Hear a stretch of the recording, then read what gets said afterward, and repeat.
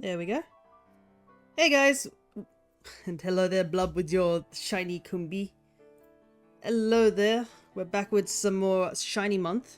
I will admit, things are a little, odd, I guess. I did say I was gonna play a new game today, but, turns out Pokemon had other ideas, because they basically dropped this week, this whole thing. And it's only gonna last this week, so I decided, yeah, I have to do this sort of thing. Don't worry, the new game's been pushed to Monday, much to Paper Mario's dismay. Paper Mario, once again, taking the fall for bad time schedules. But they're used to it by now. So anyways, I will quickly just jump onto the online so I can show off what the new event is. Because there's quite a few things to discuss about this new event, because it is a pretty good one for those who are shiny hunting, I would say. So first things first, challenge hard to find Pokemon now. This event happened, I believe, maybe last year or something. We had, so it's a repeat event, this one. Basically, if you need to get Armor Rouge, or you need to get Cerule Edge, Ice-Q, and Stone Journer, I believe that's the name it is, you can get them in the raids. It is a bit of a shame that Stone Journer isn't, like, just out in the wild, because I do need shiny Stone Journer, and it is a Scarlet exclusive as of now. So that's just really not possible at the moment. But that's not what we're here for. We're here for this one. So, enjoy mass outbreaks of hard-to-find Pokemon. Yes, so Scarlet and Violet exclusive mons from each of the 3 regions are basically now available. So, Oranguru, I believe Cramorant, and Alolan Vulpix are all Scarlet. Alolan Sandshrew, Morpeko, and Passimian are all Violet. So, if that's already, like, one good thing, is that if you're missing these particular Pokemon from your Pokedex, you can now snag them for your own. But the more important thing for us is that we are missing a bunch of these Pokemon as shinies. I do not have the Sandshrew line at all for the Alolan ones. I'm still missing 1 Vulpix to get Ninetales, and I'm missing both the monkeys. We already have Cramorant and Morpeko, so we don't need to worry about Kitakami at all. But yeah, we'll be focusing on getting these guys, as well as our usual Vivillon. This session, I guess, that's going to be the main focus. It's probably going to take a little while because these outbreaks here, they're not boosted in any way. They're just regular outbreaks that are just now occurring. So we will still be dealing with the sort of full odds of a mass outbreak, which is still good, and there'll be multiple of them, but they're not boosted like, say, the Tatsugiri outbreak that we did just recently. But that's not the most important piece of news. This is receive Shiny Meloetta in Pokemon Home. Yeah, that's right. Shiny Meloetta is no longer shiny locked. Can you believe that? That is wild. Like, Meloetta has been shiny locked since Black and White. Since we ever first saw it, Meloetta has been completely shiny locked. There was no way to get Meloetta as a shiny whatsoever. This is genuinely the first time Meloetta is now available for you to get as a shiny. And considering we were doing the living dexes, it actually helps, because in order to get shiny Meloetta in Pokemon Home, you're going to need the Paldean Pokedex, the Kitakami Pokedex, and the Blueberry Pokedex all completed and then transferred over to Home. So, as you can tell, because we did a living dex on here, we easily just transferred everything over, and we had these all done ages ago. Once you do have them transferred over to the mobile version app of this game, and you investigate it in your Pokedex entries, Grand Oak tells you basically, oh, well done, you definitely were the person, like, I could trust with making the Grand Dex. I think you're worthy of getting this particular, this particular reward. And he gives you a shiny Meloetta. So the shiny Meloetta is currently sitting in Home for me. I haven't put it in the correct location, but I will, I guess I'll show it off at the end of stream. I think that would be nice to show off. Because, I mean, yeah, it's wild. It's a new entry for my shiny decks already. But just the idea that this is a shiny locked Pokemon finally being unlocked, and that does give us the opportunity to think that, oh, what if this is going to be a thing in the future? What if we're going to be able to get shiny Pokemon via these ways? I do understand that it's not the easiest for everyone, because some people can't get the mobile app, or some people don't have the mobile app, or even have Home, because to do the premium version of Home, you have to pay, unfortunately, which I am paying like a yearly subscription. But if you don't have the premium version, you only get like a box of 30. So theoretically, if you have the free-to-play version of Home, you'd have to transfer box by box until you finish the Pokedex. And it's not the easiest Pokedex complete in some places, especially I would say Blueberry Academy's one, due to the fact that the two Paradox Mons that you get in those games, of the Irons and the Raging Bolt and Gouging Fire, they are required, as well as Iron Leaves and Walking Wake. So if you missed out on those events, you're kind of screwed out of this Meloetta for a little while. Don't panic. The Meloetta is unlimited. It is for an unlimited amount of time. So there is no rush to finish your Pokedex, but I can imagine a lot of shiny hunters would probably want to finish their Pokedexes. I swear this outbreak has lower shiny odds. It took me 4 sandwiches to see the first shiny Sandshrew. Oh boy. Well, hopefully our luck's not that bad. But, you know, who knows where it could go.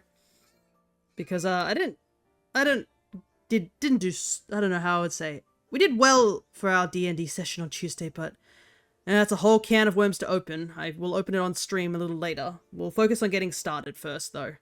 So, that's just something I wanted to point out.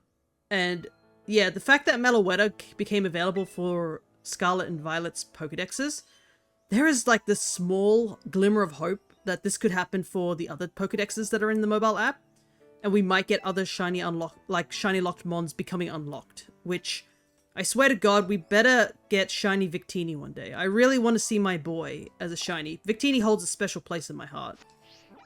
He was one of the first black and white event mons I had, and I actually had him on my team for my first playthrough because I had gotten the event ticket. So he's really special boy to me. Alrighty, so as you can see here, Victini is the lad. I know, so hopefully one day his shiny will be unlocked. As of now, if I am correct, the only mons that are currently technically shiny locked is Victini. It is Keldeo. Genesect is available in Go, but I kind of wish there was an easier way to get Genesect, honestly. So, Meloetta was just unlocked. Gen 6, I believe, where Volcanion, Hoopa, shiny locked. Diancie is available, but it wasn't available on like one Korean event, so there's no English Diancie, it's just a Korean Diancie that's available. Cosmo and Cosmoem are shiny locked. Magirina and Marshadow are shiny locked. I guess Zarude, Cubfu, Urshifu are shiny locked. The horses and Calyrex are shiny locked. And obviously, now in this new gen, Ogerpon and the Loyal 3, the Paradoxmon legendaries, the bikes, Therapagos and Petrarund are all shiny locked as well as of now. So yeah, we have a couple of mons that are shiny locked. Also, what is going on here? Is that correct? Yeah, okay. I was wondering what was going on here. Ogerpon is a shiny. I hope they change in the future. Yeah, its shiny is kind of disappointing. It's covered by the mask as well. But usually they don't really change a shiny once it's been determined. I just hope that we get the shinies for the what's it called it? The quad mons. I'm trying to remember what their title is. But yeah, because I really want shiny Chiyu. Shiny Chiyu looks so good. I want shiny Koraidon. Yeah, Koraidon is really good as a shiny, but yeah, we just got to keep our eyes open for when those shinies do become available, if they do. Alrighty, where would be the best place to go for? Because Oranguru is normal psychic, if I remember rightly, so we need to go to a place where there's not many psychic types and stuff. And you're just pure fighting, I believe. Yeah, I think we'll start with Oranguru and Passimian. We're going to have to knock out 60 of them, so the sooner we start, the better, essentially. I probably don't want to do anything over here. All of Medali is just normal types. I think we might go for this guy. Let's go over here and take a gander and see what's the surrounding mons over here. But yeah, there's a lot of shinies that are still locked at the moment, but I do hope they go back and just start unlocking some of the ones back in the day.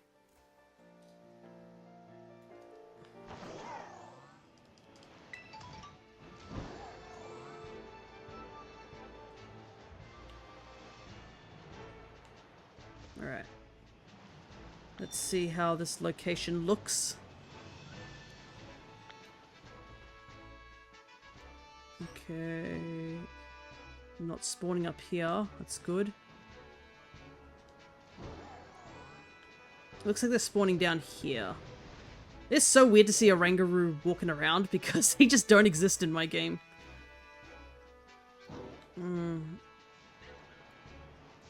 They're just chilling. Rangaroo is a funky little guy. I do like him. And he's quite interesting in doubles too.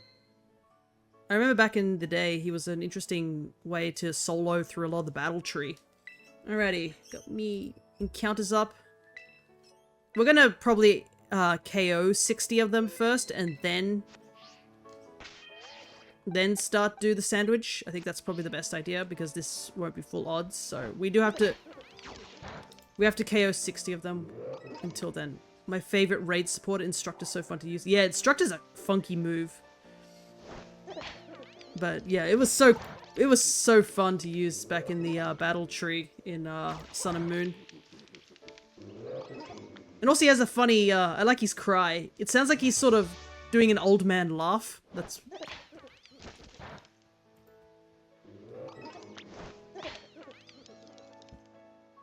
And plus, it's a very nice pace, like, change of pace as well, because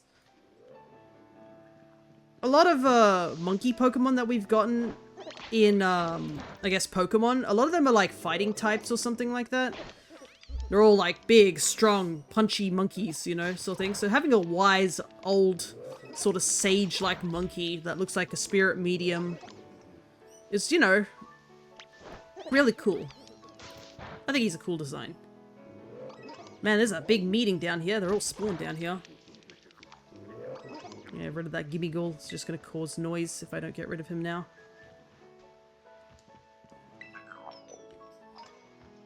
I'm going to hear Gimmighoul laughing constantly in the back. It's probably not fun.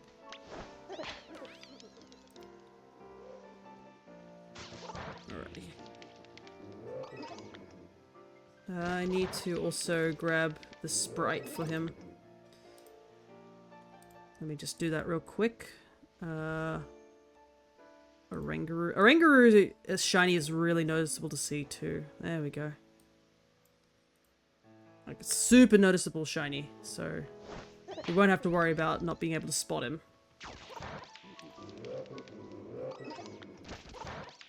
Bright pink with blue stripes.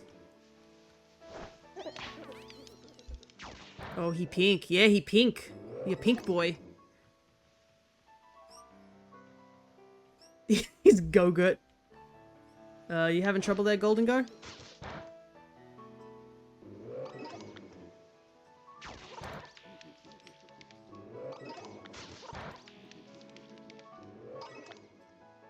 Okay, I think we KO'd the ones down here, so we're gonna go back up here.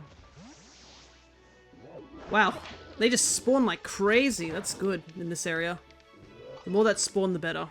I think Psychic Sandwich also might be the best option instead of normal, because I've seen a Starly or two floating around, so...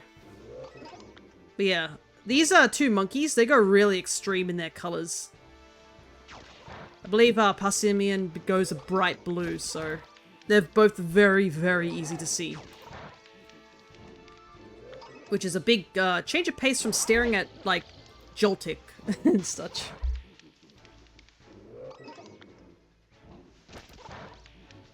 And then, I think the only one that's going to be really rough for us to hunt, most likely will be Vulpix, due to Vulpix having a really subtle shiny. I think it just goes like a shade of pink, technically. It's a little disappointing as a shiny, especially when you compare it to, like, regular Ninetales and Vulpix. Like, regular Ninetales completely outclasses Alolan Ninetales in terms of shiny. It's, like, no contest there.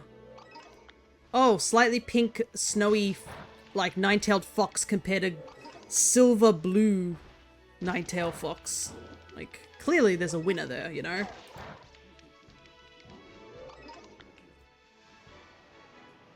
No, I will say, my spriting, of the, avatars is taking a bit of a hold right now. I'm currently working on something pretty big. So I have to hold up on that for a little while. Once it'll be done soon though, because I have a time limit. But yeah, it's just taking a back seat. But that doesn't stop you guys from asking for particular mons using the exclamation mark avatar thing. I'm always down to see more avatars. Though there is something I've been considering of recent. Is, I know you do get a couple of points from just sitting in the chat and stuff like that, but I was thinking of making like some sort of thing that you can do a daily point grab or something like that. You know, you just get a couple of points for the start whenever you join the stream. It wouldn't be anything too much, I don't think. Just enough to get you something. If you're just joining and you really want to start building up stuff, or you can't stay long enough to really start accumulating points. Because I do understand that I do stream at an interesting time for some people.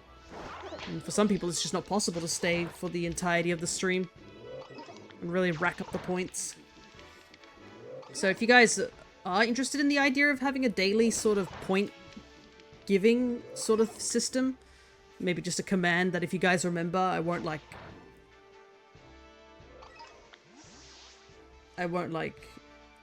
remind you or anything like that. I'm pretty sure you'll be capable of doing that yourself. But yeah, I think it'd be pretty, like, a good incentive to try and help with the point building. Especially since a couple of things do cost a lot of points to get.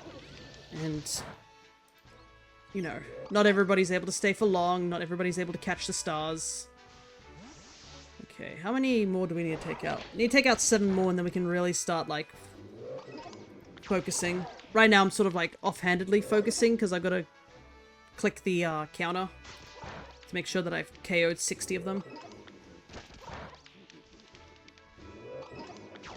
But yeah, we're trying to get 6 shinies today. 1 Oranguru, 1 Parsimian, 2 Sandshrew, 1 Vulpix, and then 1 Vivillon. That's the plan for today.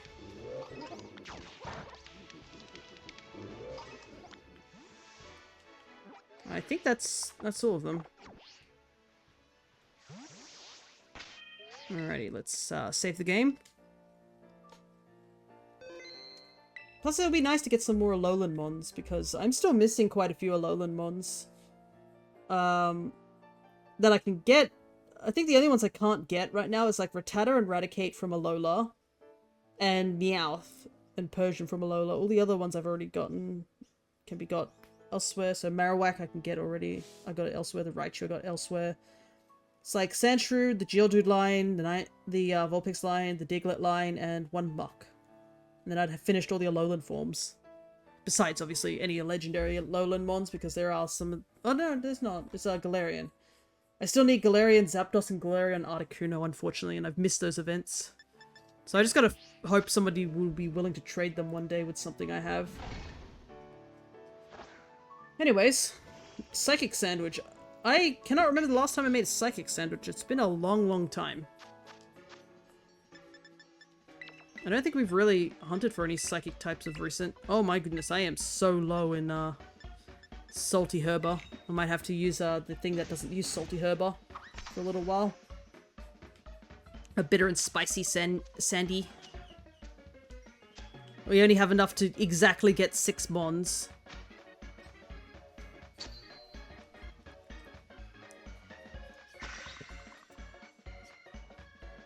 Alrighty, here we go.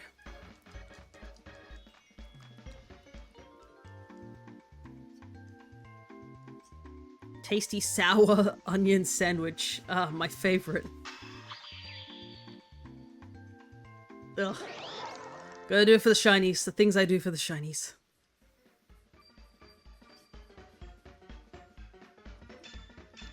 Under any normal circumstances, I would never eat a sandwich like this. God forbid. I don't even know if this onion's cooked.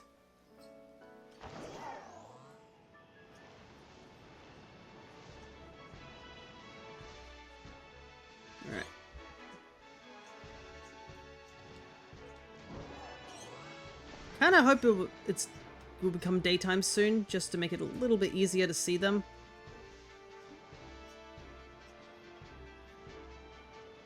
How far away do I have to get to despawn them?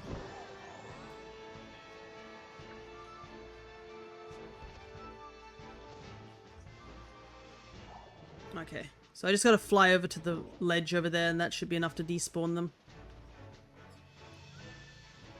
Yeah, doesn't look like there's many mons, like, up here in general, so... they can spawn rather freely. I like how they're just walking around, wiggling. Do they do that normally? What if I go this way? Okay. Oh, okay, there's an issue there. There's a star there too.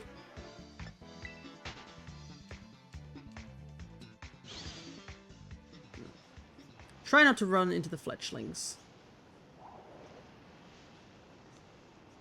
But yeah, the only downside is that for this sandwich is like it's only Oranguru that I can really hunt with this.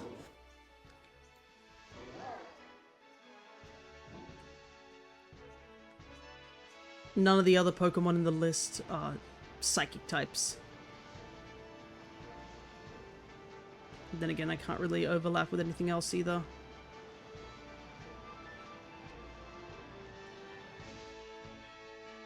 But yeah. I guess I should basically explain what happened during our D&D session that I was vaguely hinting towards a little earlier in the stream. So, I think I've explained a couple of times on stream that we're looking to rescue a particular person who was sort of defeated Big Elder God and was banished, that sort of thing. Unfortunate circumstances, essentially. But as we were going to do this thing, we ran into an issue where it looked like he was locked in this big giant floating sort of thing, and we needed something to these, like, I guess motes of light in order to get past, and only a good chunk of us had them. Not all of us had them, but the plan was that we were supposed to go and look for another one so that everybody could get through, but somehow, in my brain, I figured out that there was a way to sneak one of our other party members through who didn't have this mote of light, and that we could get in early. And honestly, that probably was the downfall of the play, like the start of the downfall of the play there, was attempting to shortcut something. I will explain in a little bit why this is such a problem, but I'll just continue. So we got into the thing, and the guy was there, and he was like, oh, all you have to do is just tell me, like, that you'll let me leave, sort of thing, and that should allow the bindings that are on me to release and for me to, like, escape it. This, you know, horrific location, which, truth be told, it was. It's pretty awful. And I decided I wanted to do an insight check on him. Like, because a couple of our party members were also pretty skeptical about this whole thing. They were like, man, this seemed a bit too easy. But, you know, apparently at some of that point, some of them were like, yeah, what not? Let's just say yes, sort of thing. And I was like, oh, okay. But I did an insight check, and I was like, hey, can I quickly insight him just to make sure that he's telling us the truth or, you know, whatnot? Don't want him to, like, be telling us a lie or something. And I rolled a 25 on insight, like on... And our DM was like, yeah, he's fine. I was like, okay. It was a pretty high roll, so I guess he's telling the truth. And the rest of our party were like, yeah, we can say yes to him being released. And then our DM then informed us, after everyone had said yes, he was like, alright, I shall now read out the bad ending. As I find the monkey. He actually stands out pretty well, doesn't he? And he proceeded to tell us that the guy breaks from his shackles and essentially says that he will now destroy the rest of the world that had forgotten him, and emerges as a corrupted demigod and then flies off, leaving us behind. So, yeah. We messed up, but, I'll explain in just a moment after the capture. I'll just quickly switch to our Breloom.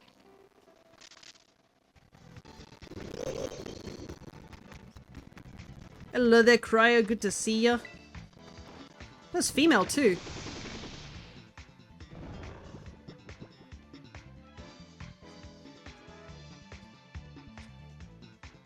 You just arrived for me to tell the ending of our D&D campaign that we have on Tuesday. We got the worst ending. I should have used a heal ball. Heal ball looks nicer. Oh well. Luxury is always good.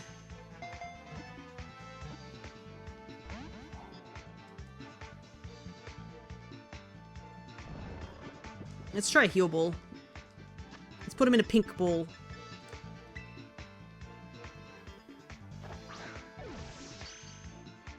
There we go.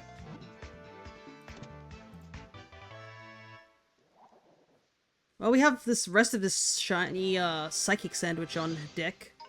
I don't really want it to go to waste. But because we still have like so much left of the sandwich. You know what? I am gonna nickname him, or her, I should say. It's a reference. Anyways.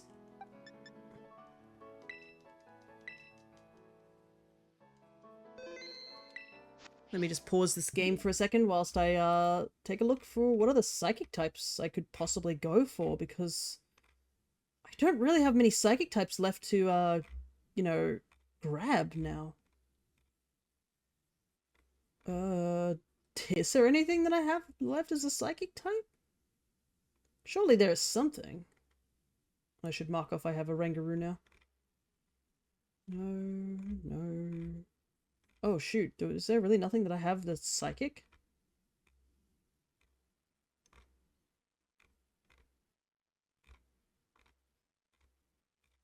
Uh-oh. That's unfortunate. There is literally nothing else I can get that's a psychic type. There's not a single shiny that I have that's a psychic type that I can get in this game. I have gotten all the psychic types. That was the last one.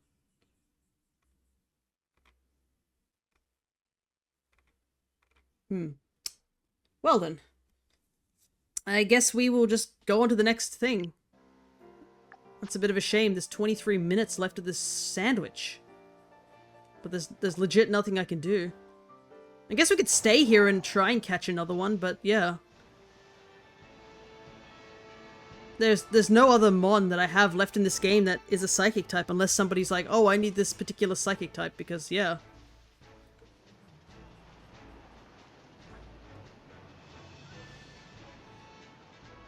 You could always just roam. That is true. Because, like, I honestly don't know what other psychic type would be interesting enough to grab.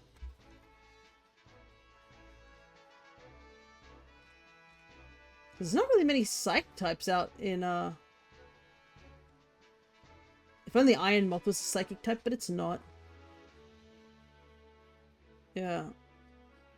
There really isn't anything. We could start just, like, taking out the next, locale. Because we do still need to KO, like, 60 mons each time. But anyways, I'll continue the story, basically. So, our DM basically told us that we did release him, and obviously it was of good intentions that we released the guy. But the problem is that we didn't know that he was still corrupted. So when we released him, he emerged as a completely corrupted being. So we've just released a giant demigod into the world that will go and destroy the world. And technically the book ends there. Like, that's it. End of story, technically. Obviously our DM is not going to make it like that. He's told us that, oh, well, that would be incredibly boring if we just end the story there, and plus you still have other things to do besides this main quest.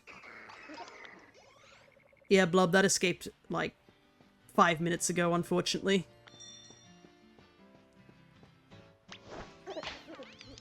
And the fact that you may have not responded means you probably didn't see the shiny capture.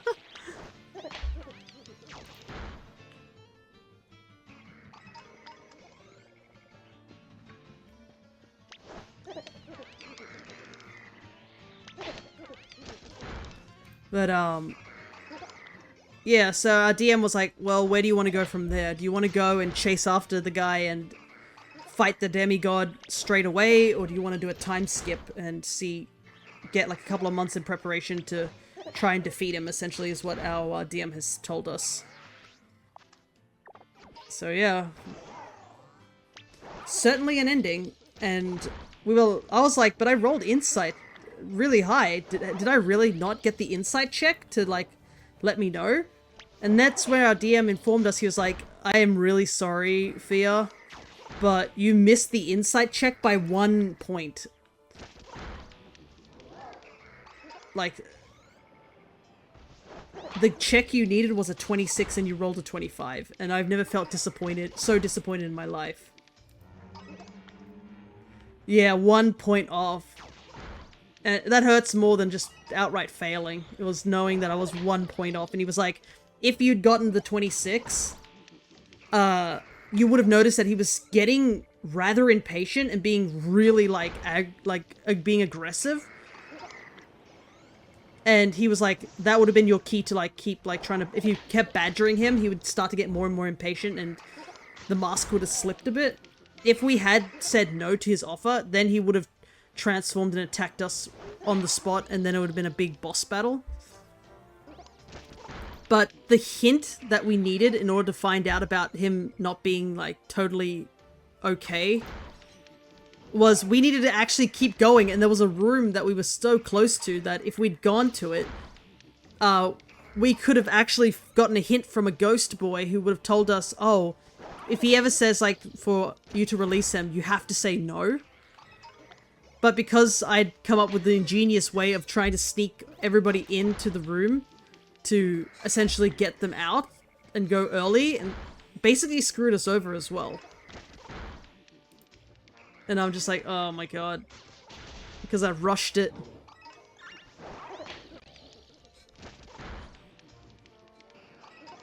But, yeah. I don't know if that's just really, it was really unlucky or it was just unlucky sort of thing, considering, like, missing the check by 1 point really does hurt. And hopefully that doesn't, like, affect our next D&D session, because, yeah, we do have a new D&D session this week, tomorrow. So, get excited for that. We had to take a break because, Crescent was out and about in, Melbourne doing PAX stuff.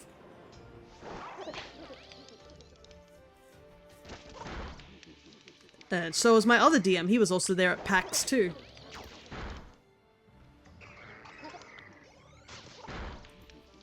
So we missed out two weeks of D&Ding because of them being too busy to play. But I think all of us players for the Ravnica campaign are very excited to get back into it. Though I believe one of them, is it Dre maybe? I don't think Dre's going to be available. So I think it'll be a bit of a lighter session to next session, which is tomorrow.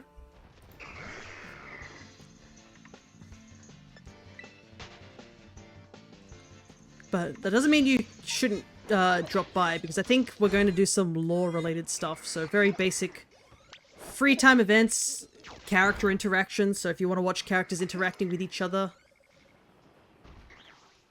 tomorrow is the day. I will also do my usual shout out to Crescent so that you guys can find their channel.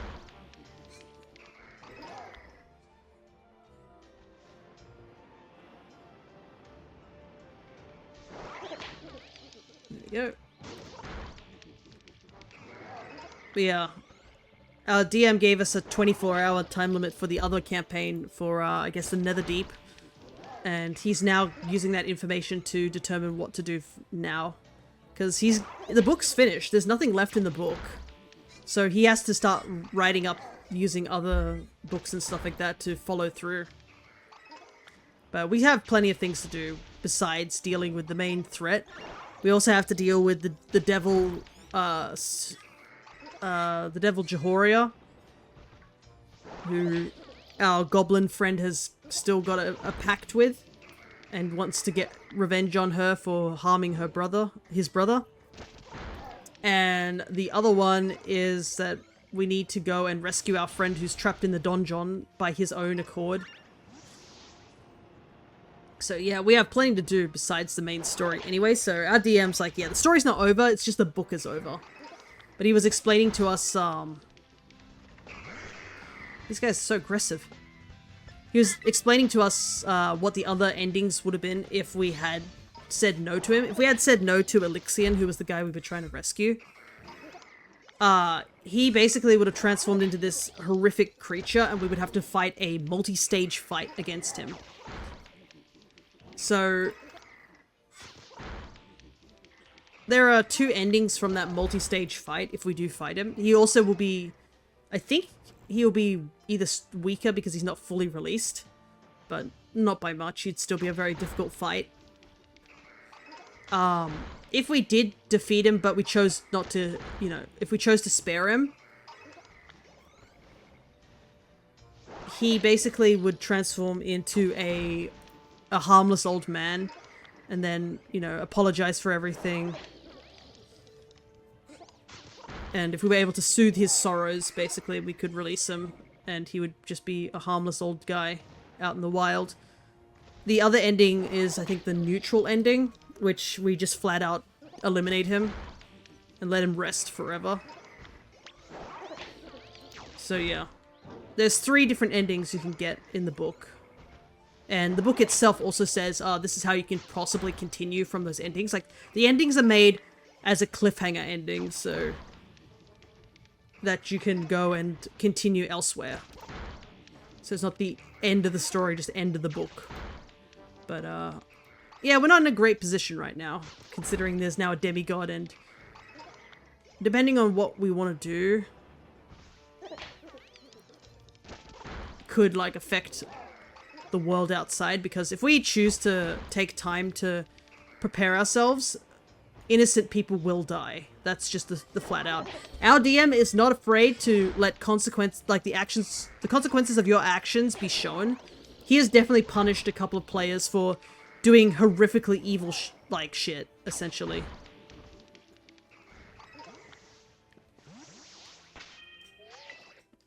Right, he doesn't play around. He won't hold your hand.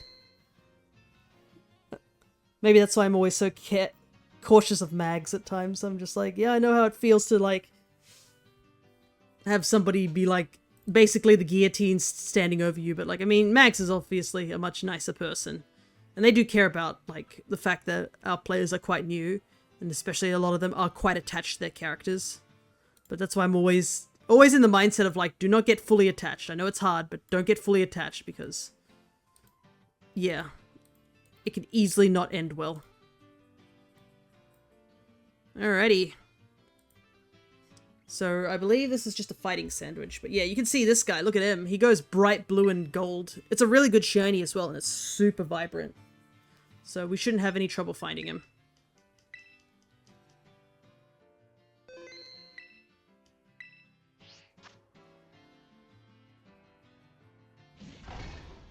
Alright, fighting type sandwich time. Yeah, for those who missed out, there's our shiny here. They're so big. He stands about the same height as I am. My goodness. Yeah, big boy. There's a Kamala. Do I have Pokeballs? Let me see. I was running a bit low on them. Fighting. Pickle. This is a spicy. Still feel bad that we have to sort of sacrifice our other sandwich, but it's the best we can do. I think we do have fighting types that are around, though. I mean, worst comes to worst, I could go try and get an Iron Hands. Hey, nice, I got it. Because I'm pretty sure I have a fighting type or two that I haven't caught. Let me see.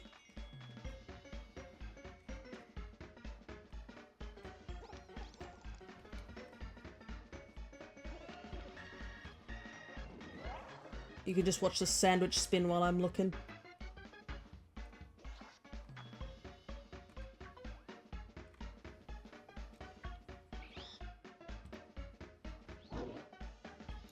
Yeah, I'm pretty sure Persimmon is fighting. Pure fighting. Yeah, it's pure fighting. That would have been pretty awkward if I'd done it and then found out that it wasn't a fighting type. Yeah, Mianxiao and Mianfu, I don't have them as a shiny still, so we at least have a backup just in case we don't find, if we find this guy very early.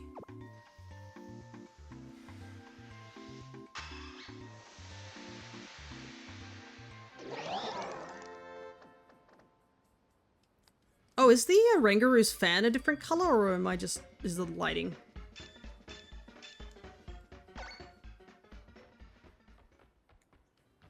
Yeah, it's just the lighting. Alrighty. Here we go. Thankfully, in the locations that we've been finding these guys, they've been pretty frequent. Oh, uh-oh. Don't like the looks of that. I can see Makuhitas spawning in. Hopefully we don't find a Makuhita. I definitely don't need one of those.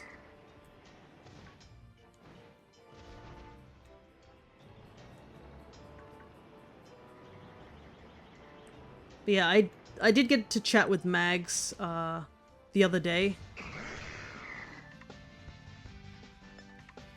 Because they asked everyone what they wanted to do during the free time. But yeah. They did mention that they want me to do something, but not now. A little later when everybody is more available. Because this is more of a lighter session. You know, to ease people back into things. I don't know if... Oh, maybe Mags is lying to me and then they're going to drop the biggest bombshell during the session. I don't know. I do not know the machinations of our DM's mind. A complete enigma, as one says. Oh my god, we found it already.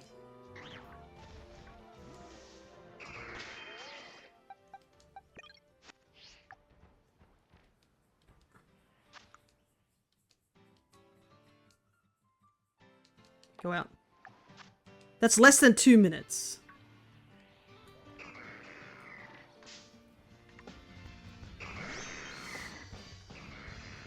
I just knew a lot. Yeah, I know. I honestly was prepared for this to take a while. I'm not joking. When I saw there was no added odds, I was like, oh, this is going to take a while.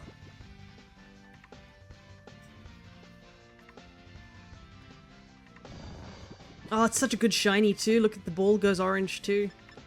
Let's try a dive ball for blue.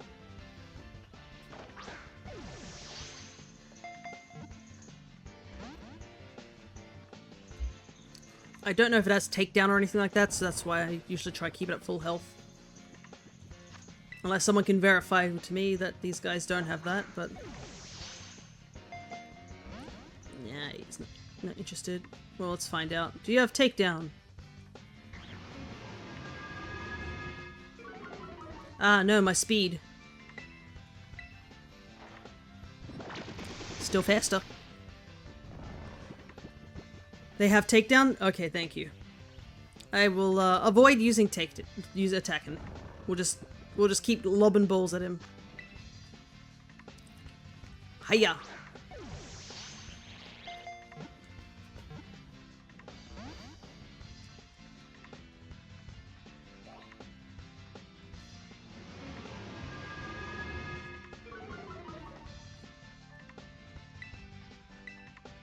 Also, this one's male as well, so that works out. But yeah, we'll run over to Kitakami and see if we can find some Mienfu, because we still have this sandwich on lock. And I do need another Mienfu, because if I do get another Mienfu, I can get a Mienxiao.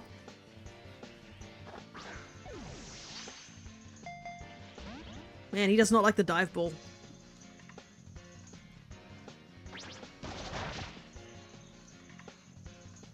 Oh no. Anyways. I have plenty of spore. I've PP up this move, so I have maximum amount of spore, I'm pretty sure. Look at the guy coming out of that tunnel over there. Alright, let's try Luxury Ball then.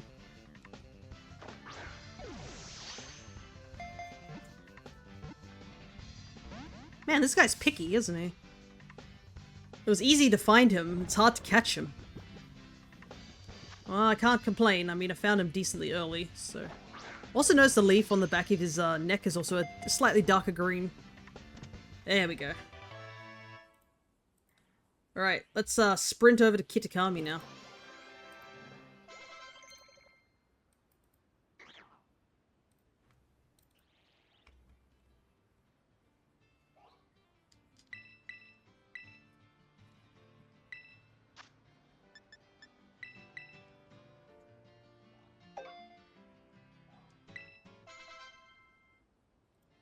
There's Mienfu.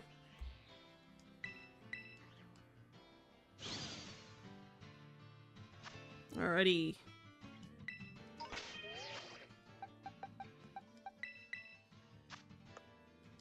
He even has a ribbon. Nice. The uncommon mark.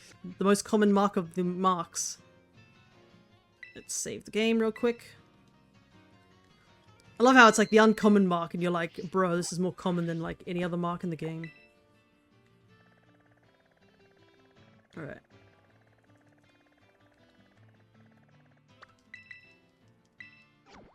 The cutie fly outbreak and a lot of Cramorant outbreaks. Though I don't need Cramorant. I'm pretty sure I found 2 separate Cramorants. I hatched one from an egg and I found one in the Dynamax Adventures, so I am good with Cramorant. Okay, the downside is it is daytime here. That's like the one downside, because if it was nighttime here, I believe the Mankey disappear. Mienfu is still around, but just, yeah. If it was nighttime, it would just be Mienfu as opposed to Mankey.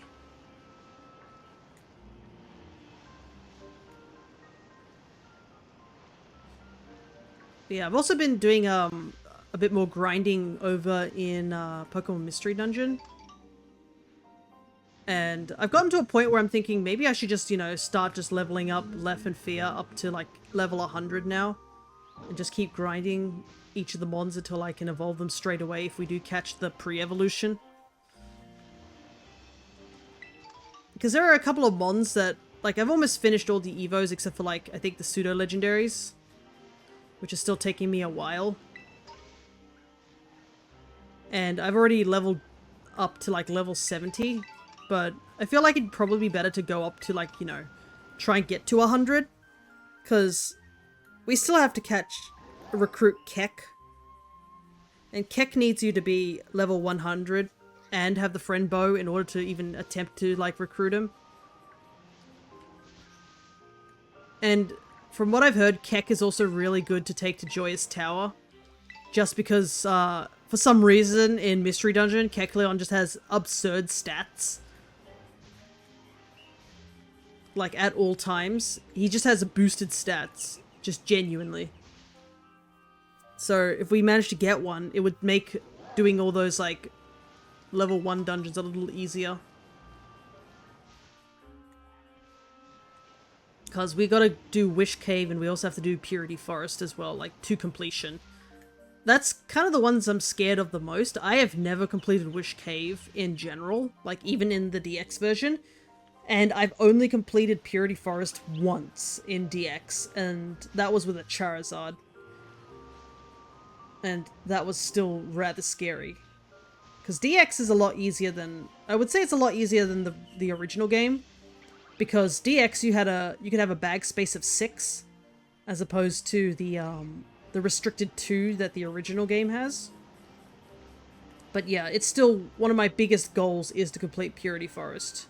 Probably not now. I would probably leave Purity Forest to, like, right near the end of when we're doing our recruiting, because you can't recruit anything in Purity Forest, like, at all. The only thing you can recruit is getting down to the 99th floor and recruiting Celebi. So there's legitimately no reason to do Purity Forest as of this point. Because it doesn't really gain us anything except getting Celebi. If it was Wish Cave, on the other hand, that's a different matter, but... I probably would want to try and grab an Alakazam before I do Wish Cave. I mean, we haven't even seen I haven't even recruited any of the Abra line, but I do have the link cables to, you know, get Alakazam, so it might be in our best interest to start doing that. But yeah, next time we're doing Mystery Dungeon, we most likely will be doing a big recruitment sort of scale thing. Because I unlocked a lot of water dungeons and I have Silver Trench to get through, but I think I want to recruit a bunch of water types from other dungeons first. I do want to go back to Stormy Sea because we missed out on a lot of recruits due to trying to recruit Kyogre. And we also have Marvelous Strait to still do, which is a smaller dungeon with water types.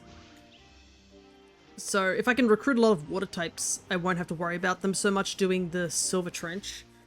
I will have to do Silver Trench again anyways, though, because not only do we have to go to the bottom to grab Lugia, which is already a size 4 Mon, we also have to go there because there are some Pokemon that only spawn in Silver Trench and nowhere else in the game. So we have to do it at least, like, I would say 2 to 3 times. At the very least.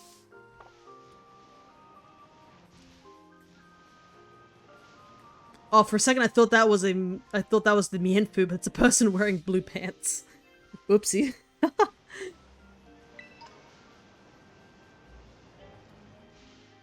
But yeah, it's actually a good thing I looked at Pokemon Home, because a YouTube recommendation came up talking about the shiny Meloetta. I would have missed this event had I not known about it, to be honest.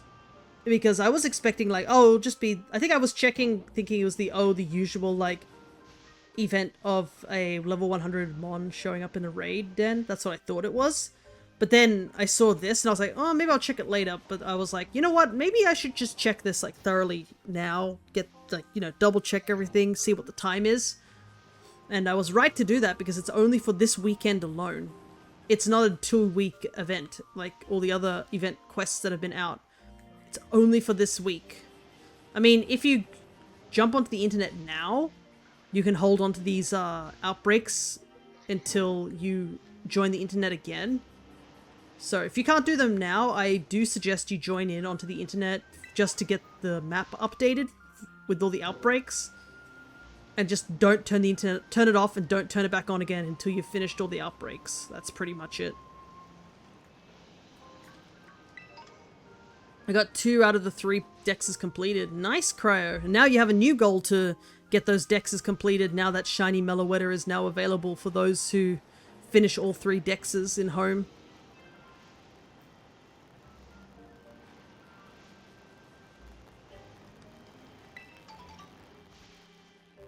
But yeah, I was laughing because when I saw that thing about all the Pokedexes need to be completed because of somebody... Oh, there's a Halloween Wimpod available. I don't think I have a Great Ball. I might have to use a Repeat Ball. I do have one of those. Because the event for the thing is still going.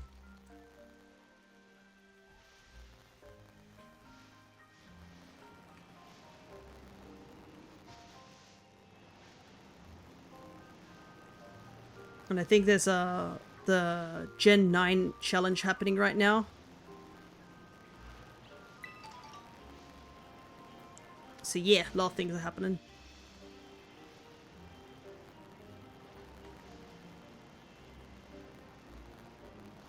I wonder if there's a way to trade with other people as opposed to just doing Wonder Trade.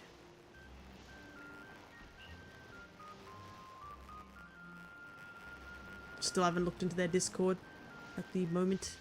Been very busy this week. What am I busy with? Getting hurt, apparently, at my workplace, I swear.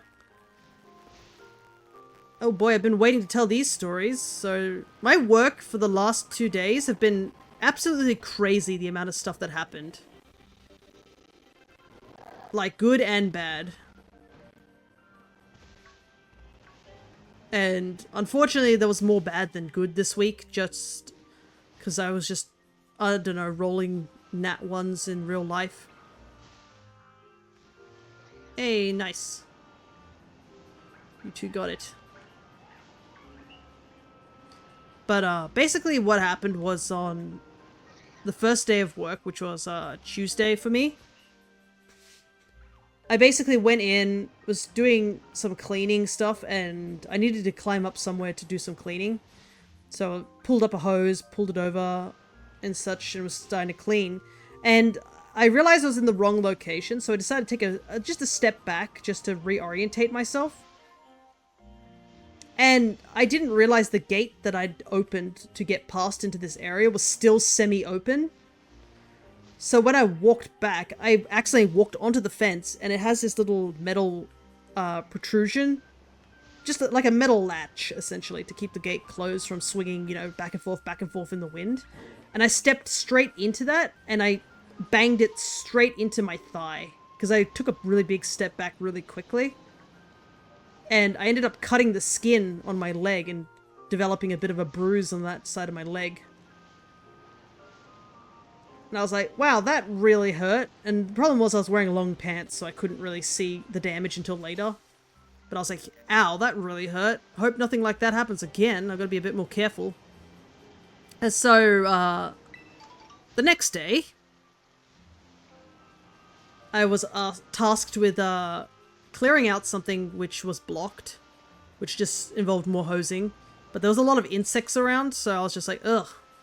A lot of spiders and stuff, trying to wash away all the spiders. Yuck. Yuck, spiders. And it basically became break time. I was like, okay, done for like now until, you know, the end of break. So I went to the bathroom to, you know, do what you do in the bathroom.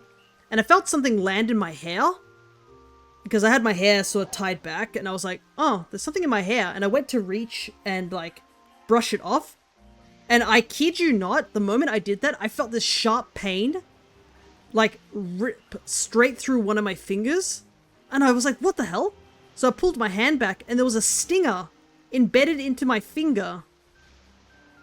Yep, I'd been stung by something, and because it was on the back of my head, I have no idea what it was. That's totally not terrifying when you've been hanging around with spiders.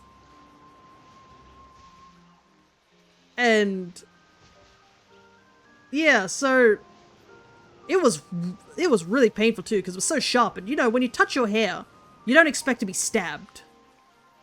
So I was honestly shocked, and I saw like the stinger, and I saw guts in my hand. So my initial thought was like, it's probably a bee.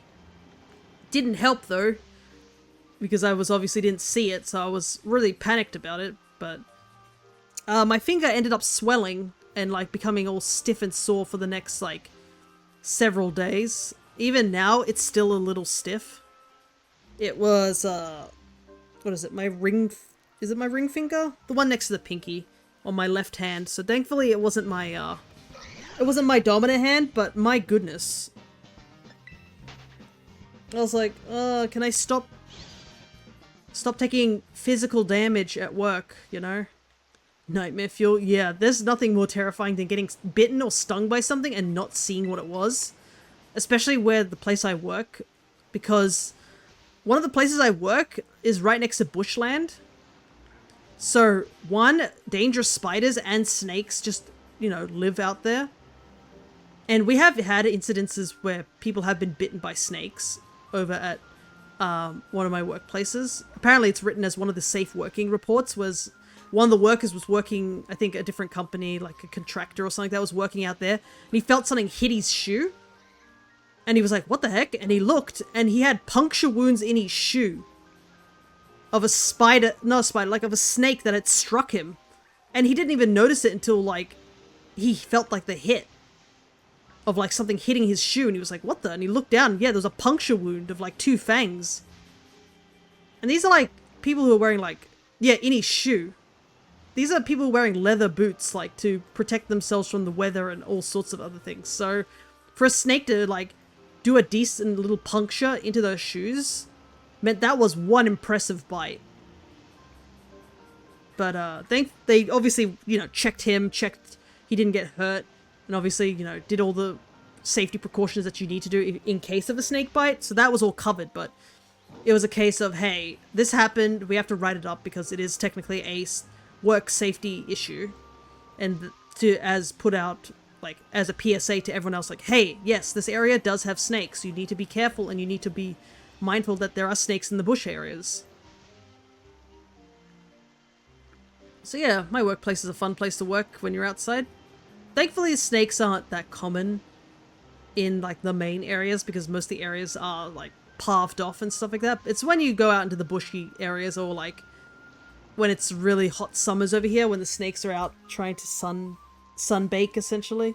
That's when you should be a bit more cautious. I have seen a snake from time to time, so...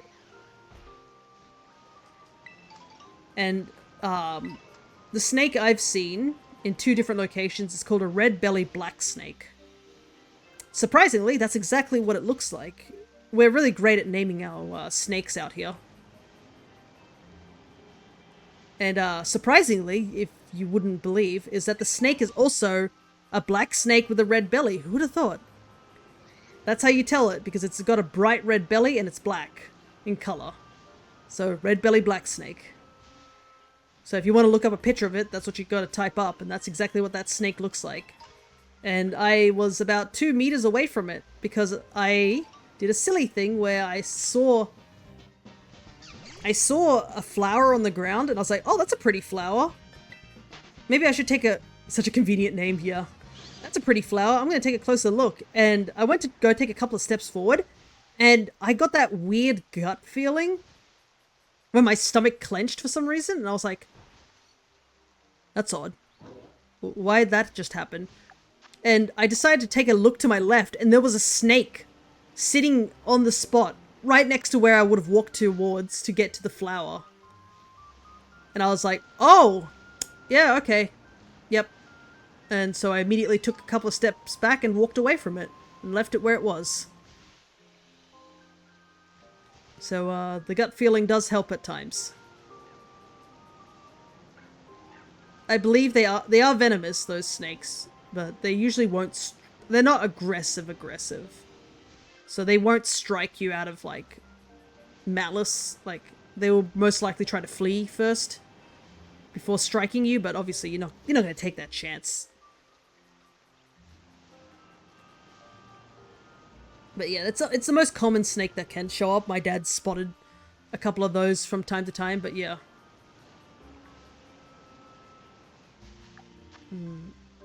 Yanfu is not showing up, but that's okay, because he's not the main target. It was the Passimian, and we've already found that, so...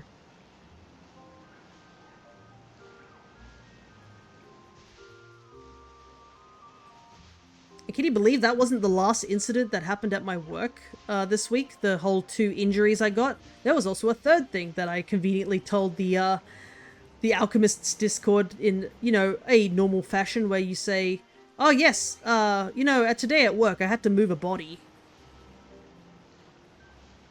Don't worry, it was an animal body, but I had to move a body. But, you know, you always do that pause where you, like, just tell them half the story to make the illicit shock sort of value. Because they hear body. But, yeah. So, in one of the gutter areas, like a really big, deep gutter area, I was cleaning it because there was a bit of debris and leaves and stuff that had sort of choked up that point. And I noticed that I looked over and I saw there was a lot of water pooling in this one area, and I was like, that's odd. Why is it that this side of the gutter is, like, really empty, but this side of the gutter is suddenly really full? You know? So I took a look, and yeah, there was a dead wallaby in there. Whole big wallaby. Which, for those who might not know, I guess, just think of a kangaroo, but shrink it down. But this particular wallaby is known as swamp wallaby. So they have a darker colored fur, and they have shorter ears. If you are curious to look up what they look like. Ooh, the voice crack. But yeah, apparently it died in the gutter and was blocking the water from getting through. And I had to contact somebody about it because there was no way I could do anything about it. Because it's a whole wallaby. This thing weighs like 10 to 13 kilos. And I was like, my dad was at the site because he takes me to a particular site just to save on fuel that we go together. And I was like, hey, so there's a wallaby just casually in one of the gutters. And he was like, really? I'll go see about that. So I took him over there and he was like, oh, yep, there certainly is. And he's like, dang, I wonder if it's Sullivan. Because he had nicknamed one of the wallabies Sullivan because he only had one eye. And he was like, that's unfortunate, considering I just saw Sullivan yesterday and he looked fine.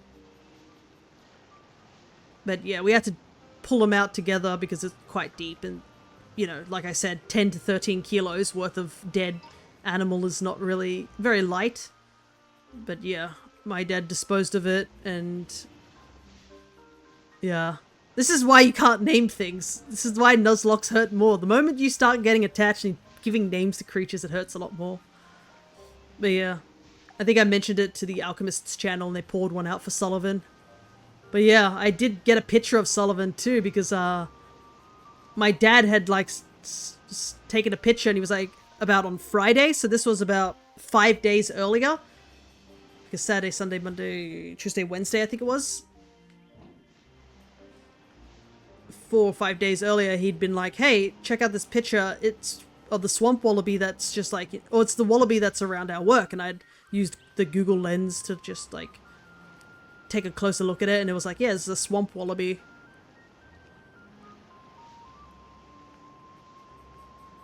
And he was like, yeah, this one's called Sullivan because his eye's not that good on one side. And he was mentioning how you could literally walk up to him and stand on one side of him and he wouldn't notice. But yeah, looks like something took him out. He wasn't injured per se, so I feel like he probably ingested something that he shouldn't have, or like maybe he was already on the decline of health, but it is unfortunate. So yeah, that has been my rather exciting week summed up in 2 days. There were other things I did this week that aren't work-related, but I think we'll save that for just a little while because the sandwich is almost done and I'll have to go back to focusing. I did 4 Vulpix outbreaks and nothing. Oh no. That is really unfortunate, especially since Vulpix is so hard to see. Like, I am not looking forward to when we gotta go and do the Vulpix hunts. Because we've finished the monkeys already, like, within an hour. But we won't jump to the monkeys just yet. I don't... not the monkeys, I would... Oh, Double's playing Miitopia. Such a goated game. We won't jump over to Blueberry Academy just yet. We will stay here in... We'll go back to Paldea. And we will do our Vivillon hunt so that Blub can spam Shiny Combee in an attempt to summon it or some nonsense like that, I don't know. But we need to do another Vivillon hunt, as per usual. And we might as well get that set up and ready to go. Because if we do find the Vivillon early, there's a Halloween Dustox. If we find the Vivillon early, we could go back to, we could go straight to Blueberry, do the Joltik hunt. Because we still need that. And then, from there, just go over to do the Sandshrew and Vulpix hunt. Which, yeah, like I said earlier, Vulpix is going to be rough. Thankfully, we only need technically 1. We could get 2. Somebody gave me a Vulpix ages ago, but it's not under my OST. So, I'd prefer it if it was, but I'm not going to complain if it isn't.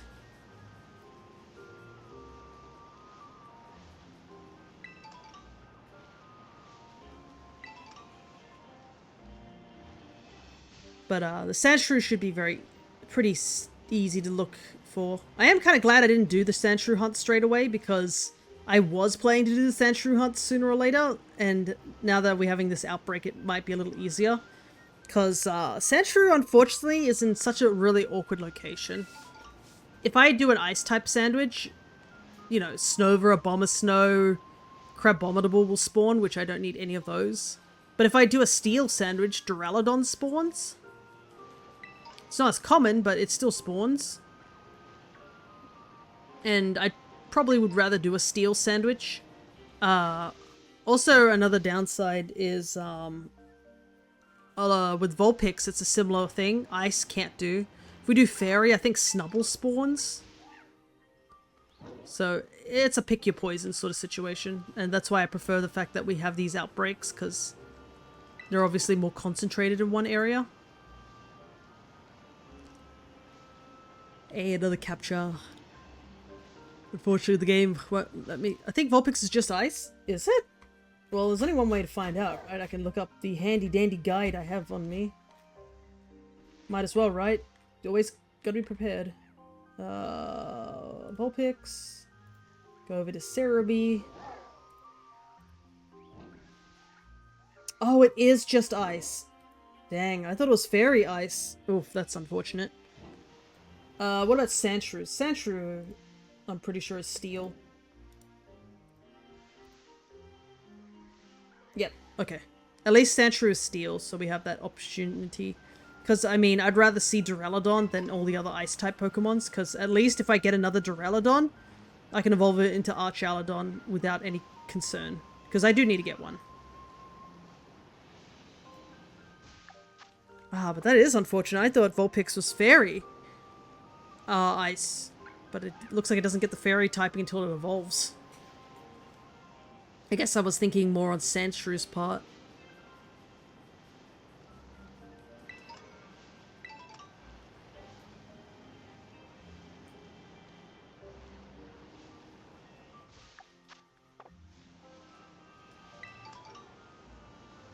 Alright, last lap. Oh, something else that happened. There's a couple of things that have happened this week. Also found another event in Kitakami. Oh. Like in-game event or just like...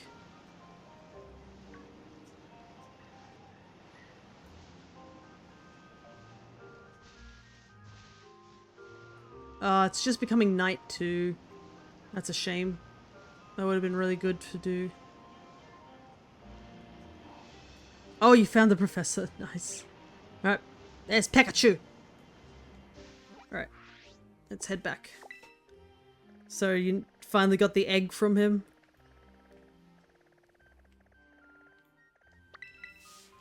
Alrighty. I should also mark that I got Persimmon off my living dex. Let me do that real quick. That's crazy. 3 Mons already. Because I also had to add the Meloetta earlier, so... Oh, you found... Ah, yes, that event. The one you get after the Blueberry Academy storyline. That event is such an interesting event, to say the least. It adds so many answers, but it also adds so many questions. It's so good.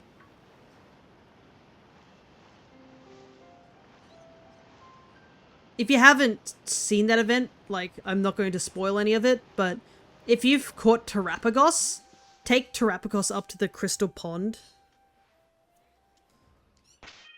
Over in, Kitakami. The one where you've, fought the Milotic in the first DLC. And you'll get a very secret event, which, adds confusion to the whole situation.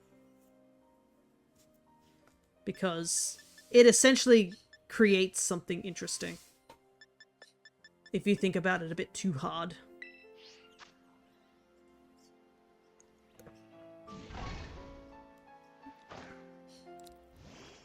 But yeah, we'll leave it there at that point.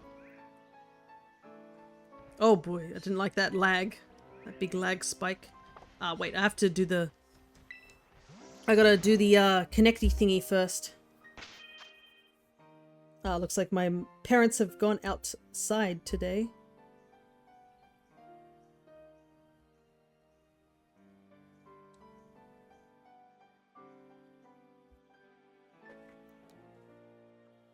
Alright. I gotta turn on my Pokemon Go.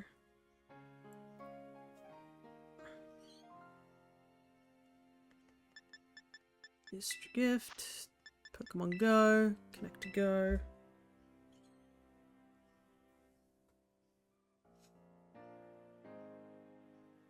Alright, that one was a lot faster than last time. Last time it, like, took a day and a half, it felt like, just to send a postcard over.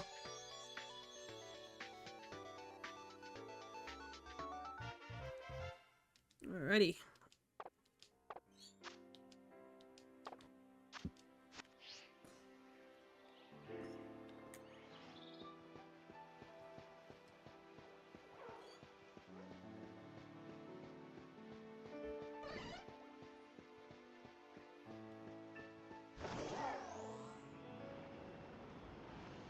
Gonna wait for a Vivillon to spawn.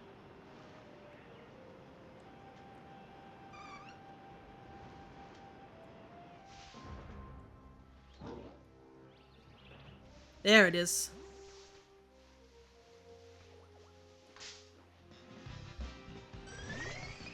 The sun pattern Vivillon.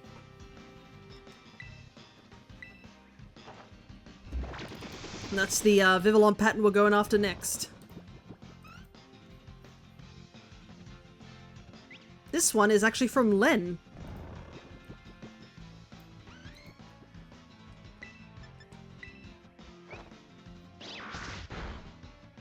And it's a pretty good pattern too, I do like it. It's probably up there. Let's see.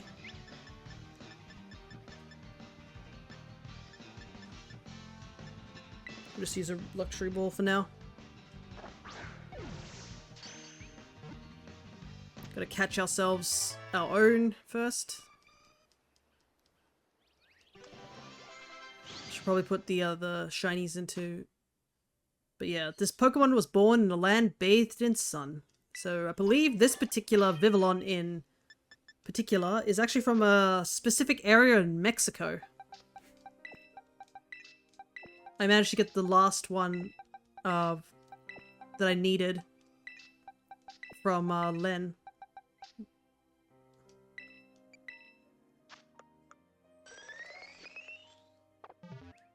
Because I had two like on hand of postcards, but I didn't know which postcards they were, and I got rid of a bunch of them. So I'm just glad that I was able to get the last one I needed. Alrighty. That was a weird jump.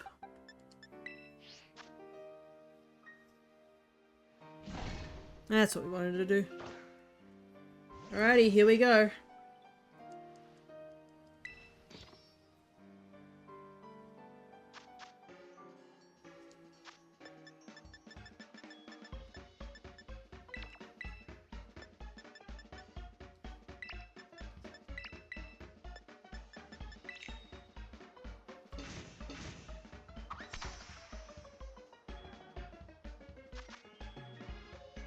Alrighty. Please, no shiny Combee. I don't need any more shiny Combee. I beggeth of you, game. I could really go for no shiny Combee.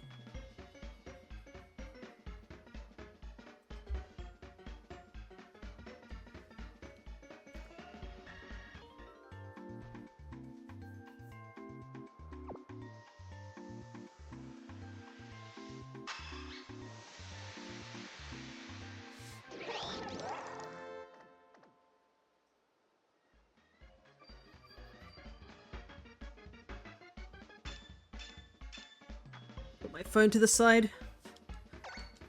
Now that it's finished its go purpose. Alright, here we go.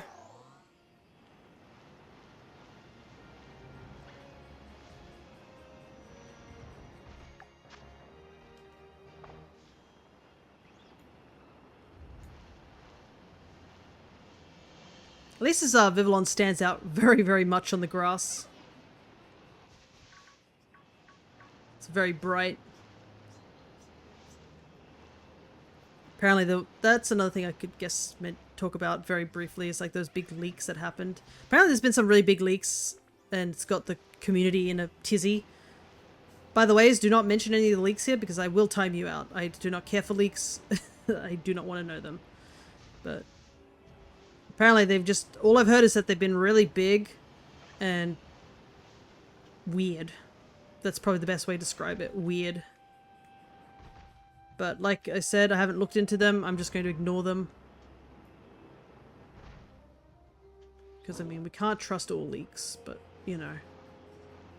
It's so funny how, like, we're trying to give the Pokemon community, like, company time to actually do this work this time around instead of rush the game like all the previous games. And then people go and do this because they're bored of, like, waiting, and they're like, let's just leak the game. And you're just like, this is so dumb. It's like, goes against the whole thing of, like, let's give the Pokemon community company time to, like, make the game. I only look at them by memes. Well, the problem is that some people use memes to, like, transfer information as well. So I've just been pretty, off the Pokemon side of things for a long time. Haven't looked up anything about Pokemon. I think the last Pokemon news I looked up was, like, hearing about the Meloetta and on Home. And then, what's the other thing? The TGC Pocket, which was a while back. That's literally all the Pokemon news I've looked at. Absolutely nothing else. But the problem is that it seems pretty legit, these leaks, so far, or like it's caused enough controversy. Like I said, I know nothing about it, just that a bunch of bigger head people are actually talking about the leaks.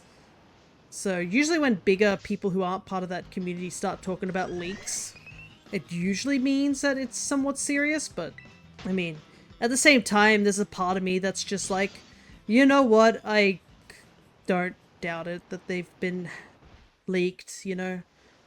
It's not like this hasn't happened with the Pokemon Company several times already. Like, I remember leaks back in Sun and Moon. Like, Pokemon is...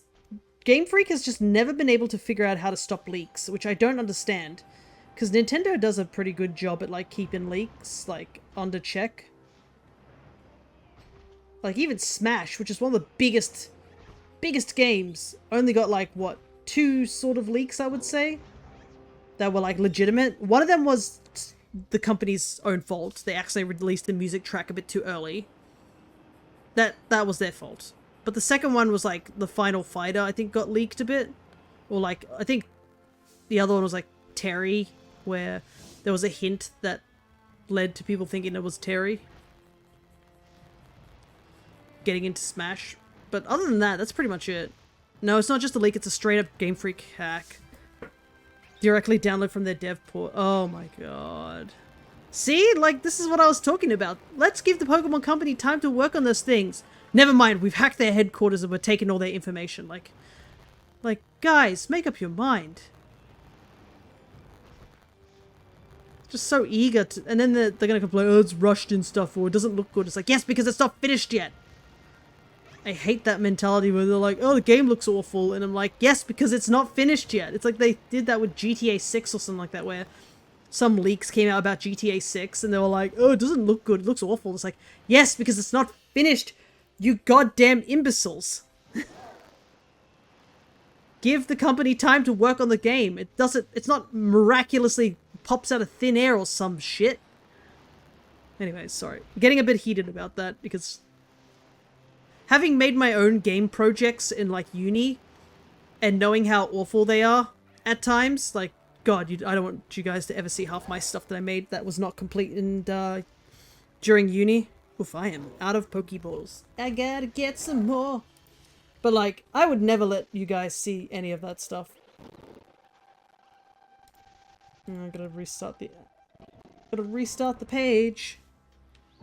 I'll probably have to skip on this Coffagrigus. No, I want the Coffagrigus though. Oh, I do have Ultra Balls. What am I talking about? I got all those Ultra Balls from the event quest.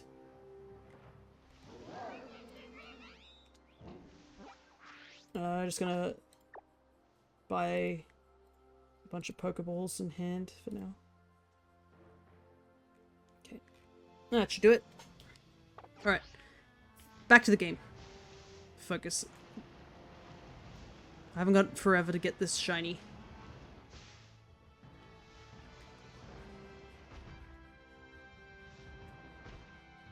But yeah, I have no sympathy for leakers or like the such. Because I just think they just ruin people's fun. Just end discussion there. I'm kind of glad that that one guy, I think when the guy leaked about the GTA stuff. Why did I get a cloud after my name? Interesting.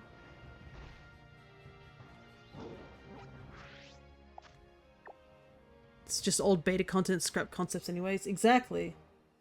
I think I have heard about the scrapped content and stuff like that, and the beta stuff. But I don't want to look at it just in case until later.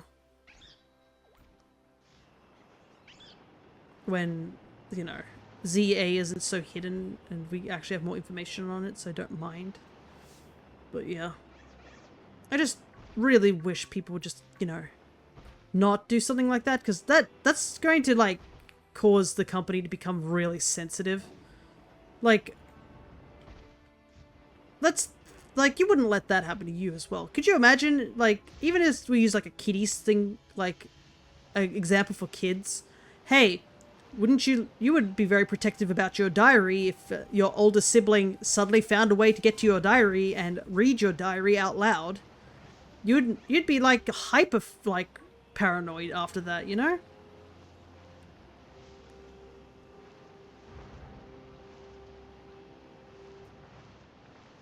But yeah. I just wish that they, I don't know, fix their security system or something like that. You guys are still getting, like, stuff leaked and hacked since Sun and Moon. Game Freak, you really gotta. But anyways, that's pretty much my only knowledge on the whole situation, so can't really add more to that.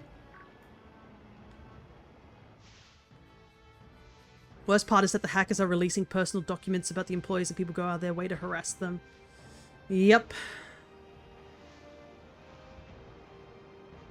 So this isn't just about leaking information, this was malicious intent, which is just as bad. And it doesn't also paint a picture for the community as a whole as well. Because, like, I don't know if the hackers have been, I don't know, caught or anything like that, or they know who they are. Because that would make, if they were from the part of the Pokemon community, like the people who play the games and stuff, that would paint such a negative light. It kind of reminds me of, like, that situation where Nintendo was thinking about, like, having Smash tournaments for the, like, official Nintendo run to Smash tournaments. Because, you know, a lot of Smash tournaments are done by the fans and stuff like that. And then all those allegations came out and Nintendo just backed the hell out, like, immediately. And you're like, I don't blame you, honestly. Because that really wouldn't be a good look.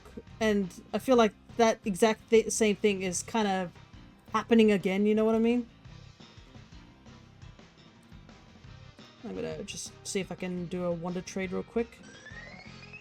Nope, 46 minutes. Like, this isn't a good look for anyone. And yeah, the harassing part is just another level of, like, awfulness too. Because I know, what was it?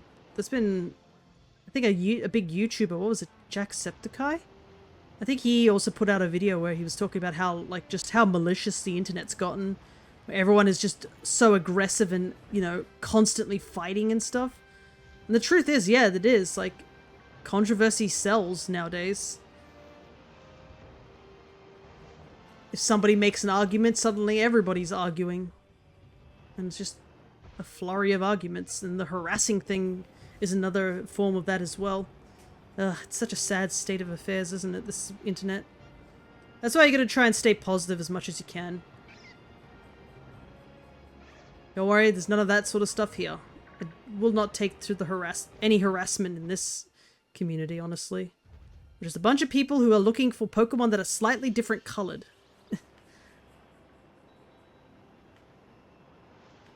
You play video games.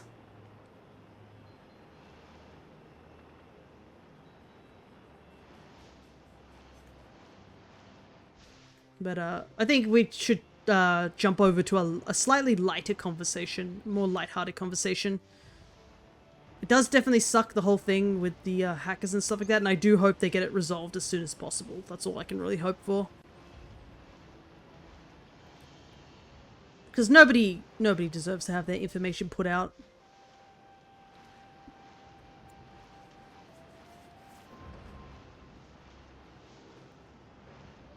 Let's see. My sister, I talked to her on Thursday this week. She just came back from PAX, so I got to get some information from her. Besides, obviously, my DM. I don't think Crescent has talked much about what they did at PAX just yet. Or maybe I've just missed it, or they haven't told us yet. Maybe they've done it over stream or something, their own stream, that I've missed. Because I unfortunately missed one of their biggest streams, because I was, I think I was streaming myself or I was busy at work. It was one of the two.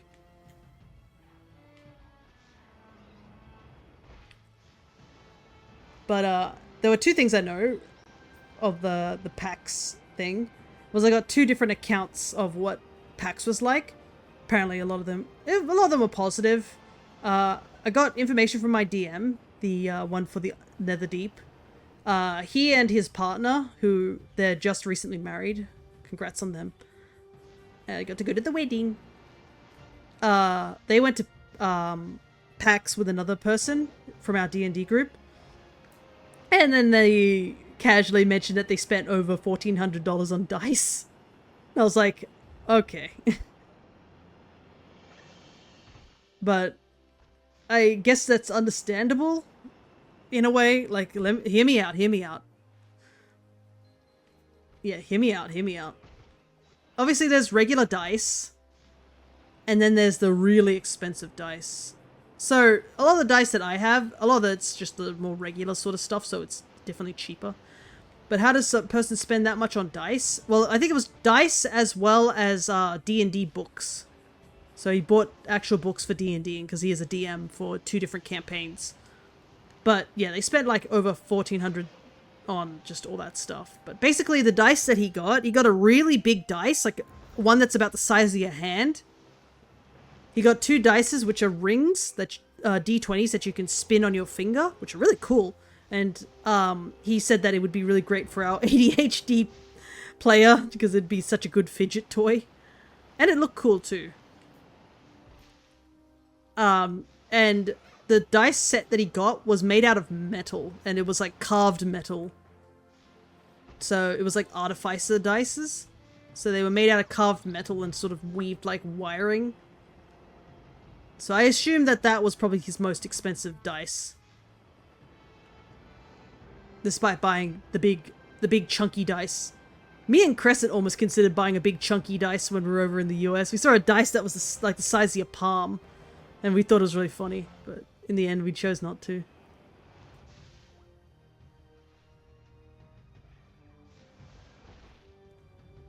Yeah, dices can get really expensive. A lot of the dices that are like carved from like actual crystals and stuff like that, or gemstones, often are pretty hefty in price.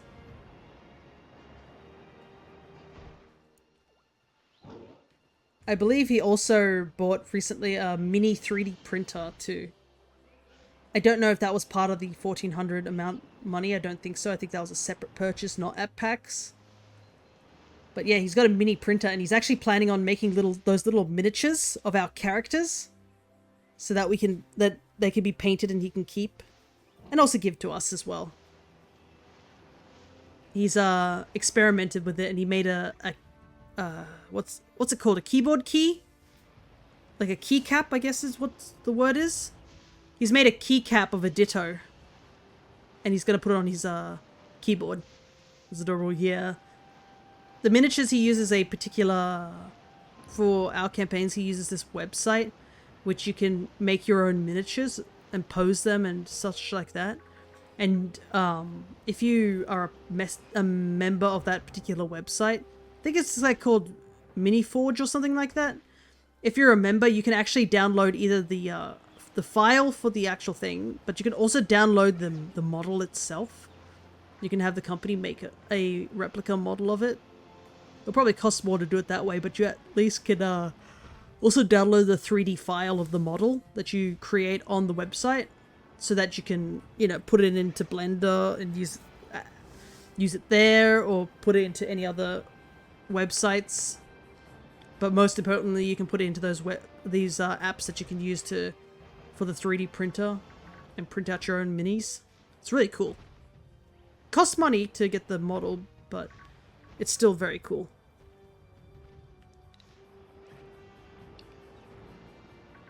The downside of his trip, though, I believe, is that ooh, there it is. His partner and the other DM player who was with him, they ended up catching Comic-Con cold. So they unfortunately got sick.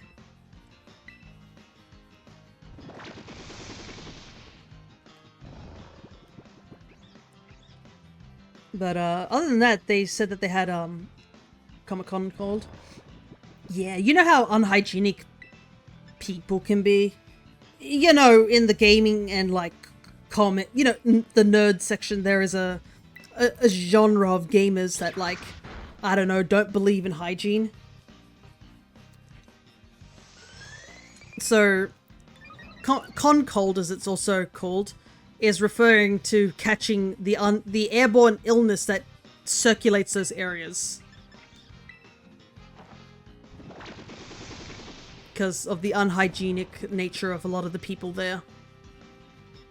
And also, like, if it's like, it's PAX as well, so PAX has a lot of people playing on all the different games and stuff like that they have over there. So that also adds to another layer of, like, you know, unhygiene. I guess it's a little bit better nowadays due to the big C happening, but there are still some people who just don't believe in hygiene, unfortunately. And on the other end of the spectrum is my sister, who got to experience the other end of the whole PAX thing, because she went with her partner, and he was actually one of the spokespeople for the Final Fantasy panel there, because he was able to meet up with one of the biggest Australian Twitch streamers. So wear a mask to be safe, got it? Yeah, most likely. Alrighty. Got the Vivillon. Does it have a mark? It does. It's another uncommon mark, but it's a mark. Alrighty. I can put that down as another shiny gotten. How much time do we have left on the sandwich? We still got like 12 minutes. We can hustle over to Joltik.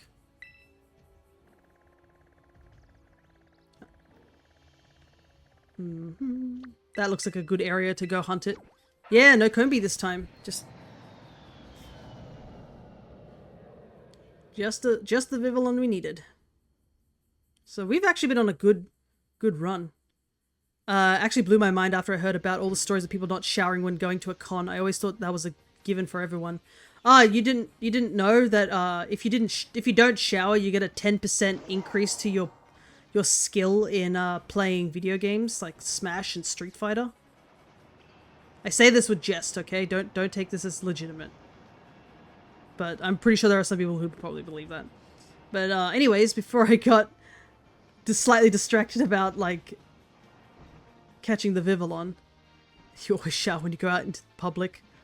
But the skill, my gamer skill, it decreases if I shower. No. Yeah, I always shower, like, every day anyways, because living in Australia, you sweat a lot. Because it's been humid today. It's super humid today. But we also live in like a really hot country as well. So you just tend to sweat a lot. But there are some people who just are very antisocial when it comes to hygiene. And it's not just us. It's people around the world too. Sometimes I wish that they just install my sister also said, she's like, why isn't there like a mandatory spray down where they just spray you down with deodorant? And I was like, one, probably some people would complain about it. Two, I don't think there's enough deodorant to mask some of the smell that permeates some people. Some people need to, like, be strapped down and, like, dunked into a bath of deodorant in order to get rid of some of the smell. Just imagine the image of a guy getting, like, dunked into deodorant and his skin just peeling off because he's just had so much dirt on him that it comes off in a layer. That's so nasty. Rid yourself of the gamer skin to become a gamer butterfly. Yeah, allergies would be another thing too.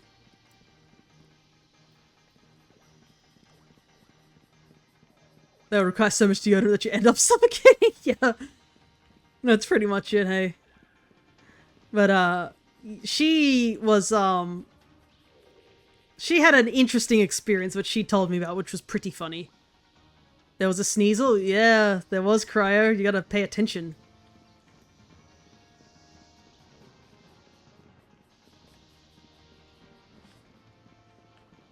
But it looks like only Blub caught it this time.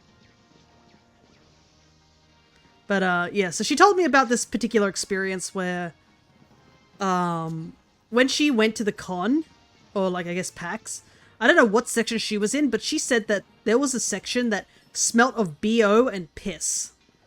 And she doesn't know why that was another smell that was there in the location she was at. But she was like, it was awful. Like, that's the smell. She said she was gagging and it was so, I was like, I understand the body odor, but yeah, the other end of that particular equation doesn't really make much sense.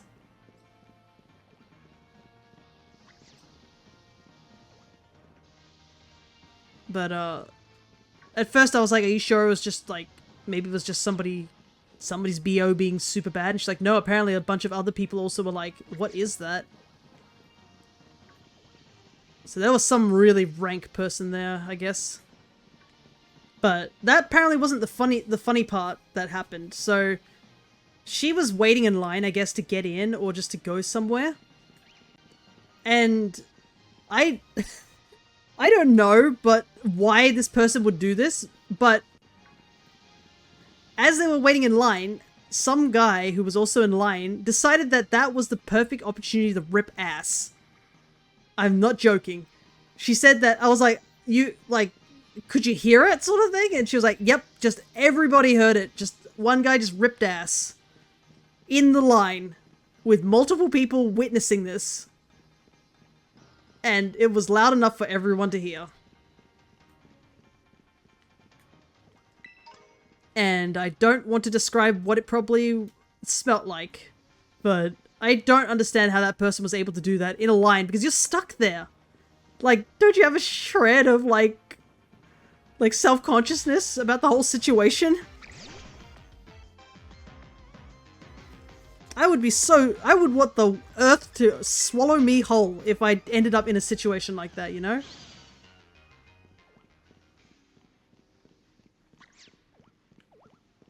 Like, I blame it on someone else. Yeah, I think you normally could if it wasn't for the unfortunate fact that it was loud enough that everybody heard it, sort of thing. There's no escaping the allegations at that point.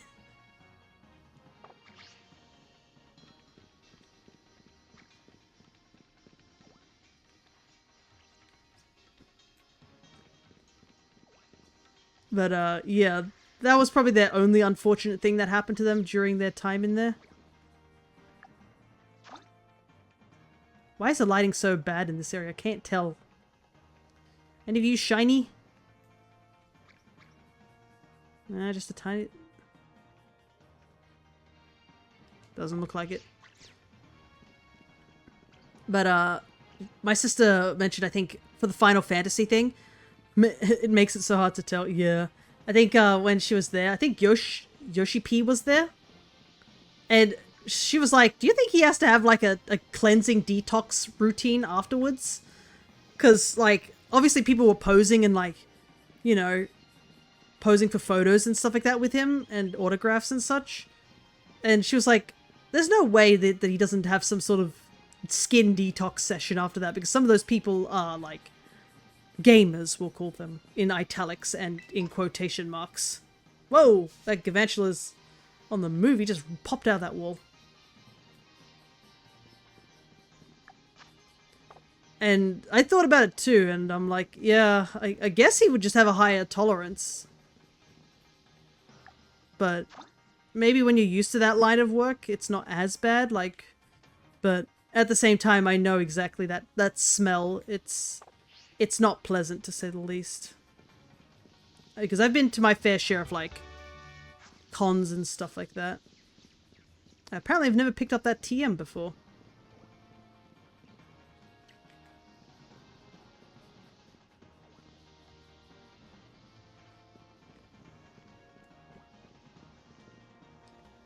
But I vaguely remember a particular time when the smell was still... I can almost smell it. I, like, remember it so distinctly. It was really rank.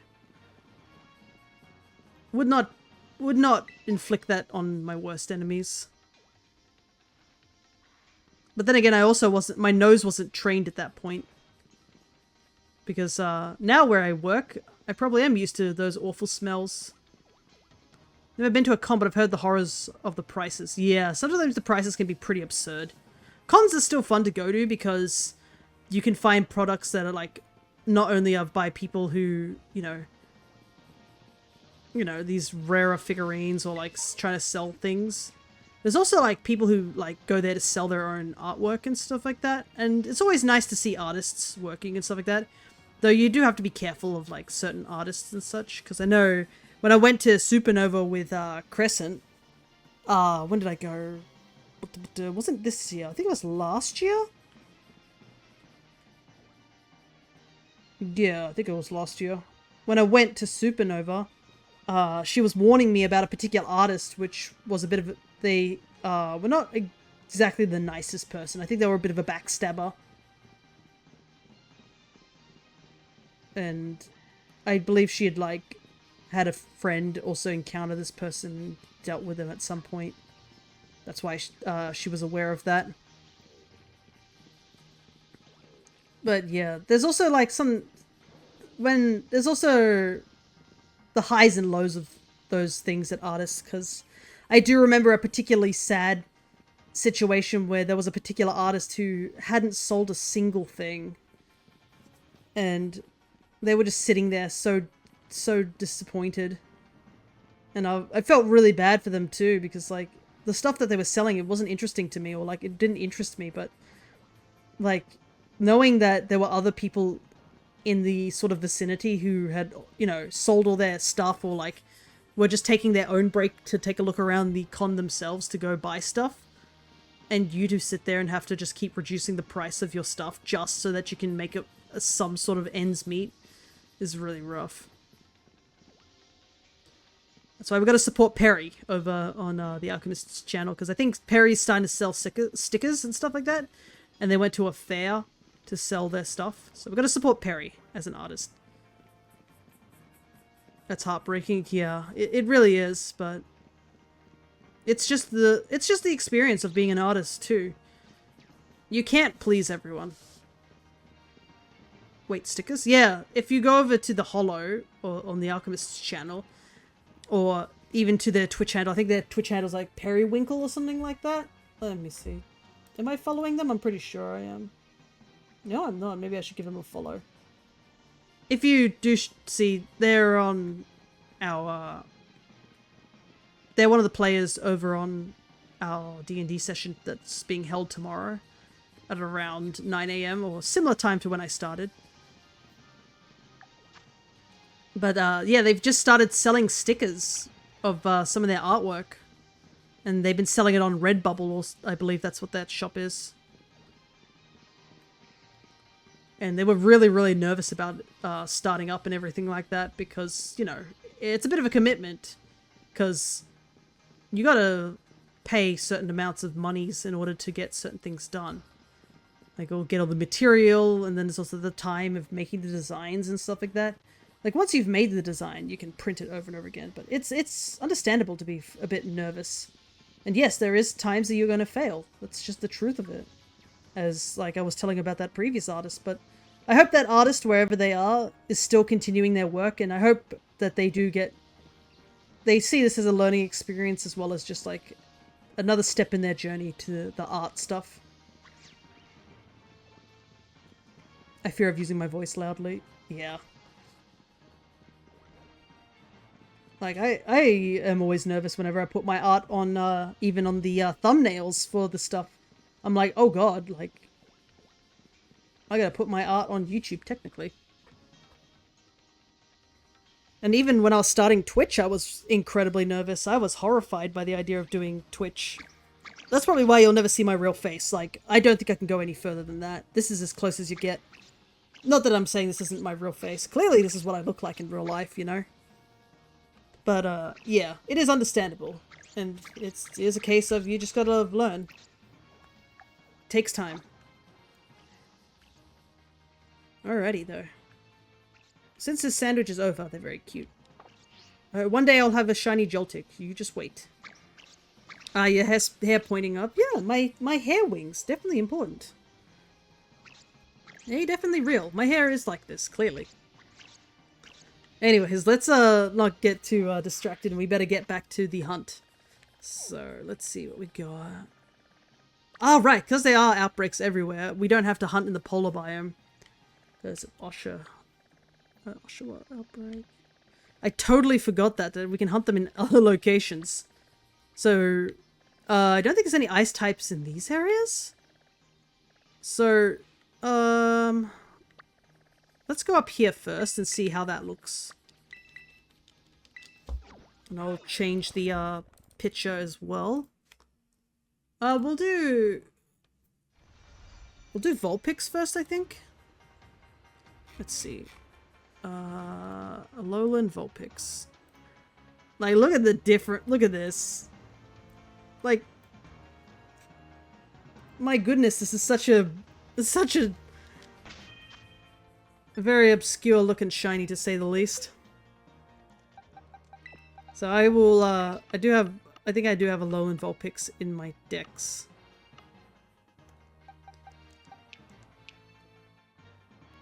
Like, look at the difference between these two.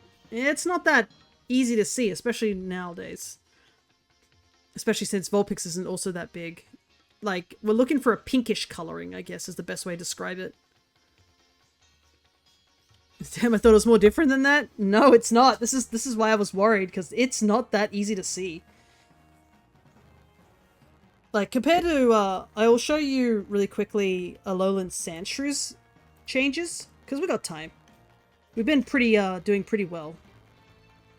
Here is Alolan Sandshrews design. So, very easy to tell, because it basically, he goes blue. And, I mean, you guys can check it out for yourself, because I made the sprite for him in, as one of the Mystery Dungeon sprites. But yeah, much easier to tell. Became Sonic. Yeah, pretty much. So you can see this one's going to be a lot easier than, you know, this one.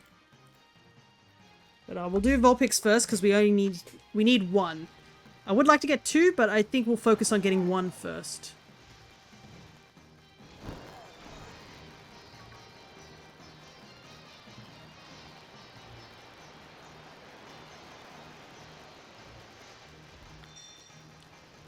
Alright. And they're not very large Pokemon too. And they also run, so we better be wary about that. Alrighty. Get my encountering. Let's go. Yeah, it's probably a good thing that we don't do Sandshrew up here, because I have Shieldon and Skarmory up here. There's a Halloween Carablaster here.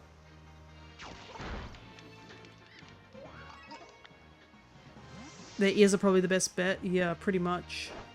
And worst comes to worst, if we can't find it, or like, if it's still hard to see, we can always just use the method of just KOing him. Because obviously, Mon won't KO a,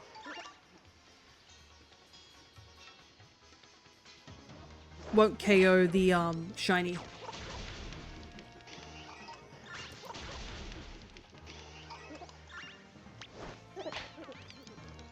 I'm just trying to decide if this is the best area to hunt for them.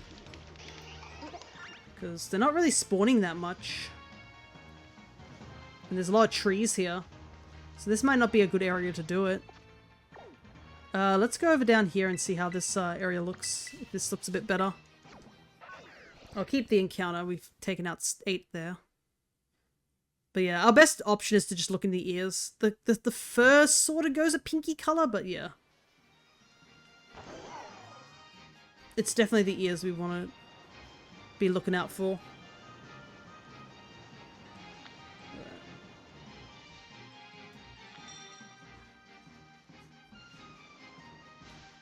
Yeah, I think this might be a better area. Yeah, I've noticed these little symbols putting next to the names. I wonder what that's all about. Oh, wait! Maybe this is what it is. Ah, okay. Because I got a ghost stone from something.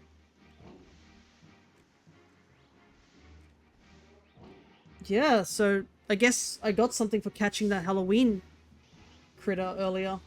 Neat.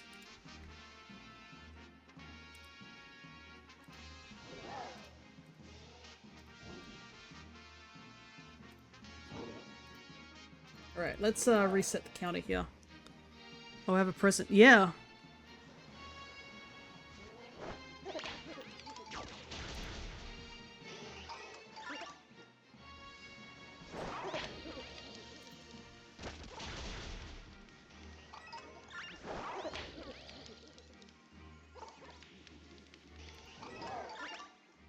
No, we don't have enough people.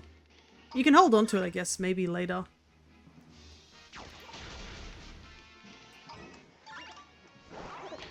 Yeah, this is looks like a better area to hunt these guys. There's less obstacles, and because it's on a downhill, we can zoom the camera out like this to get a better angle and see them all.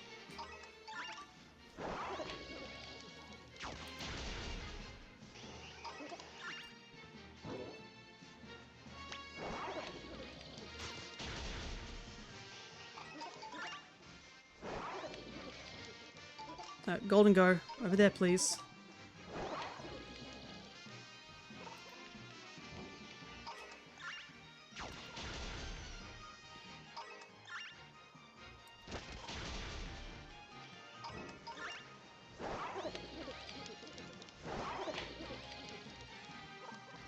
Guess I just have to be a little cautious of some of the mons that are running around here. Might get in the way. Not you.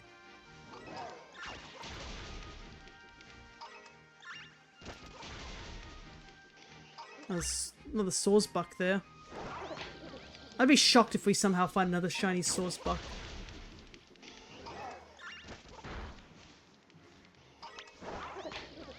But we do have to be careful about the Vulpix because, yeah, it flees. It's timid. So we do have to be careful. As soon as I see the shiny, I probably will just try to run into it rather than, you know, wait and save just to prevent it from fleeing. I don't believe it has anything that can KO itself, but I'm not entirely sure. I just don't want it to run away because I think if they run away enough, they can actually despawn like Chansey does. And I can assure you, I don't want the shiny to despawn like that.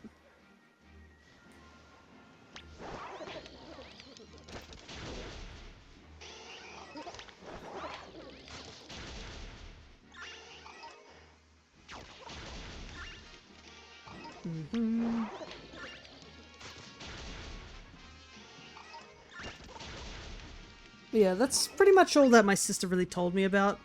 I think, though, her partner actually did a pretty good job on the panel. So, I think they might be able to snag another chance of going back next year, but we'll see, we'll see.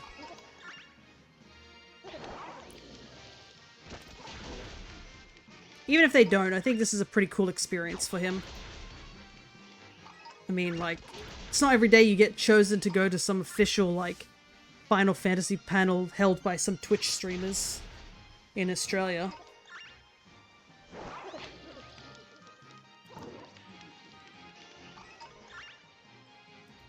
I think the only other downside that happened on their trip was that she had a pin on her bag and it fell off.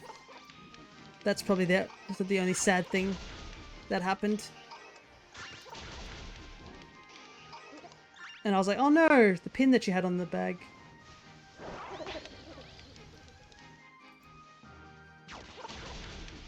I actually liked it. It was like a guy who was just sort of slumped over tired. It was a very silly little guy.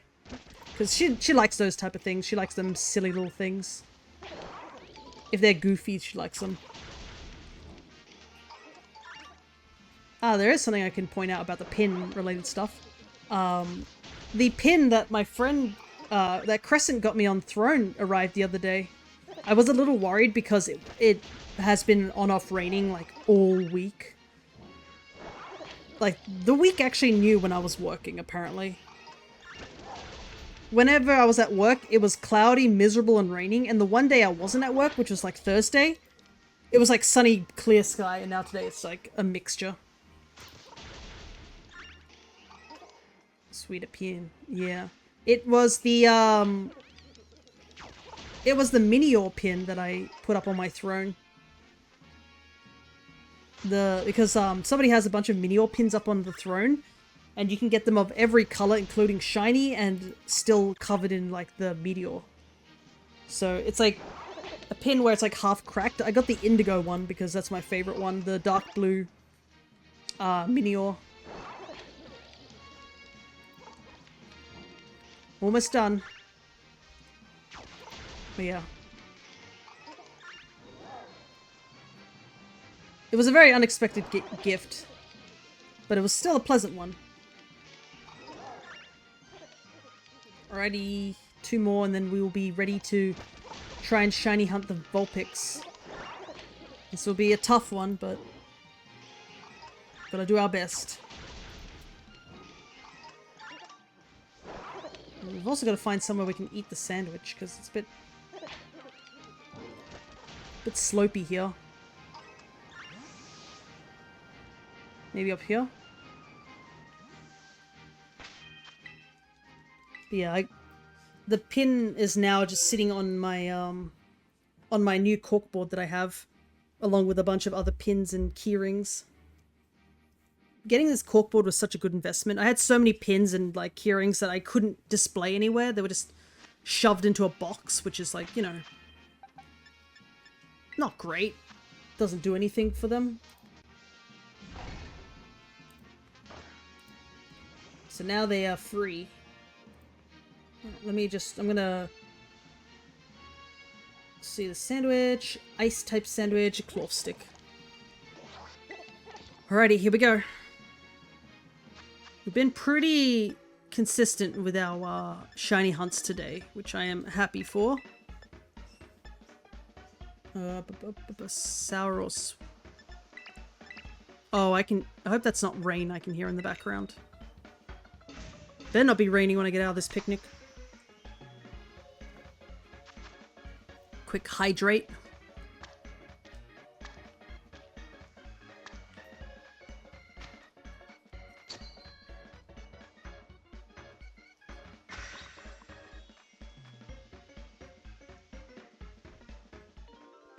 But yeah, we've been... I don't want to say... I don't want to jinx myself, but I think we have been doing well. But here we go. This is the hard one. And we'll need 2 Alolan, Oh, what is happening? What? What the heck? Is there a raid happening? I'm not getting a message that there's a raid.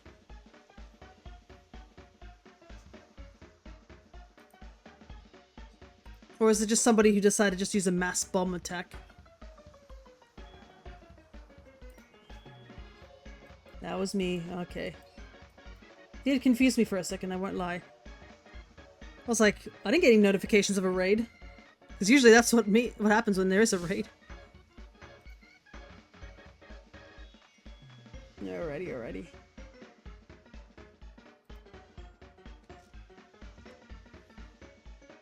Alright, here we go.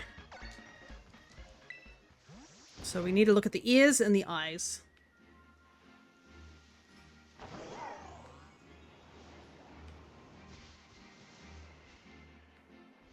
Which is easier said than done, especially if they're not facing us.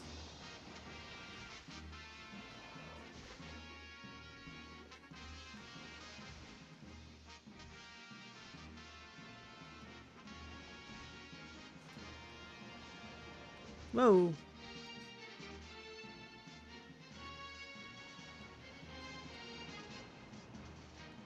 Bunch of them spawned in.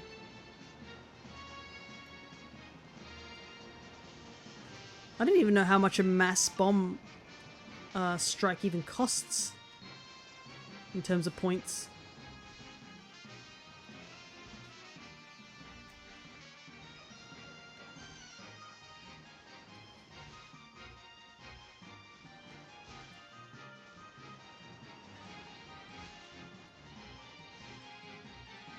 Oh, I probably won't be like paying attention to the chat as much because I've got to focus on staring at tiny little... nothing, it seems. Huh. Weird. Because I know regular bombs cost stuff, but... I'll have to double check it. Because surely mass would actually cost something. That would make sense, right?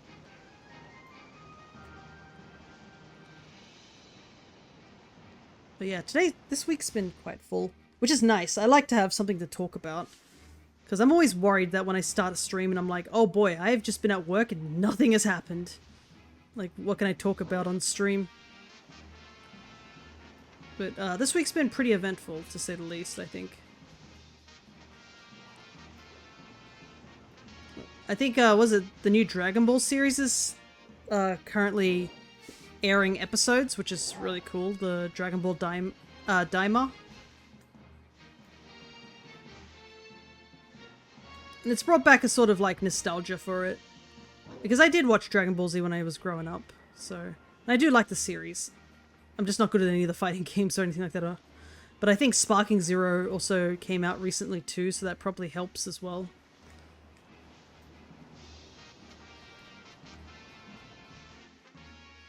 But the animation's looking pretty good so far. Might finally get into Dragon Ball. Well, I would warn you about the new series that's coming out. It is a continuation of like the original series and stuff like that. Like they actually reference the original series in that one. It's supposed to be a continuation of Z and the original Dragon Ball. Because they reference like 2 really big arcs that happen in that series. So, yeah, you might want to go back and read the manga. I'd say reading the original Dragon Ball manga would be all that you need to do to really get back into it. But yeah, I think it's a good series to get into. But it is a bit of a shame that Toriyama doesn't get to see how quite positive the reception is to his new series. Because I think Daima was the last thing he worked on before his passing.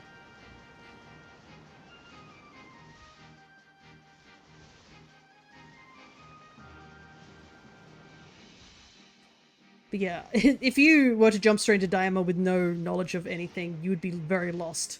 Because there's a lot of characters that are just there. I don't know how much of Super you would need to watch or read. I think if you get a basic knowledge of Super, it should be okay. But I don't think it's totally necessary. I'd say knowing at least Dragon Ball and Dragon Ball Z would be okay. And you can always skim through certain things if it's really confusing. But I think the biggest amount of stuff is like probably Z and the original Dragon Ball. There's a Halloween Sizzlipede. I said I wasn't going to look at chat, and I continue to look at chat. Gotta focus on this Vulpix showing up.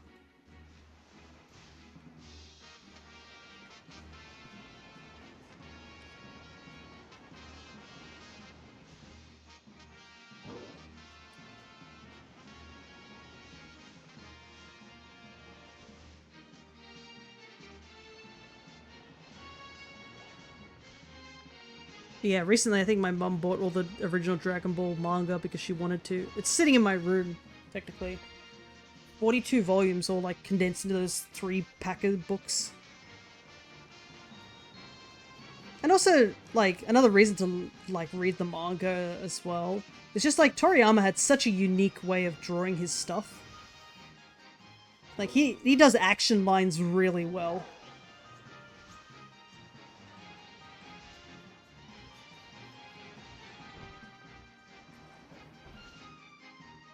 And there's some things that are like, you wouldn't get away with in the modern day as well.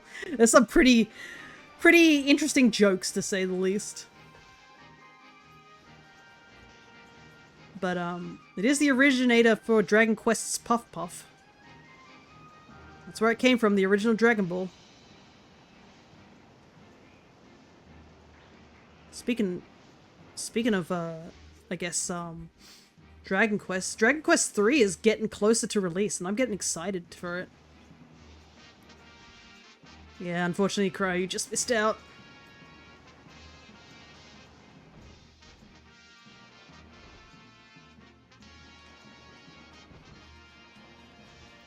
But yeah, they've been hyping up the game quite a bit.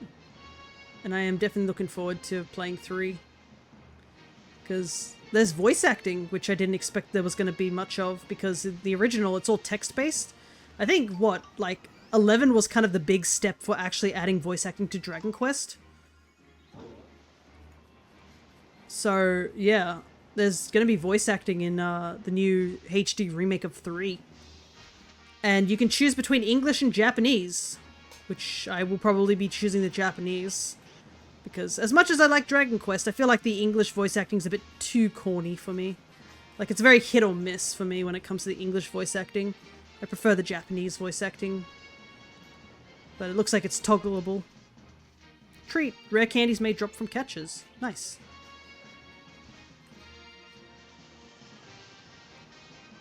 But yeah, I have so many games I gotta get to. Like, Mario and Luigi's coming out soon too, and I haven't even, like... I haven't even played any of the other games on stream, and I want to.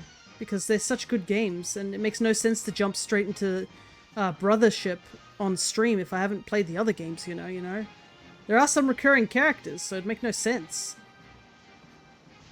But I'm playing Paper Mario. I think once Paper Mario is done, I will move on to maybe Mario and Luigi. Keep the Mario RPG line going.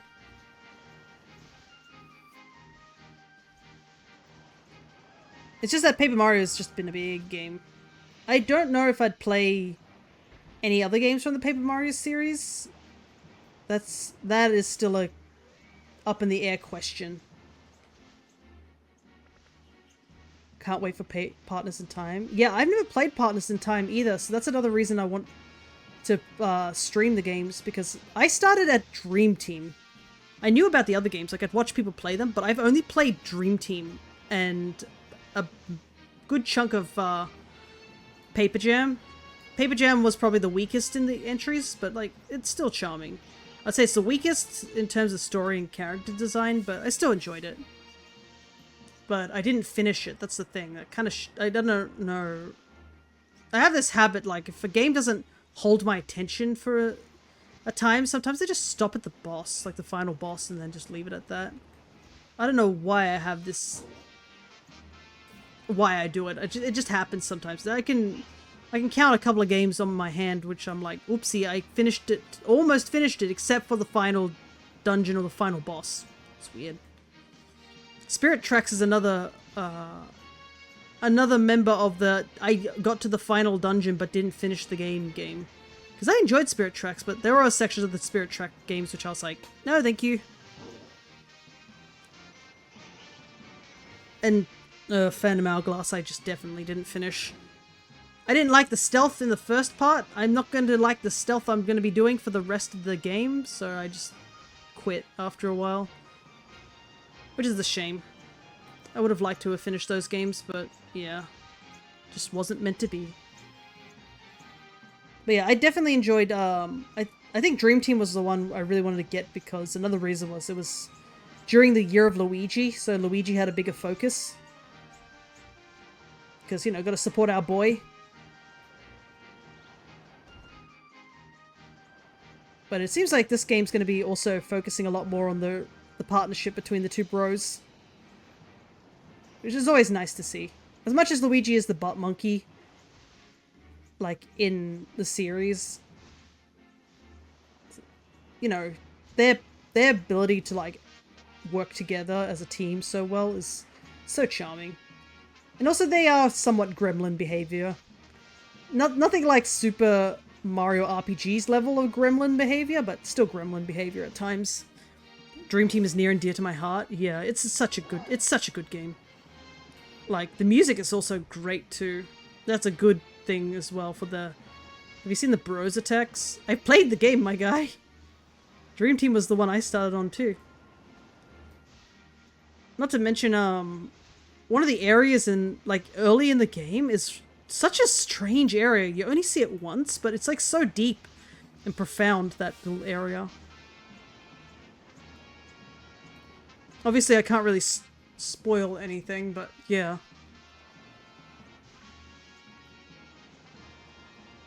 Maybe when we get to that playing that game, I will gush about that area, because it's... When I first saw it, I was so shocked. But it was such a good part of the game, too. I forgot to add in Superstar. Yeah, Superstar Saga. It's available on NOS as well. I haven't decided whether I want to play the original or play the 3DS updated version. Because I bought the 3DS version, but I haven't played it. And I feel like I should, considering I, you know, put money into it. It'd be a bit of a waste for me to purchase a game and not play it.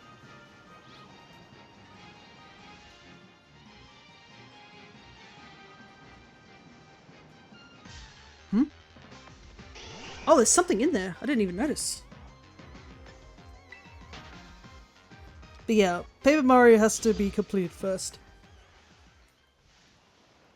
And I mean, Pokemon Mystery Dungeon is just continuing.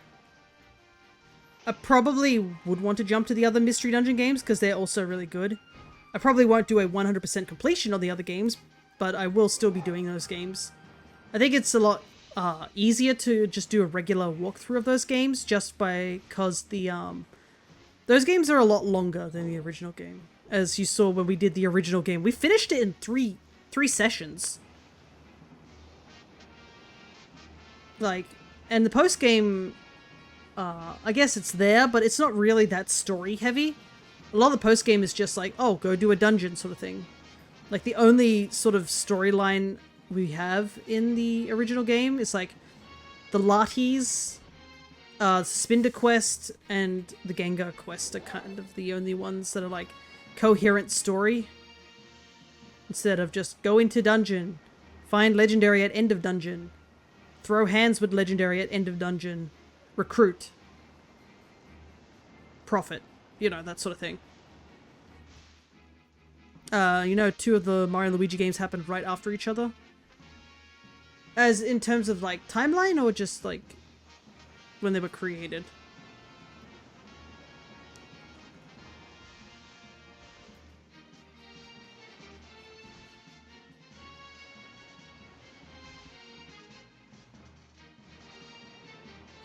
But yeah, it would be nice to put that on stream, because if I realize that if we do...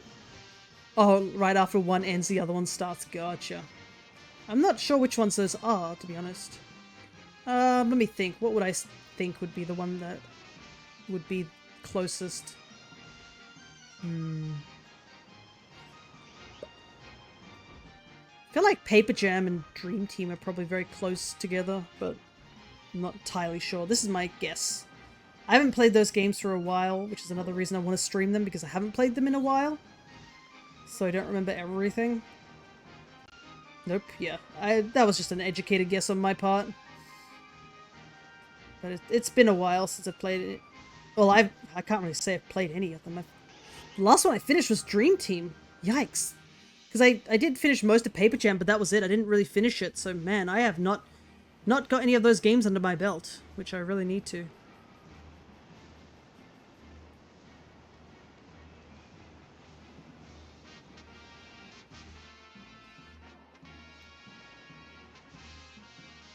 Partners in Time and Bowser's Inside Story. Gotcha.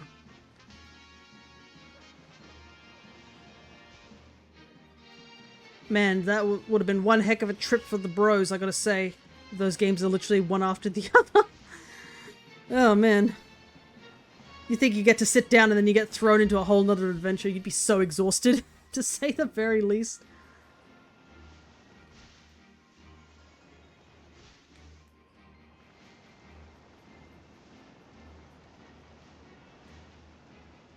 But there was also something else I wanted to start in November too. So I have so much things I've got to get done, to say the very least. It's going to be a busy streaming sessions. I really got to catch up on the YouTube stuff too. Once I get this art project that I'm working on, like, completed, that probably will help. It is just taking up a lot of my attention at the moment.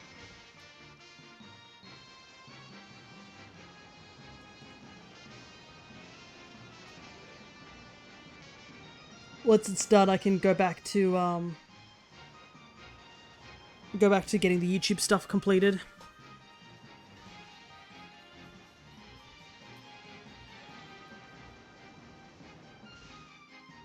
Obviously, I can't really say anything more about the art thing. It's a secret, as one says.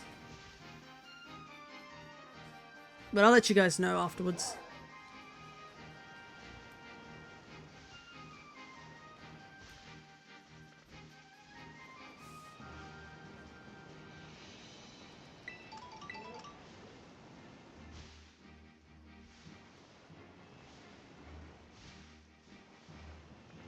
Also, I guess I gotta get back to work on the spriting as well. Those 400 or so sprites are not gonna get themselves finished.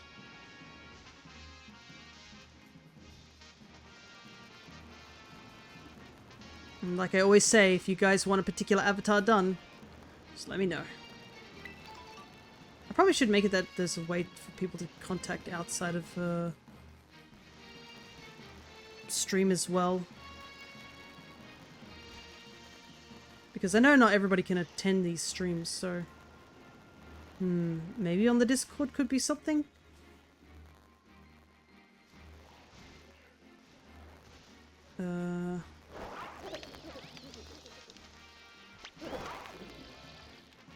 Is that it there?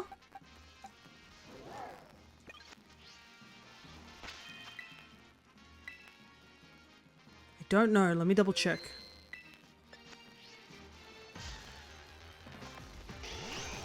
Oh my god, it's so hard to tell!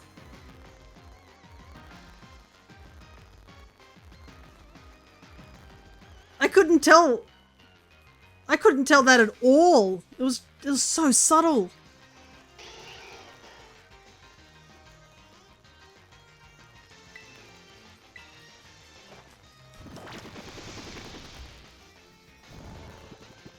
Like, I don't know what... I was like looking at its ears or something and I was like, its ears seem slightly off. That was like my only hint to that. Holy hell, that was so hard to see.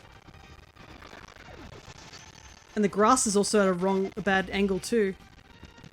I'm afraid I've missed one now. Yeah, I know, I feel that too. Oh my god. Well, how much sandwich time do we have left? 11 minutes. Well, like... yeah, you gotta scrutinize now for these ones. Well, we have 11 minutes. We'll just head over to the next area.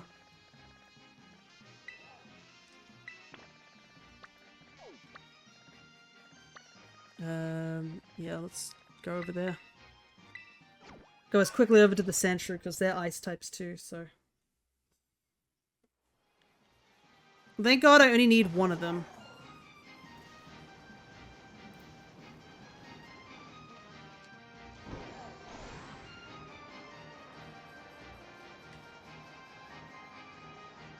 If I need another one, I think I'm just gonna Masuda.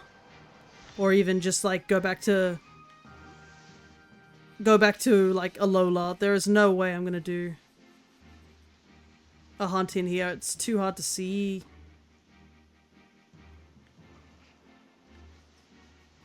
They're not really spawning around here. In fact, my game is lagging. What the hell?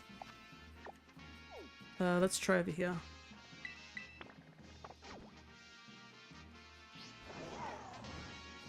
It's like one dude here.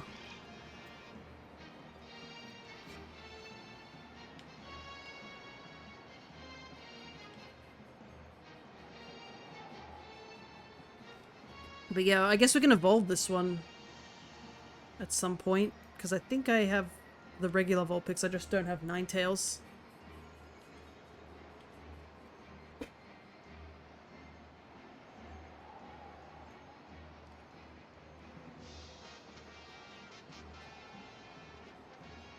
We'll still probably do a Steel Sandwich after this Ice Sandwich runs out, just in case we do get the 2 Sandshrew, because we need 2 of them specifically.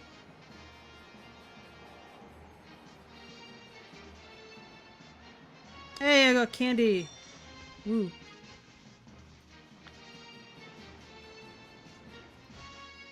Alright, I'm gonna pause my game so I can save a little bit of that sandwich.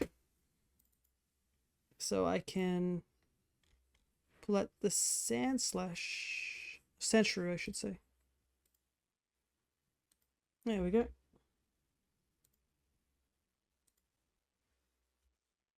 Sandshrew up.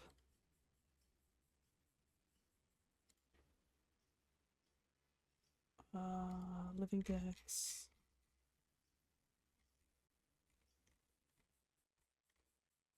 Yeah, it's Ninetales that I'm missing. So Chubby Shrew. Yep. Alright. Save the game.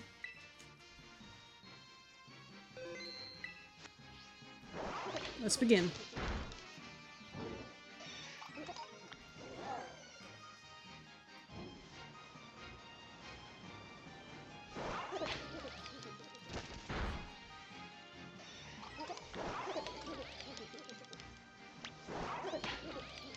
Well, we have to also make sure we take a look at the front of the sand shrew, just because the back doesn't really change. It's just the belly that drastically changes. It's a lot easier to tell, but yeah, it's only the belly.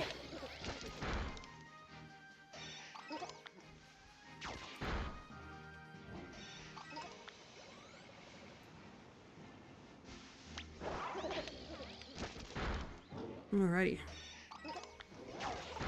If we do finish all our hunts for today, I guess we'll just continue until the end of stream. Because there are still obviously Pokemon we can catch here in Violet. Besides the ones here. Yeah, part of me doesn't really want to do another,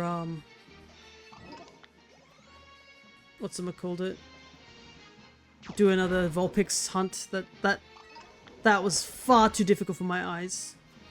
Maybe when I'm not as, like, eye-strained, maybe on a different day I could do it off stream.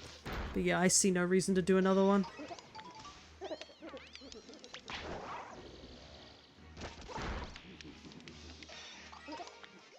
Our goal is to fill the decks.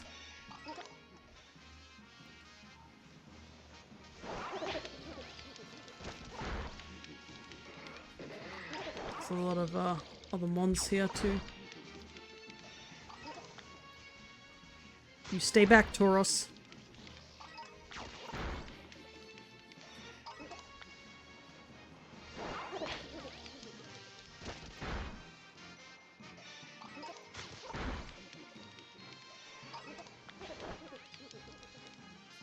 Oh, you can see the tail of a Tauros.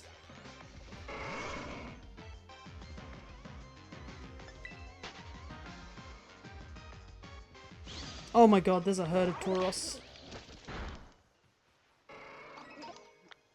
Be gone.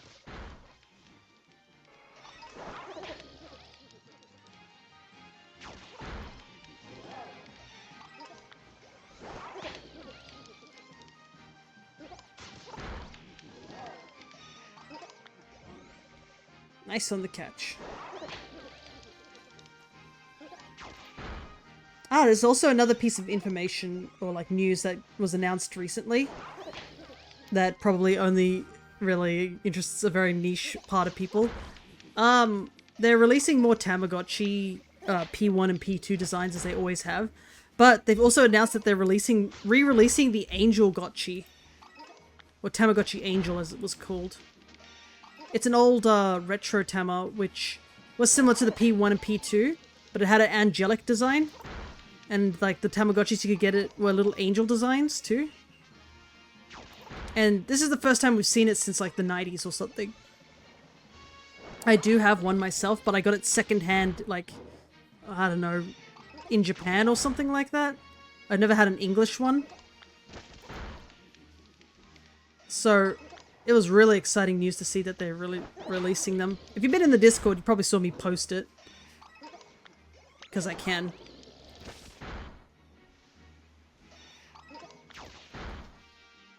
But a part of me is hoping that it means they might release some of the really obscure Tamagotchis of the retro ages. Because Angel is probably the easiest one to get out of the retro Tamas. There's Angel, Forest, Ocean, Mothra. There's a couple others, but the main one I would say is like Angel, Ocean, Forest, Devil, and Santa. The Santa and the Devil Gotchis are some of the hardest Gotchis to get because of just how rare they are. You have to pay almost like $800 to $900 to get yourselves one. It's so absurd. So I hope maybe because they're starting to re-release some of these old Tamas, they'll re-release those ones. I'm sure people would be happy if that were the case. Hello there, Shadow Shark. Sorry that I was a little, in the middle of convo, so I didn't really get to say hello. Welcome.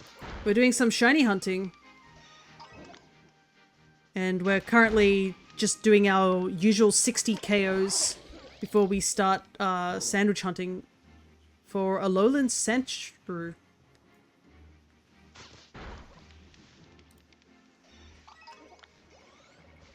Hope your day has been quite well.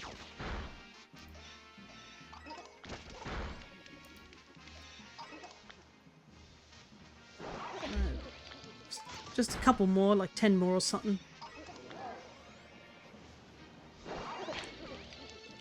We technically still have the ice sandwich on deck, I think, from when we were doing the Outbreaks hunt, but nothing yet. Have you got 143 shiny Sandshrews? No, that's not the case. So this series is, I'll explain what the number is. This series is part of a big project I've been doing called Shiny Month, where I've been hunting for 30 sessions. We're up to session 26, I believe, if you can see it in the title. In total, over those 26 sessions, we've caught 143 different Pokemon that are shiny. That's what the number means. And as Cryo has pointed out, that is my Shining Living Dex, which I am currently working on.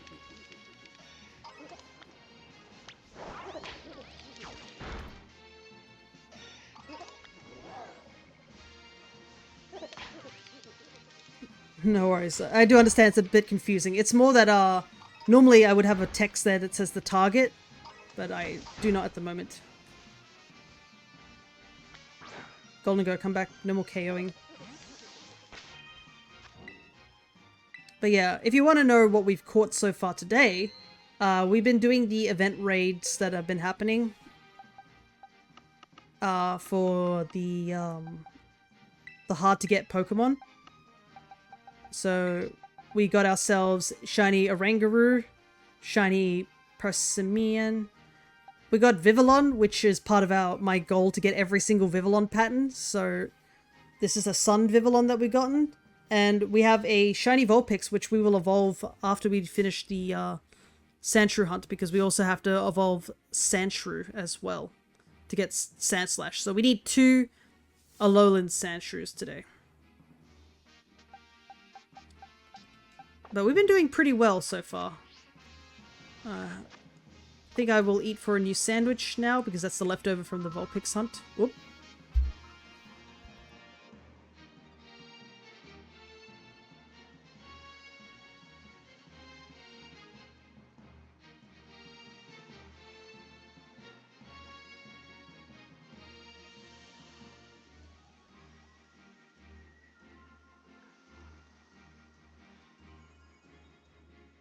No, thank you. Most likely scam. I'd rather not talk to you right now. I'm in the middle of streaming. Who would have thought?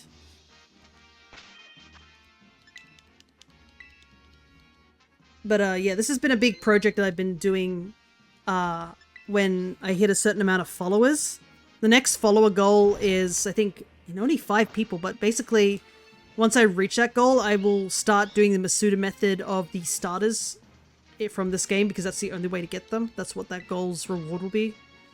But it was like a couple of 100 people ago, I did a goal where if I got enough followers, I would do a shiny hunting month session, which was like to hunt in various games from this to thank you for the follow as well.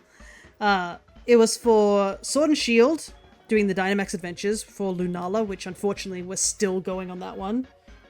Shiny hunting here with the sandwiches and other mons. And occasionally we went to Legends Arceus for the first few sessions, but it unfortunately kind of fell through because we were getting a lot of shinies we didn't need. So we haven't done that one for a while. And we still haven't found the Glameow, shiny Glameow in that game, which is so disappointing. Ugh. I just want Glameow. Why is it so hard to find Glameow? It's like, it was our first initial target, and I was like, yeah, we'll find Glameow soon enough. And we still haven't found it in that game. I would like to use... I'll use Sour.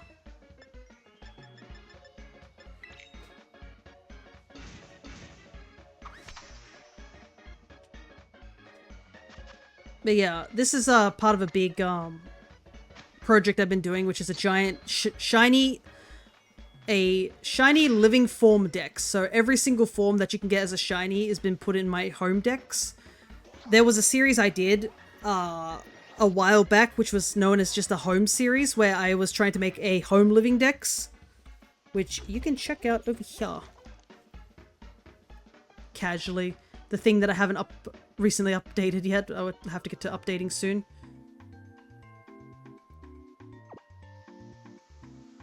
But yeah, once I do update that YouTube channel with all the newer VODs, I definitely will be posting an announcement in the Discord. Because my goodness, I am so far behind on the Stardew stuff. Alright. Time to hunt.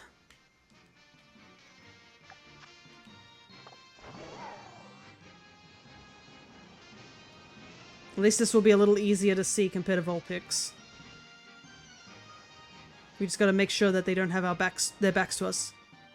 How do you make an ice sandwich? I believe ice is 1 clove stick, 1 salty, and 1 sour or spicy herba mystica. There is a guide I use online. I type in Google shiny sandwich and then that gives me a couple of images and stuff. Well, I'll be back. Gotta cook dinner and lunch. No worries. Also, since you are following, I should probably mention this, Shadow, since you've just joined. You now have access to all the various avatars and the stream avatars. And you do get a bunch of points for joining for the first time. But, yeah, there's a bunch of avatars there, which, there's a Kirby avatar, there's some Tamagotchi ones, which I made myself, and there are a couple of, like, Pokemon ones, which I'm currently in the midst of making. It's part of a big project I'm doing of making a bunch of Mystery Dungeon based avatars. This is the base for Gen 1 to 4. And if you wish to see a particular mon that isn't done yet, you can always use !avatars with 2 points on hand, and you can choose a mon which I can put on a priority list so I make it sooner.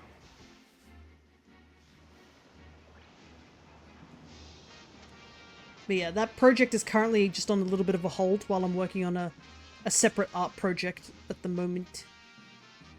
Oh no, Cryo just left when there was a Halloween mon just popped up.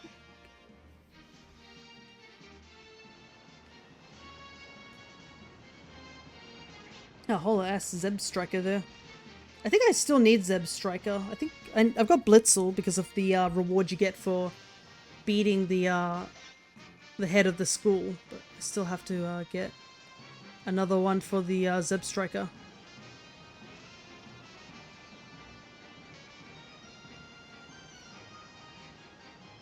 But yeah, I'm not sure what mon I want to go after we do this. Like, I did try to focus on Paldea last time, as well as like some of the mons I'm missing. But that last session didn't go so well. That was probably one of my weaker sessions. They're all so happy to see me. They're not like the Vulpixes where they just run away. The Sandshrews are like, I want to see the human.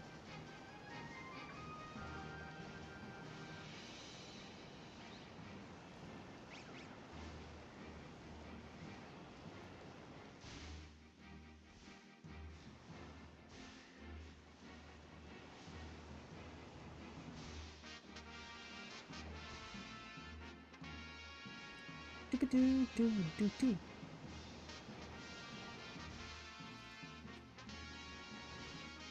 Oh man. I guess it was a Cricketune, so it was a fully evolved mon. Probably should have used an Ultra Ball.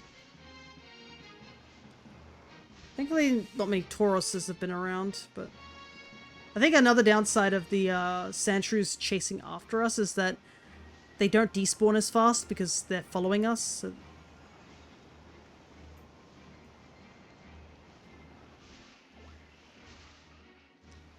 yeah, we'll probably be here for a little while because we do need to get 2 of them.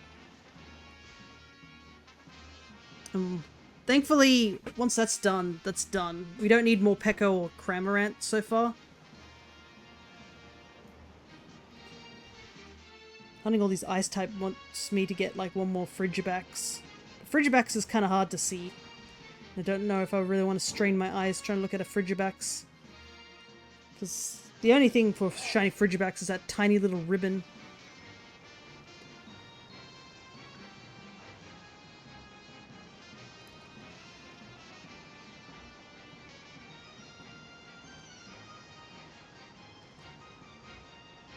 Probably want to go for a shiny that's like really obvious to see, but I feel like I've gotten all the obvious shinies so far. I know the last Paradox mon I need is Iron Moth, which is so hard to see, and I've pretty much hunted that one multiple times and no luck.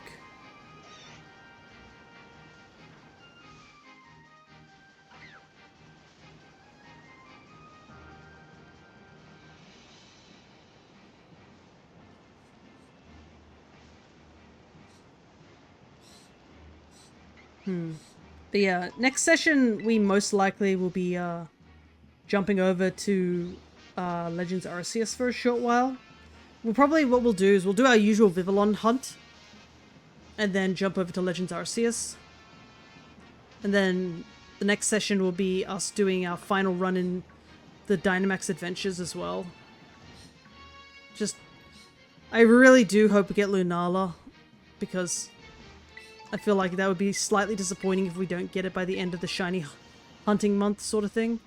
But I mean, it is what it is. If we don't get it, I can always hunt it off and on during stream. But yeah. Did not see that at all.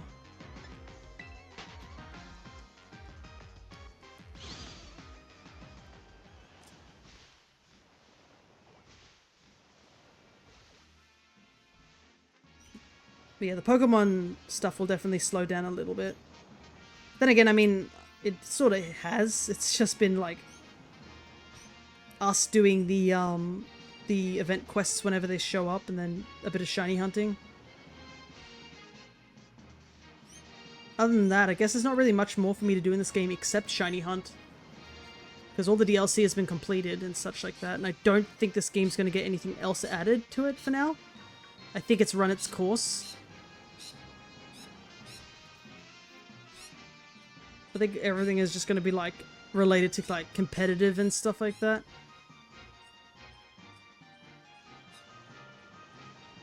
Because we had the mythical event happen. The only thing I do hope will happen soon is we're going to get the bikes as shinies, because apparently some people have been speculating that we're going to be getting them soon because of just comparing Sword and Shield's events where we had those shiny legendaries.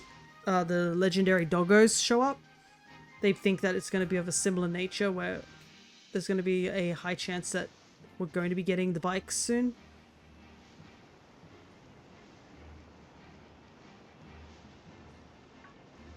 But yeah.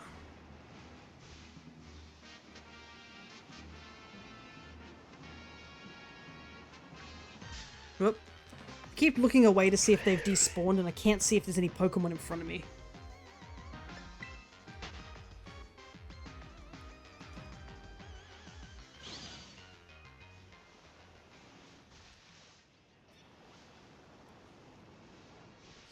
But there's like still... The problem is that they introduced a lot of mythicals and legendaries this gen. Like, it's almost the amount of legendaries they introduced is like similar to that back of the day of like... What's-it-called? Sinnoh? Sinnoh introduced a ton of legendaries back in the day. I don't know if it introduced the most, but it certainly introduced a lot. Like, you had the Lake Spirits, which was 3. You had the Creation Spirits, which were 3 as well. The Dialga, Palkia, and Giratina. You had Darkrai and Cresselia. You had Shaman and Manaphy. And Fiona as well. Fiona counts as well, technically. Then you had Arceus as well.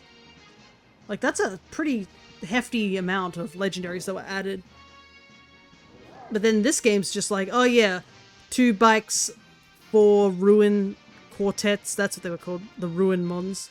4 Ruin Mons, 6 Paradox Mon legendaries, 3 Loyal Trio, an Ogerpon, Terrapagos, Pecharunt.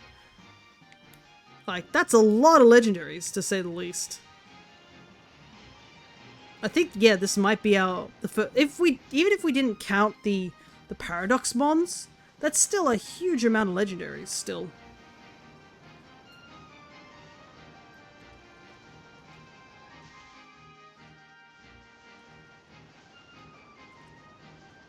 orb.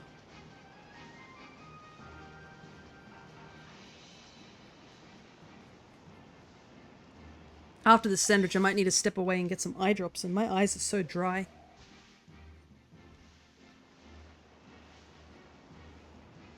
It's making staring at the screen looking for Mons a little difficult.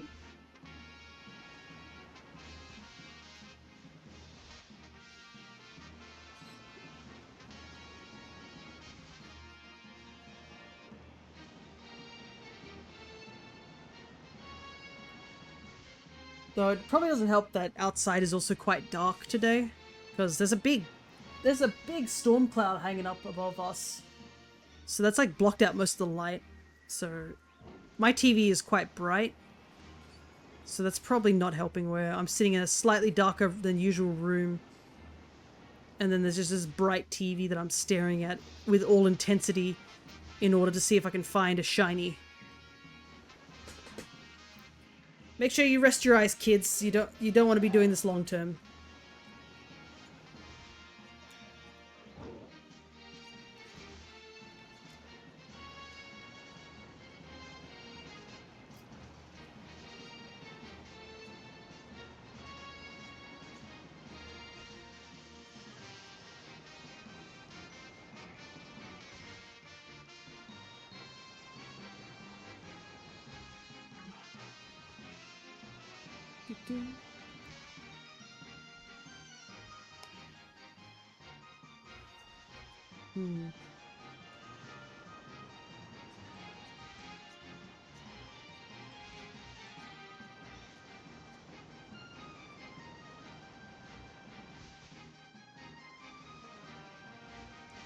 For a second I thought that was it, but it wasn't. It was the shadowing.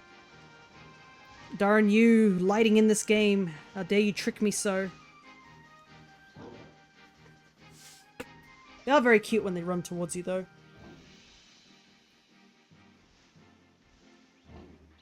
Just doing a quick stretch.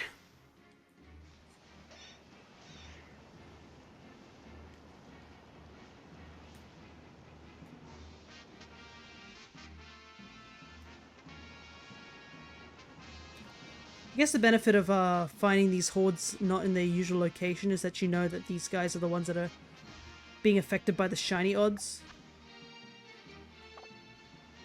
I'll probably make an ice sandwich after this one.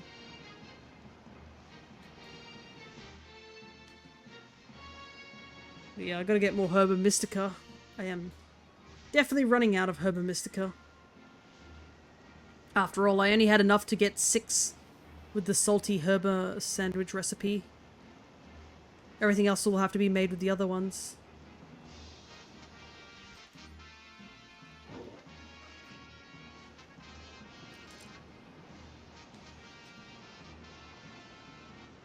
Whoa.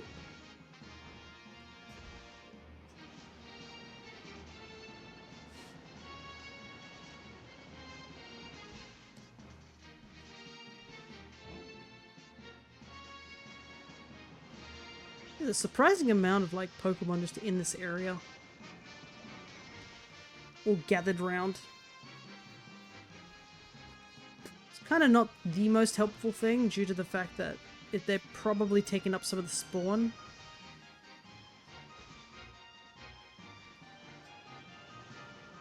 But yeah, thankfully these outbreaks have been pretty good in terms of the amount of mons that they spawn in.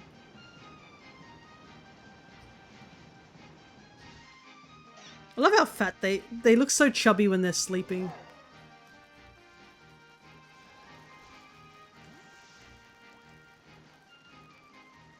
This one here. I woke up. But they're so chubby.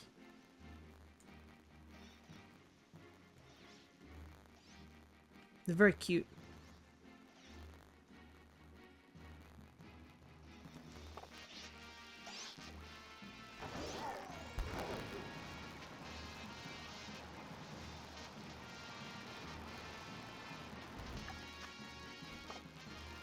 More minutes.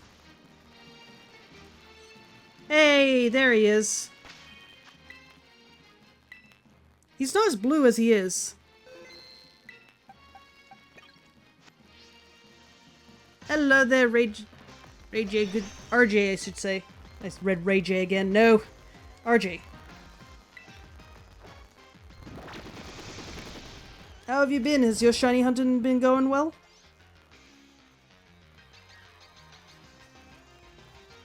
My brain didn't catch up. I just lizard mouthed it.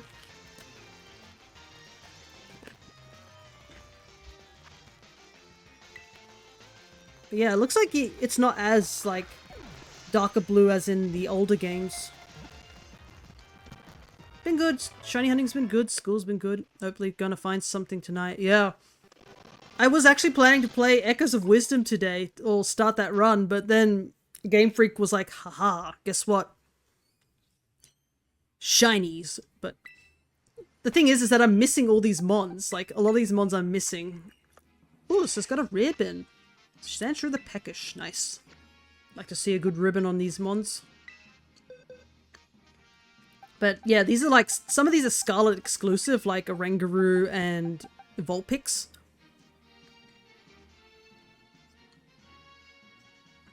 So I definitely needed this event. Don't know when I'm going to jump back to Paldea for Meloetta, but it's going to have to happen at some point. Yeah. Thankfully, my entire, like, existence on, like, these games had been to do a living dex. So I had the entire living dex done, like, I don't know, back at the, like, back when the second DLC dropped. It was, like, a couple of days after that I finished that dex. And all those mons are safely in home. So I just had to log in and got the Meloetta. But yeah, it's wild that shiny Meloetta is real. I am looking forward to, I guess, hopefully Game Freak will decide to post some other ones and unlock them. We gotta free our boy, Shiny Victini. Our boy deserves to exist.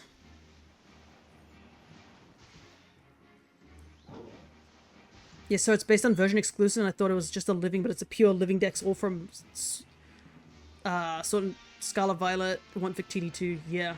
So yeah, I believe all the Pokemon have to come from this game. That's what the home dex is like. On the mobile phone, when you import Pokemon into home, it registers what game they came from. So you can't really just go catch a Cleaver from Legends Arceus and transfer it over. It has to be from this game. Which you can get. There's one just up on the hill somewhere.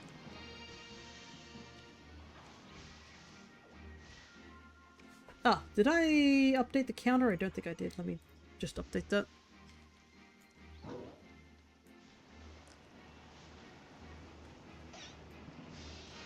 But, yeah. I actually prefer to be hunted instead of handed out like Arceus, but allowing it to exist is good stuff, yeah. Because I don't know how else they really would give out mythicals. I'm just glad that they're actually starting to unlock some of the shinies, because there are... Gen 5 has had like 3 shinies that have been locked for like ages. And I know some people have been thinking about like which mons would most likely, like, I guess, be next on the list. Because some people have been theorizing that if they do this for like Scarlet and Violet, will they do this for the other dexes? Because Sword and Shield, Brilliant Diamond, Shining Pearl, and Let's Go Pikachu and Eevee, I believe, are also in home as dexes you can collect. The Pokemon Go dex is there as well, but I really hope that doesn't get added. I have been quite diligent in like picking Pokemon off the GTS that are from Go to try and fill out that dex, and I've actually filled it out quite a bit. I've almost finished it, actually. It's just a handful of legendaries that I'm missing in rarer, like, country Pokemon. So I'd say I've been doing pretty well with that. But, like, there could be a good way to open up for other mythical shinies to be unlocked, is to have them counter to those things. Godex doesn't count, they wouldn't, I don't think. They like the money from offering raid mythicals as shinies. I know. Ugh. That, I've got to find a way to get a shiny Genesect at some point. Shiny Deoxys I can get eventually. I have a copy of Emerald, and I plan to do some RNG manipulating to get myself to that island to RNG manip for a Deoxys.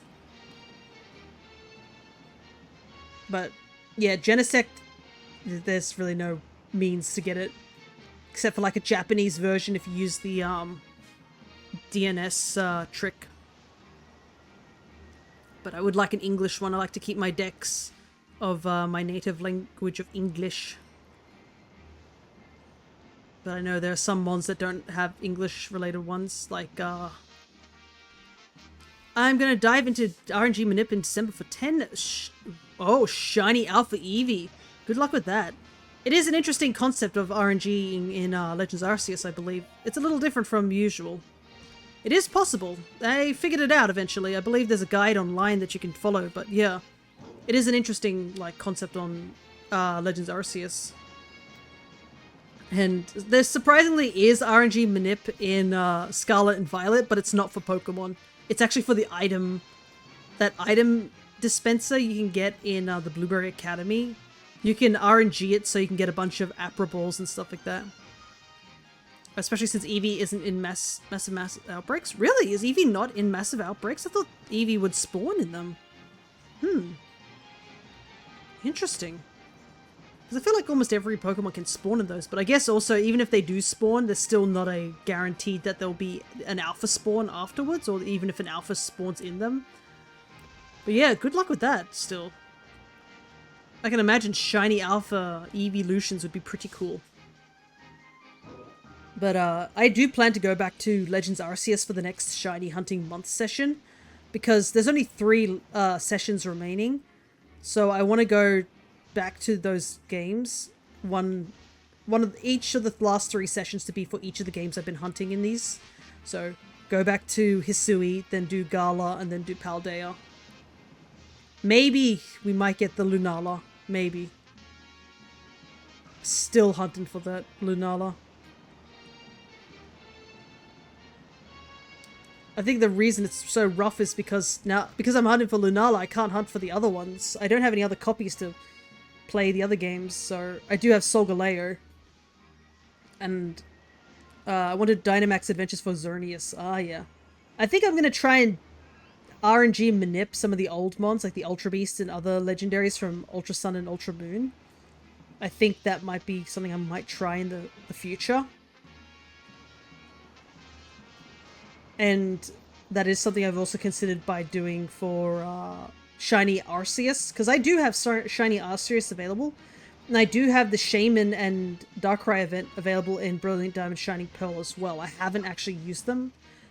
I was fortunate enough to get them on one copy of my game, and I technically do need another Shaman because I need to make one of them the Sky form so that I can put it in my Living Form decks.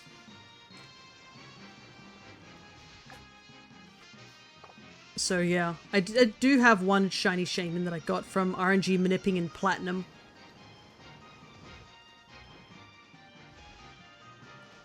But that's only one, really. I did Arceus in under 100 resets, and even then it felt like it took some time. Wow, that is extremely lucky if you got it under 100. I saw people going like in the thousands. That's a big reason why I have considered doing RNG Manip in that game. Because I saw how long that cutscene is just to get Arceus, and I was like, oh no. I'm like, for every reset, you gotta climb a set of stairs? Like, yikes.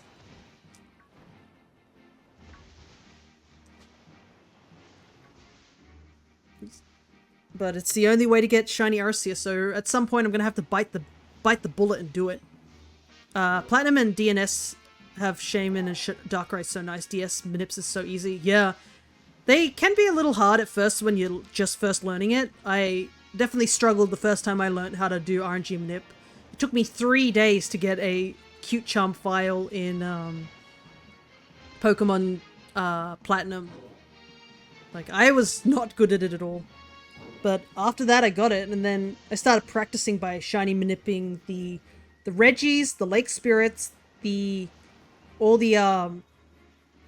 Time Trio, Shaman and Darkrai. And I also did it with Manaphy as well, with Soul Silver and Heart Gold. I looked up a guide on how to RNG manip for that little guy. And I do have a shiny Manaphy.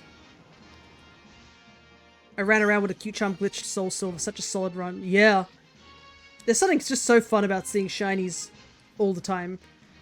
The one I did had all female shinies, so females are a lot rarer, so it was a lot easier to get a lot of the ones. But I would say the easiest game to RNG manip in is most definitely Black and White.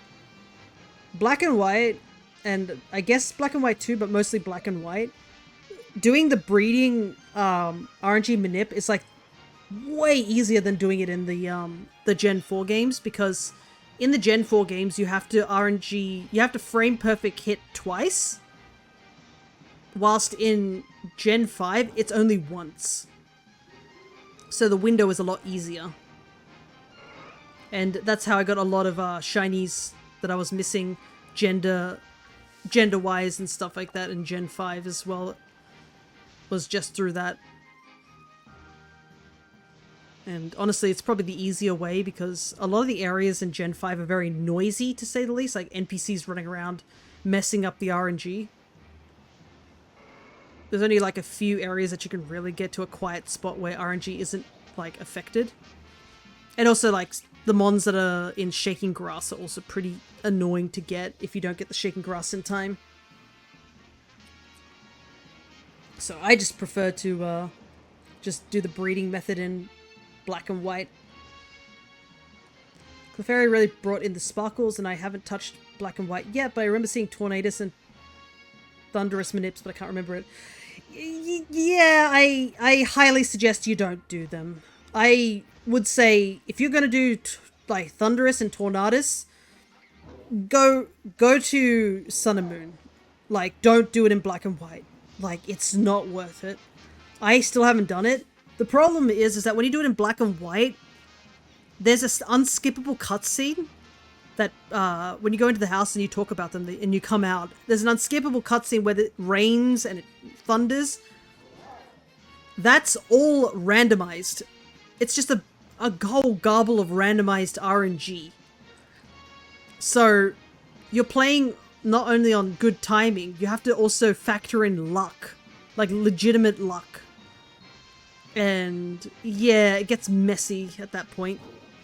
Because there's no way to like manipulate how many frames pass during that cutscene.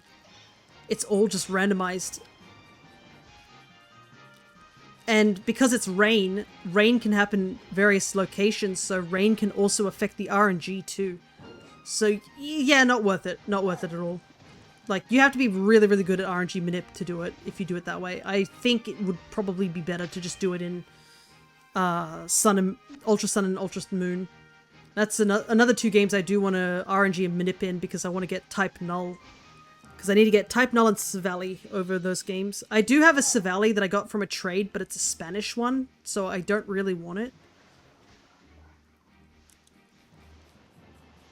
But I have to go and do that. I do have a Sun and Moon file that haven't been touched with and gotten Type Null, so I'm thinking of using those two. But yeah, I don't know if I'll RNG. I don't know if you can RNG manip Poipole. It might be possible, because I think you can shiny hunt it. So, and I saw that someone could RNG manip perfect IVs to it. So I think shiny hunting it is possible. You just need two of them. That's the downside, because you need Poipole and then you need another one for Naga Needle. I believe that's how you pronounce its name. But yeah, there's a big reason why those games have a higher price tag, because you can get all the legendaries, I think, in them. You can get the birds, you can get the dogs, you can get Ho-Oh and Lugia, the Latis, the Reggies. I think you get the Time Trio as well, and the Lake Spirits. And then you can get the Genies. You can get all three Genies. You can get Reshiram and Zekrom, which are also other ones that haven't been shiny unlocked in... I think those are ones that were just shiny unlocked in those games. Kirim is actually not locked. You can actually shiny hunt Kirim in Black and White. For some reason, that's the one legendary that accidentally they forgot to shiny lock, so cool, I guess. And then Xerneas and Yveltal. Is Zygarde there? Maybe? Can't remember. The only downside is I only have Ultra Moon. Black and White, it's unlocked and locked in Black and White 2. Yeah. So the original Black and White is Kirim is because Kirim's not part of the story. But yeah, it's just randomly unlocked. Yeah, Zygarde isn't huntable. Okay. I couldn't remember if it was or not, but I guess not. Ugh, that means I gotta do it in the Dynamax adventure. Ugh. Bleh.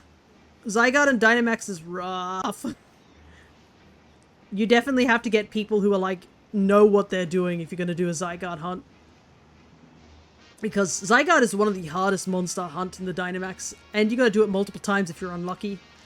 Like, we're up to what, like, almost 90 encounters on Lunala? Lunala has had, like, it hasn't been too bad, but there are times where Lunala just completely wipes us. Zygarde just hits the A button and wins. Which isn't fun. So, I guess the only other ones are the shiny Tapus. Technically, they're part of an event, and if you're not too picky, you can use a modded 3DS to like get the events and choose them. But I think I might try and hunt for them. They probably don't take as much priority for me. But yeah, the Solgaleo and Lunala and Necrozma were only just added as a as shinies in Dynamax Adventures, so that's the only way you can get them. But all the Ultra Beasts should be huntable too in Ultra Sun and Ultra Moon. You just got to do the wormhole thing, right? There's one video, I can't remember who, but he hunted Kirim with 4 games each one. Yeah! Yeah, there was one guy who did that. Zygarde breaks legs in Gen 8. Tapus can be annoying. Yeah. Because I think the Tapus also have their annoying terrain setting as well, which doesn't help. And another issue is just, let's be real, the AI in Gen 8 is dumb. Like, it speeds up doing it when it's just the AI with you, because obviously you can turn animations off. But that doesn't change the fact that they're dumb. They don't know what they're doing. And you're just like, okay. Alright, time to get an ice sandwich out again, so we can get the other Sandshrew, because we need 2.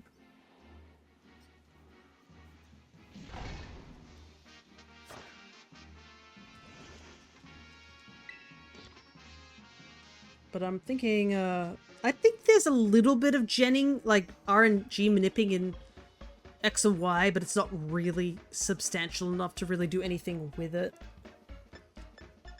And there's not really any legendaries or anything like that you can catch. Alola, Sun and Moon and Ultra Sun and Moon also have like their own RNG manipping of wild Pokemon as well. So it's probably better just to do it there. No, you're sour. My last salty herba. I really gotta go get more herba. Remember base roster for just Dynamax battles in the wild area and crying when I got Magikarp or Wobbuffet. At least Magikarp can fight. Let's not talk about Martin Solrock. That the bane of every existence. My goodness. That Solrock is so useless. Even in, whatchamacallit, even in the Dynamax Adventures, like, some of those mons are pretty useless when you get them. Some of them are really, really good, but there's some of them are just really, really bad.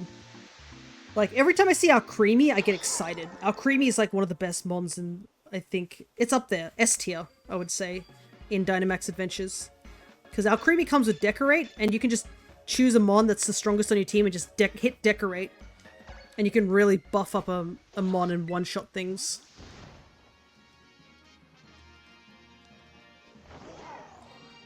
The NPC list to pull from is actually straight up evil. Yeah. But there's also some utter garbage there too. Like an Abomasnow that kind of sucks. There's a Ditto, there's an Imposter Ditto, and you're just like, I don't know about that. Don't know about that one, Chief. And also, you don't want to run into certain Pokemon. I always get tricked thinking Butterfree will be okay to fight. Every time I've been like, oh, Butterfree, that will be just a bug flying type. We'll just go into it, and then we go in, and I'm like, oh, wait, no. It's Gigantamax Butterfree. Uh-oh. And then I'm remembering how it has that G-Max Befuzzle. and the Gmax befuddle like poisons, paras, or puts to sleep. And that stuff stays with you for like the entirety of the run, so you just want to avoid that one like at all cost. And every time I forget about it, I'm like, oh no. Like the whole Ralph Wiggum I'm in danger meme. You never think a butterfly would be dangerous, but yeah. Be dangerous.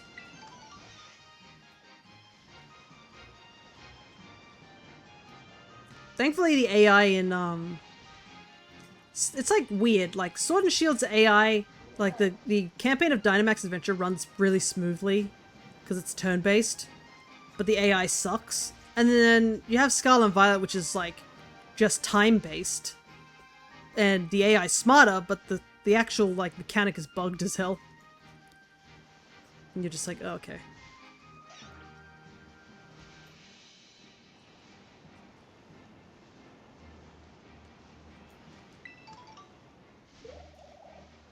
Thankfully, it's not as bad as when the game first launched, but yeah.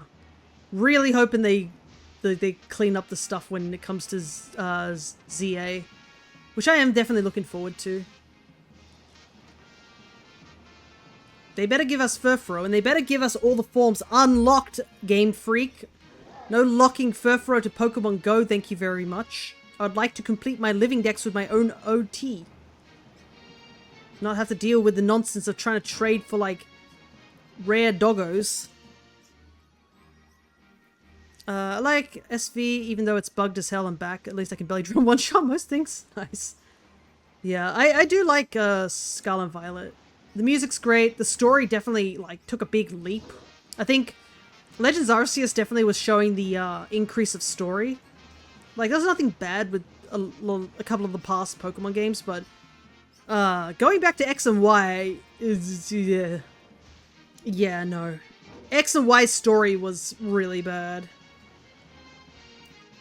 I remember replaying that game and I was like, is this really the story? Like, this makes no sense at all.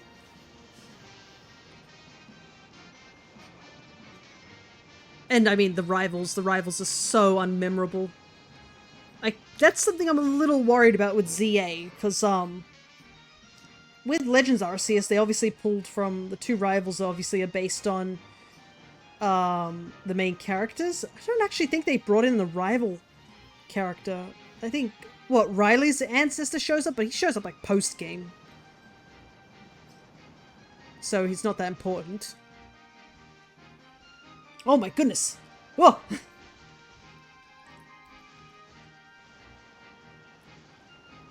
But, like, they better not implement, like, a multitude of rivals from X and Y, because a lot of those rivals really were just so paper thin. Even the main rival was so paper thin. They're like, I'm your friend. I'm like, bro, you haven't interacted me more than 30 sentences.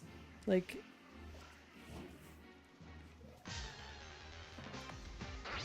Yeah, I want to see Furfuro become re-available. X and Y isn't even half-baked, just like quarter-baked. I only remember the names of the rivals because of the card games. Yeah. Like, there's not really much memorable about those rivals. They really... It's so weird, too, because for their Pokemon, their quality was, like, so much better. Like, all their Pokemon were really nice. Like, there was a very few Pokemon which you're like, about. A lot of them were very solid designs. A lot of them are still, like, pretty solid and quite liked by the community. But then their rivals were just so half-baked, and the story was really half-baked. And you know what their greatest sin was? Not giving us Eternal Floette. I mean, how could they? The audacity. You're telling me you gave us all these alternate forms in this game, and you didn't give me the alternate form? Like, that's blasphemy. Yeah, I don't know if Barry was actually seen as an ancestor. I don't think he was, not even his father. Which is fine. I think some people like to joke that Barry is just, like, the ancestor to the grandchildren of Irida and Adaman, which is funny. Because, I mean, like, Adaman's always going on about being late and time-related stuff. Barry's always running around finding people if you're late. Maybe there is a connection. But I guess Perrin is also, you know, there, so... Can't do anything about that. That is the power of headcanons. But yeah... Legends Arceus definitely stepped up in the story department. Like, there's a lot of memorable characters and such. And it was decently hard at times. Like, if you just ran in full charge without, like, getting prepped, the final boss battle can definitely knock you out. I really wish Eternal Flowette and Spiky Ear Pichu... Yes, Spiky Ear Pichu! It's still locked to the DS, my goodness. You have all these capped Pikachus, you can't bring Spiky Ear Pichu? The audacity. Hey! Jaxie is here. I can't wait to watch everybody disappear.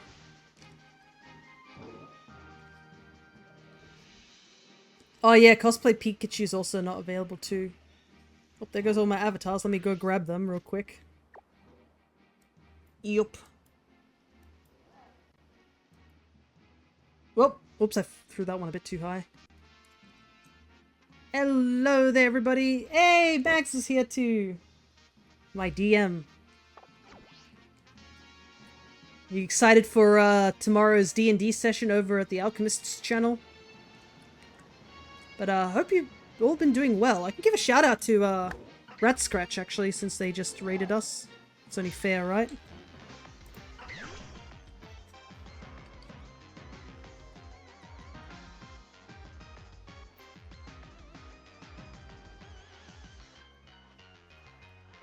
Here we go. Playing Bloodborne. Much different vibe compared to what we're doing. We're just hunting shiny Pokemon. A true test of skill. We've been doing actually pretty well though.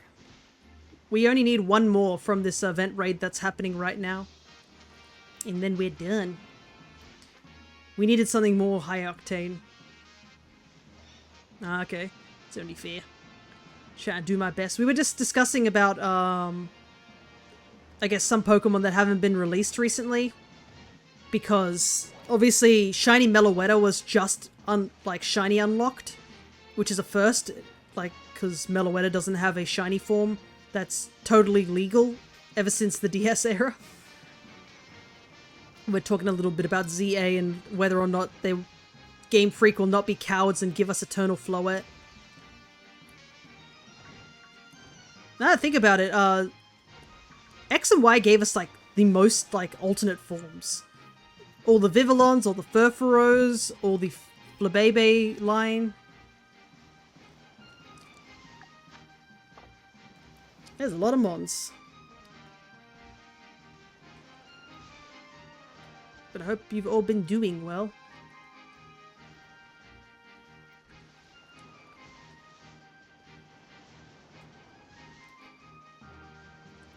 How'd you go with your Bloodborne playthrough? It also reminds me, my dad's been staring at me, trying to get me to go do Elden Ring. I'm like, yeah, I'll do it. I will, but I just haven't had time. I'm in the middle of multiple RPGs, I don't have time to play, Elden Ring. I'm still doing my 100% recruitment in Pokemon Mystery Dungeon. I've got Paper Mario 1000 Year Door on the line as well. See if I haven't missed any comments besides people saying that they're raiding. Okay. Excuse me, I'm in the middle of talking here. The audacity. I'm busy. Yeah, I would like for a solid number of new mons, so then Kalos had more than 60. Well, I guess also Kalos had a bunch of mons that weren't obviously from their region as well. But yeah, they had a much smaller roster. But they also had a lot of mons that haven't been seen since, good luck with the 100 recruitment. Thank you.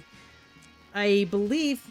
I don't know what number I'm up to. I can actually check. I think I was in the hundreds now. I'm at 150-ish recruits so far out of 400.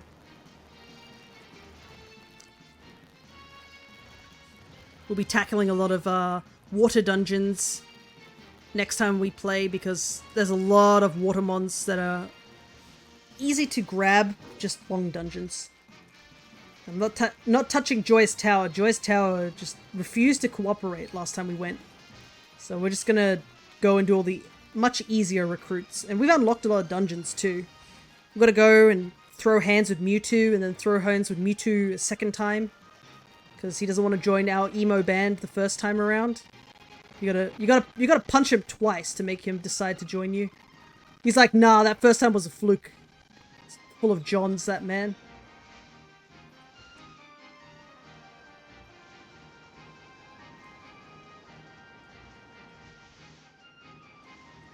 And I guess evolving some of the monsters is gonna be rough too. I had 9 white gummies and it wasn't even enough to level up the 2 of the Pokemon. You can't even bring a group of 4. You can only enter a dungeon with 3.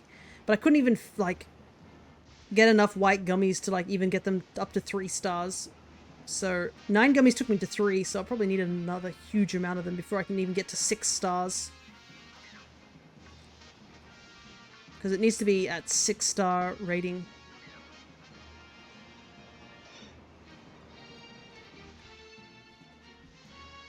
But I think Western Cave will also be another place I would like to go to.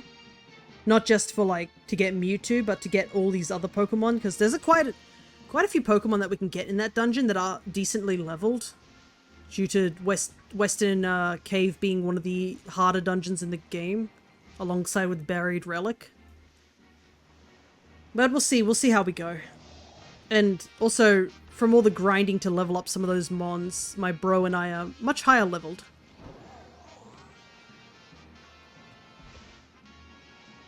Yeah, we got a lot to do, huh? D&D tomorrow, which I am excited for. I can't wait for Mags to... I feel Mags said it's going to be like a more chill session. And I guess I trust them. A part of me is like, nah, they probably will throw something in, but, you know. Mags can do whatever they want. If Mags wants to be like, that was a nice, easy session, let me throw this cliffhanger right at the end, I wouldn't be surprised. I honestly wouldn't.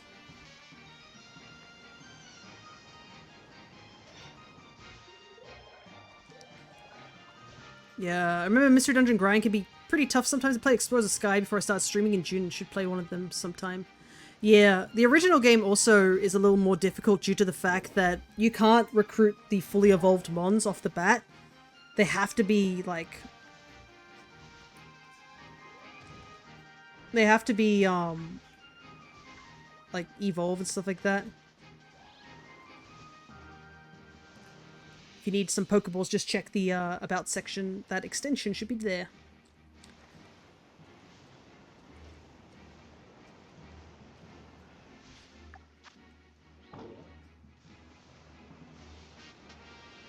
But yeah, the original game made it that you couldn't catch fully evolved mons.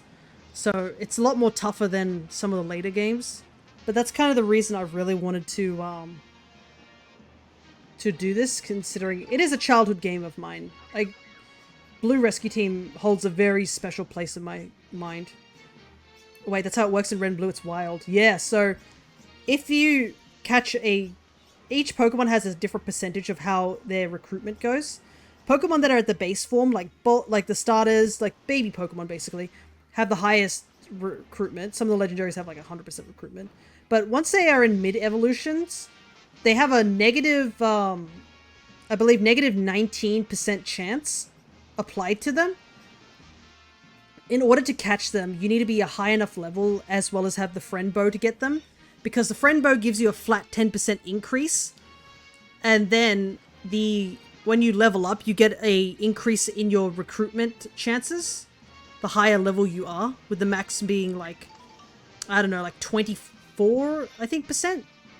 Or 25% if you're level 100. And then adding the friend bow on top also increases to 35. Which is very important because Kecleon is at, I believe, minus 34.9% chance of encountering and recruiting.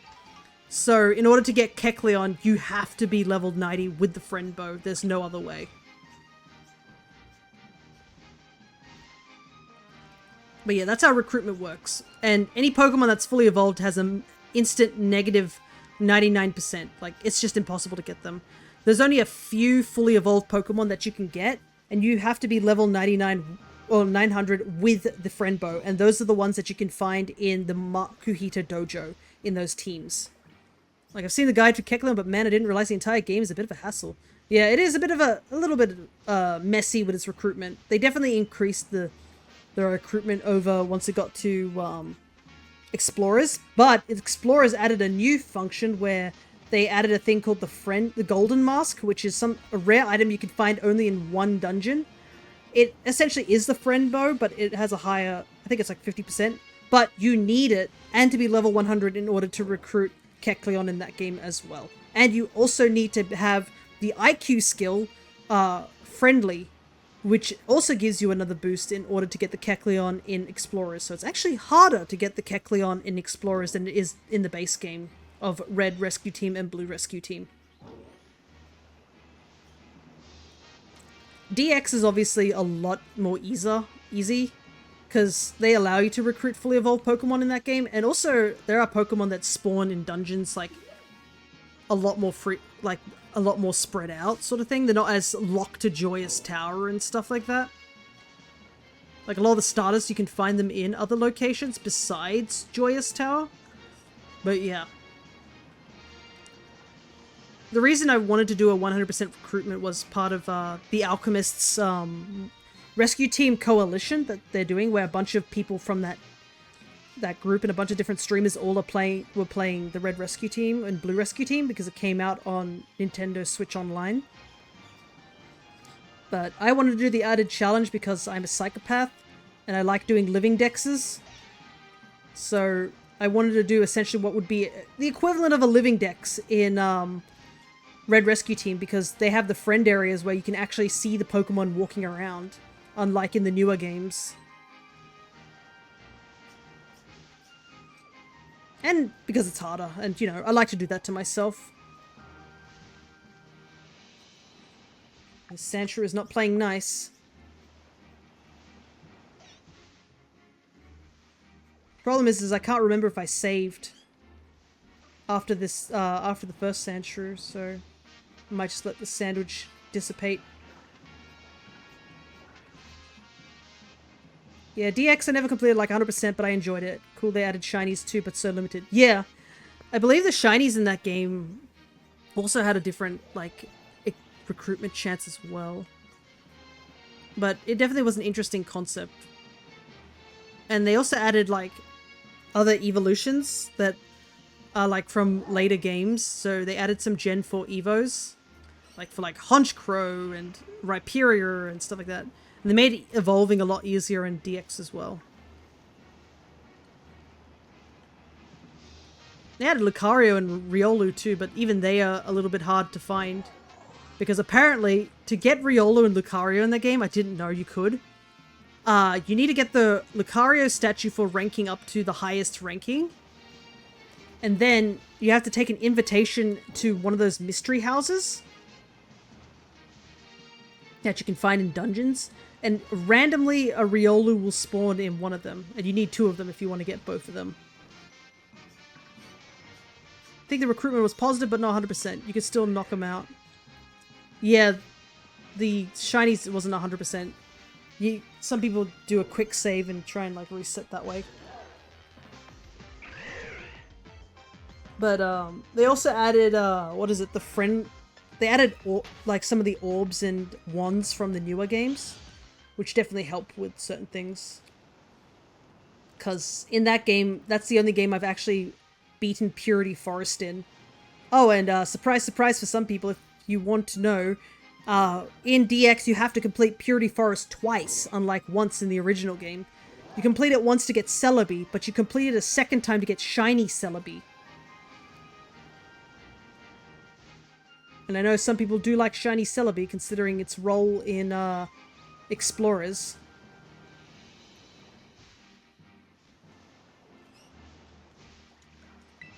But yeah, I probably am planning to play the other games. I won't do the 100% recruitment in the other games, because the story's a little bit more fleshed out in those games, so they last a lot longer. But definitely do want to get to playing the other games, because I do enjoy them all. Explorers is obviously peak, and I did play Explorers back in the day when I was first starting this channel, but that was a randomized run, and my goodness, that was a rough time. Oh my goodness, we marked the end of that run with 100 deaths. I can't even remember if I went and did the Darkrai story bit. I think I eventually did, but that was rough, that particular dungeon.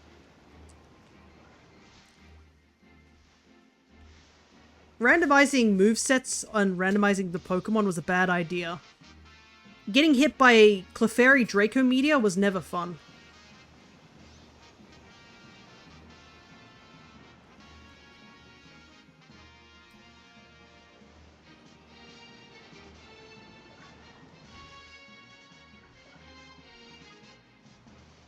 But I guess the upside about the randomizers is that people have lovingly made special sprites for some of the mons, as well as like made new portraits for them that are part of the Sky randomizer set, which I have been using to make the new avatars as well, because they have a lot of the animations all mapped out and such, which makes it quite helpful as a guide to see what speed and what like animation patterns I need.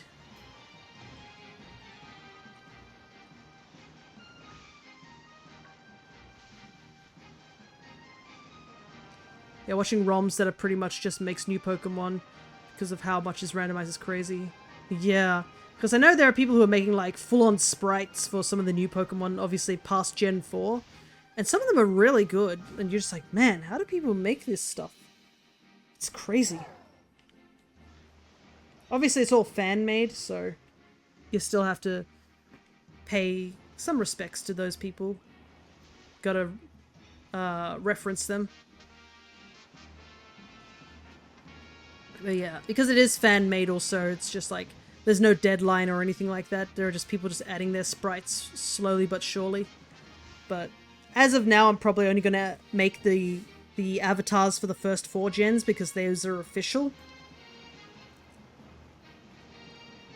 And then maybe in the future I will consider seeing if anybody will work on those. Because the big reason I'm making these avatars is that the ones that are on the stream avatar page are super outdated.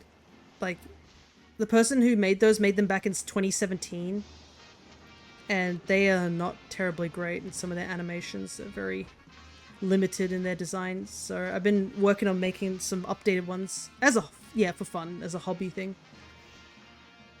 So that's why I'm just taking it slow. And for those who, I guess, just came in on the raid, I am working on something art related, so that's why I'm putting a bit of a hold on the avatar making for now. But it's a secret and I cannot really go into detail about the art project I'm working on. But it will be revealed soon. I do have a bit of a deadline.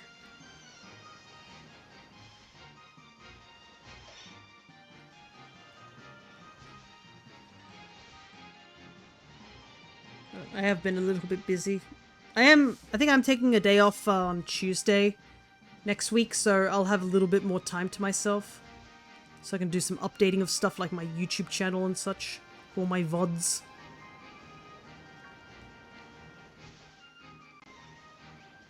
Sandshrew, come out! I just need one more of you, please!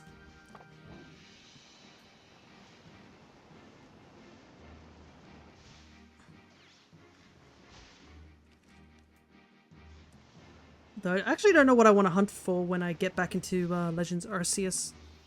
The only Pokemons I can really think of at the top of my head are like the Hisuian mons like Sneasel and Basculin, I guess? But Basculin can be caught in this game, so I feel like it might be better. I think I've seen one shiny Basculin and it ran away before I could even see where it spawned. I just saw the sparkles in the water, tried to land to save the game, and it disappeared. And I had no idea, like, where it was, so that was a missed opportunity. And they're so fickle, so they run almost instantly. So I think it might be better to get them here. Welcome back, Cryo. We got one Sandshrew, we're just working on trying to get a second one.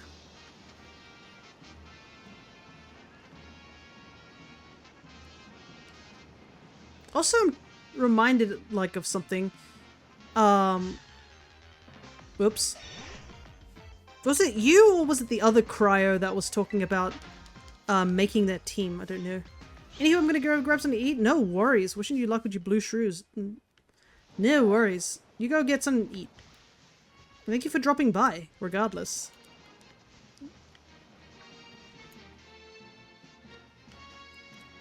Me, I think... Right.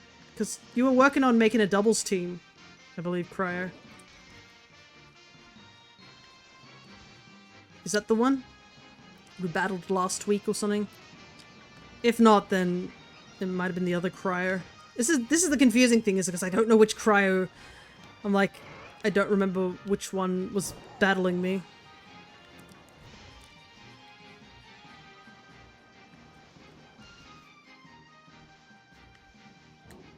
But yeah, if it is, how have you been going with that? Any improvements on it?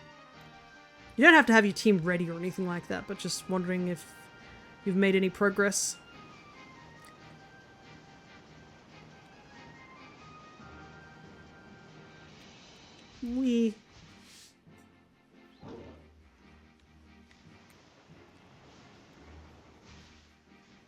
Trying to get Vulpix for it. Oh, the shiny one?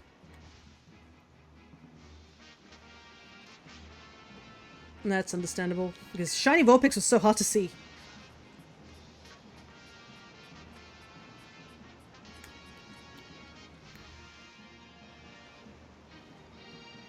Even like, this one's a little on the harder side to see just because of the whole, face. If it's facing away, I can't tell if it's shiny or not.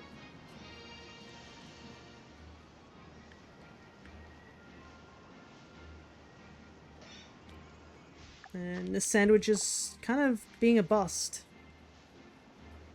And another problem is I don't remember if I saved.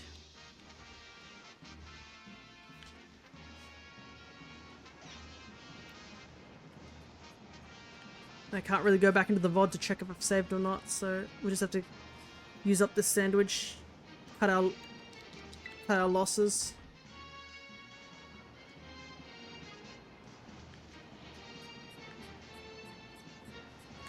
But, I mean, we've done pretty well for all the other sandwiches, so it's like, I shouldn't complain too hard. I mean, we found Passimian in like 2 minutes.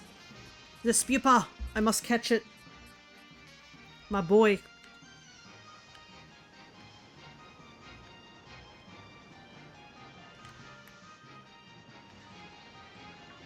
Halloween one too.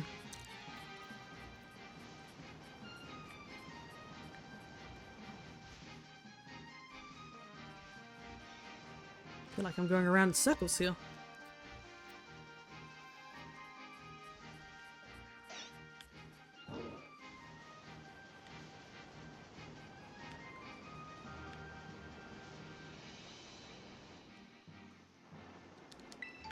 Doop doop doop.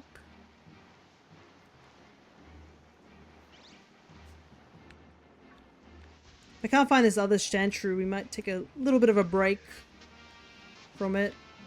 I do still have to evolve the Vulpix, so we'll go somewhere we can evolve it.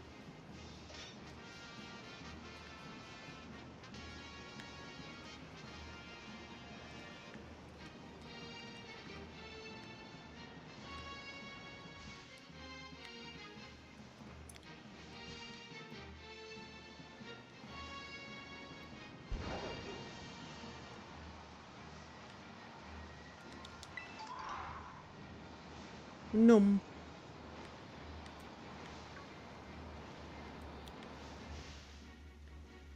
Hey, nice.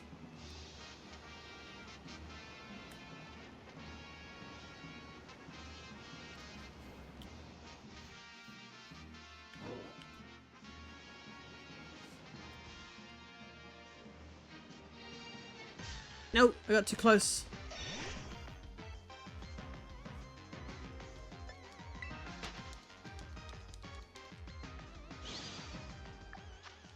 One minute to go.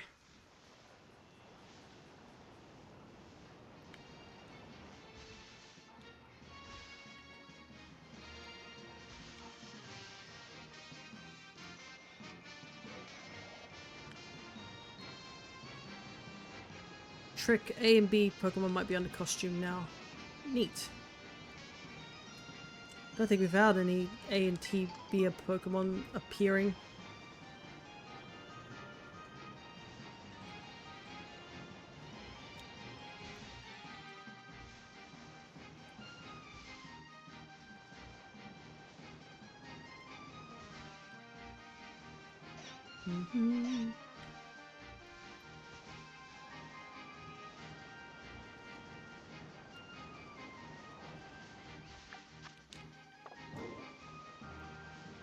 Yeah, I think this is a bust. Alright. Let's grab the Vulpix and,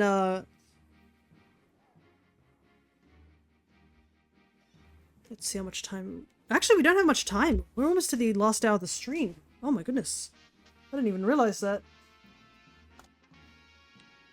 Well, let's evolve this Vulpix first. So let's go somewhere where there's no grass. We'll come back to that Sandshrew in a moment.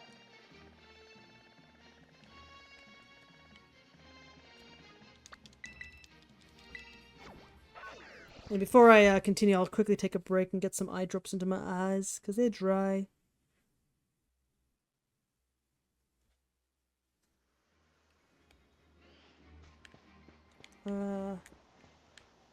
So... I believe it's just an ice stone, right? Do I have an ice stone is the next question. That's probably something I should be considering. Oh yeah, I have plenty of ice stones.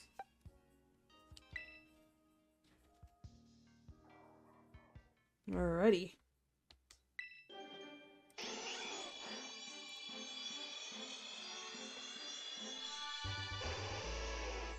There we go. So much more noticeable with the eyes being like the bright pink. But yeah. Still think regular Ninetales has the better shiny. So pretty. Yeah, it's still very pretty though. Alrighty. At least I know I have tons of like stones to work with. But yeah, I'm gonna step away for like a minute and I'll be back. So if you guys need to stretch or hydrate or do whatever you need to do, I suggest you do that now while I go and get my eyes fixed up a little bit. Alright, I'll be back in just a moment.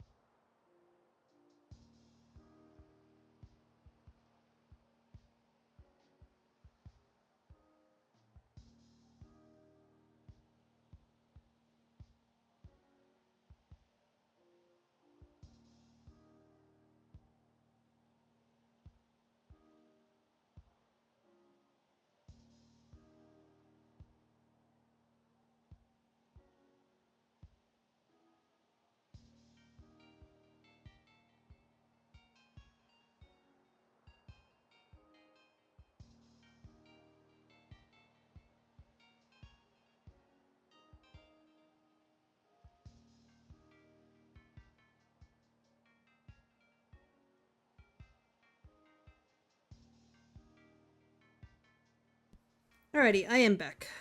It's a very quick break.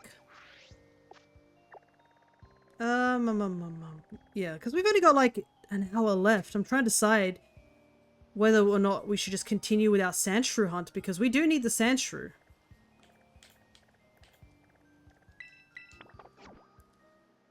As much as I can technically hunt it elsewhere or at another time, but I think this is the best time to do it because it's not overlapping with any other Pokemon.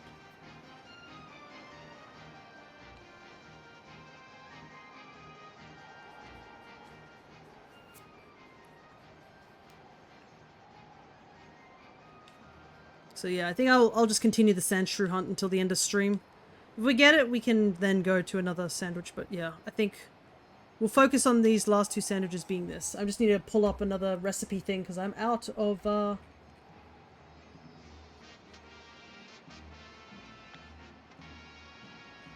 mass outbreak of Flygon. That's pretty cool. I don't think the shiny Flygon I had belongs to me. I think it belongs to someone else. Maybe I should take a look at that horde a little bit later. Probably off stream.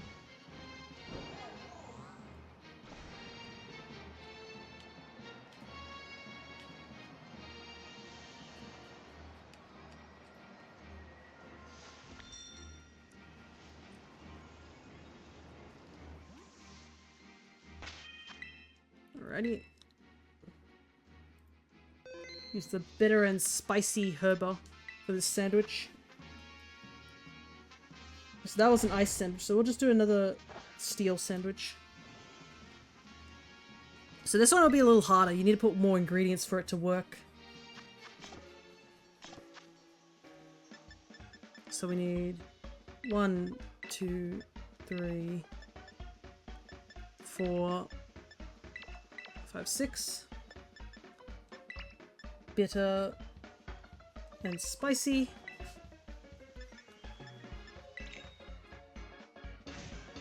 Plus the ice one is using cloth sticks. I think it'll be easier to use Hamburg because it's a bit more a larger thing.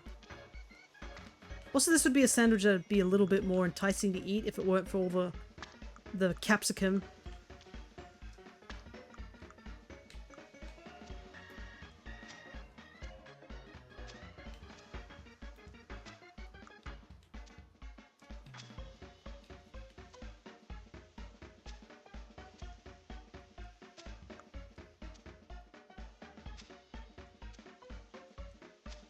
Oh.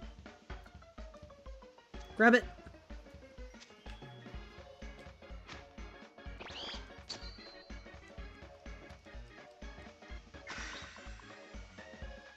Like how the prosciutto is like playing Jenga with peppers, pretty much. The prosciutto is like clipping through the bread. God, this mechanic is so busted in like 2 different ways. Okay, this should have worked.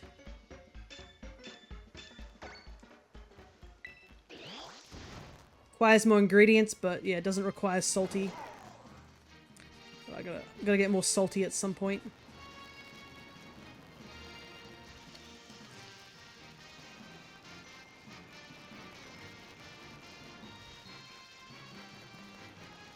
But yeah, I remember back in the day when they had like the full sandwich guides and you had to literally play Jenga with some of these ingredients because you'd have to use things like, what is it? The cherry tomatoes are scary to use because Game Freak thinks it's funny to have them like curved side down. So they just wibble and wobble and you're like, no. I have a single spicy to my name. Yeah. I will admit I do use botted raids to get herba. Because it's a lot faster than the other methods. The only other methods is like doing, at least nowadays, is doing those challenger quests with the level 100 starters. The only downside is that some of them are harder than others. So sometimes there's not a really good solo guide. But there's a guy who does Blissey raids on YouTube or something.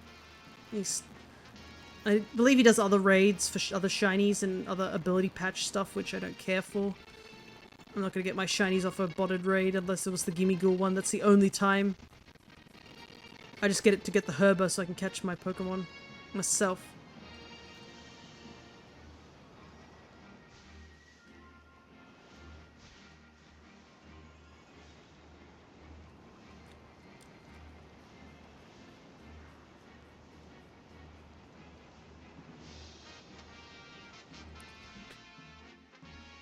But yeah, you either need spicy and bitter to make the sandwich I made, or just use the salty and one other one. But usually when you're collecting Herba Mystica, you'll get abundance of other flavors.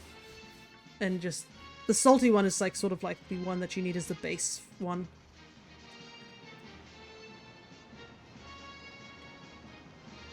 Yeah, hopefully they have more of these type of raids. Use salty and spicy, yeah.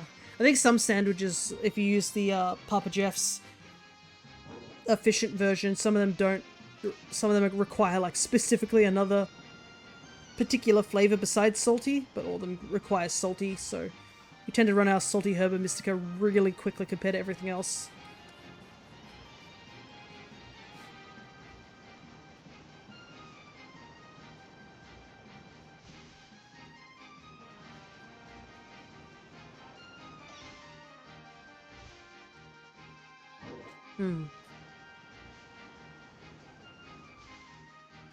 Come on, Central. Gonna spicy. Hey, let's go.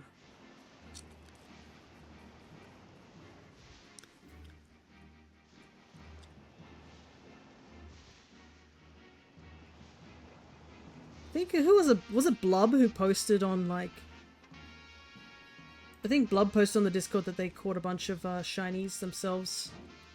They got 2 Passimians, a Morpeko, a Stunky, and 3 Alolan Sandshrew. But they apparently said that they were pretty unlucky. I wonder if they need to go for the other ones. But I guess they have Scarlet, I believe. So they probably wanted to... That's all the Violet exclusives by the looks of it.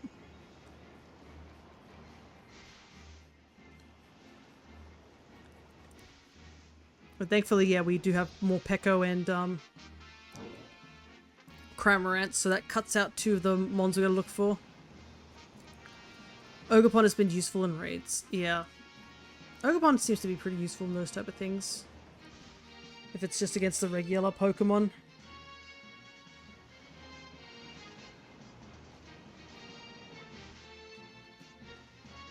Another Halloween Mon. Do I have a Great Ball? Let's find out. Nope. I do not.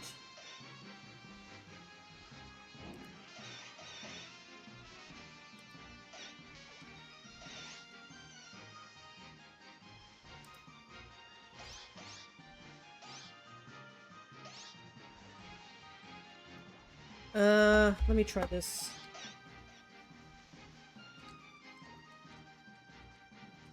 Because I do have one of these.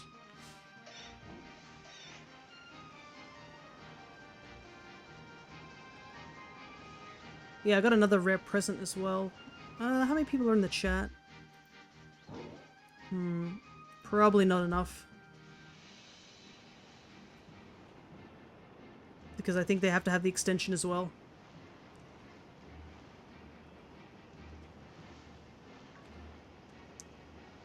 But that's understandable. It's getting late for some of the Americans. So I can understand that some of them need to dip early. Such as Rat Scratch. I believe it is getting quite late for them at around this time.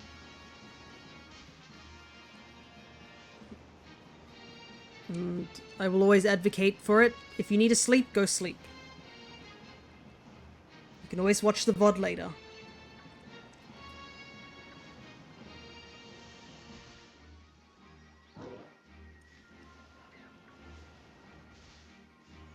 It's 9:30. Yeah, for some people it depends. Because I think different states have different times as well, from what I know. Like, I think Dre, when we're doing D&D, Dre is the one who's, like, staying up the latest. Honestly, he is a trooper. Because, my goodness, the last session we did was, like, 6 hours long. Like, a whole hour longer. And my man was losing it. We were losing him. He was so tired. Yep, I'm in the middle. But yeah, at some point his avatar slumped over. That's when we found out that he'd fallen asleep for 10 minutes. But as soon as this session ended, we were like, you, off to bed.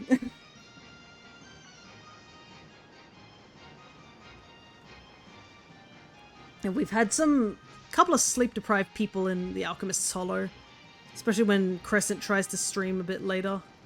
Because obviously their work schedule only allows for them to do that. But I have been witness to some rather bad cases of sleep deprivation, I guess.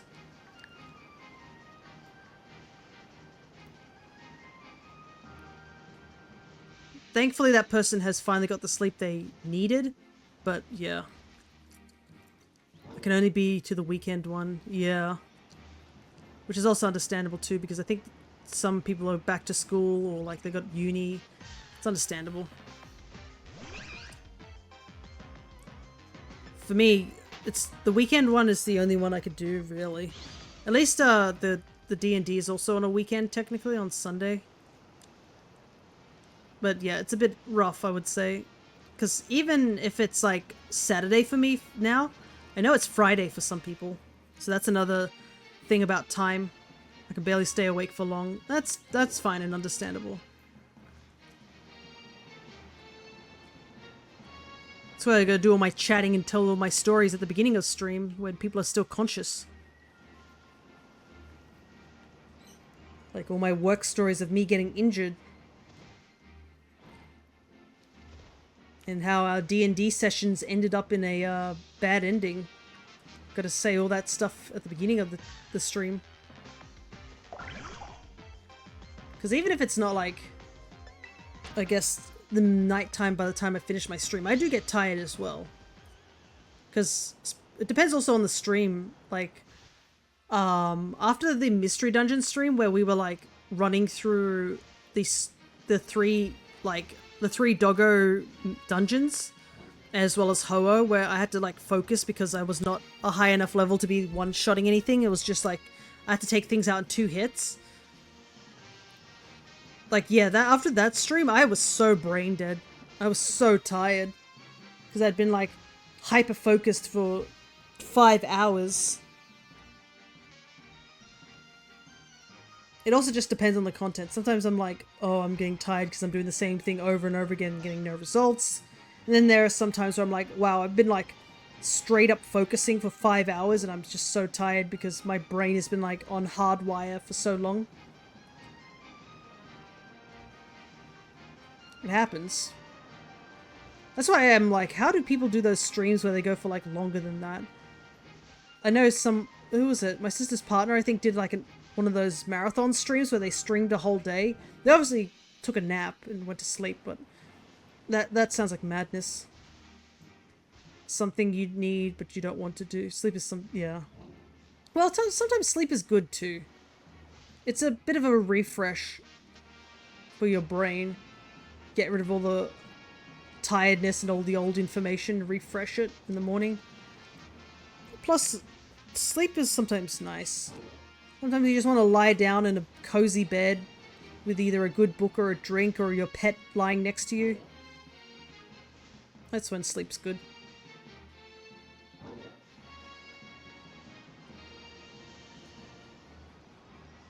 I think it's just, the problem is that in this society people are just really hardwired. That's only when I wake up. For me, I also want to sleep because that's where I get a lot of my good ideas from too. Sometimes I'll have dreams that are really unique, and I can only get them from there. I used to keep a dream diary, and I still have it. It still has some ideas which I wish to flesh upon and flesh out.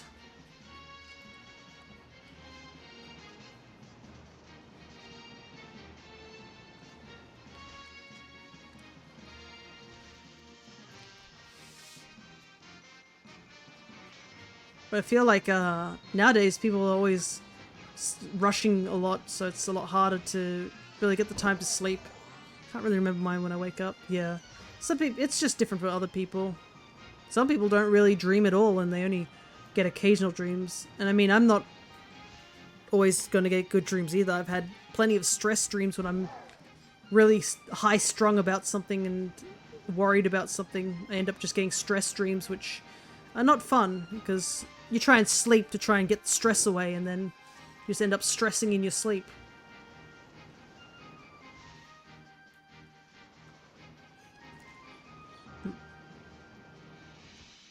But yeah, Crescent had a couple of people in there. Hollow, which I'm also part of, just mention about not sleeping well, or just choosing not to sleep well. There was a particular incident recently, but that's been pretty done to death over on their end. I guess the too long didn't read was like somebody nearly hurt themselves really badly because they, or could have hurt themselves really badly because they didn't sleep for like 2 days. Which I think is utter madness, to be honest. I'm glad that we scolded them to go to sleep because they were watching the stream instead of going, I don't know, going to sleep without like 2 days worth of sleep. Sleep sometimes wake up panicking, yeah. Or like those dreams you have where your body's like psych and it drops you out of the sky and you feel yourself fall and you're like, oh. There's a crocodile following me, go away. 2 days is crazy, yeah. Well, they never really explained why they were up that long. I don't think I really need an explanation. I don't really want to find out an explanation. But even 1 day is already bad enough, so... I just can't imagine going 2 whole days without sleep. You'd just be so cranky.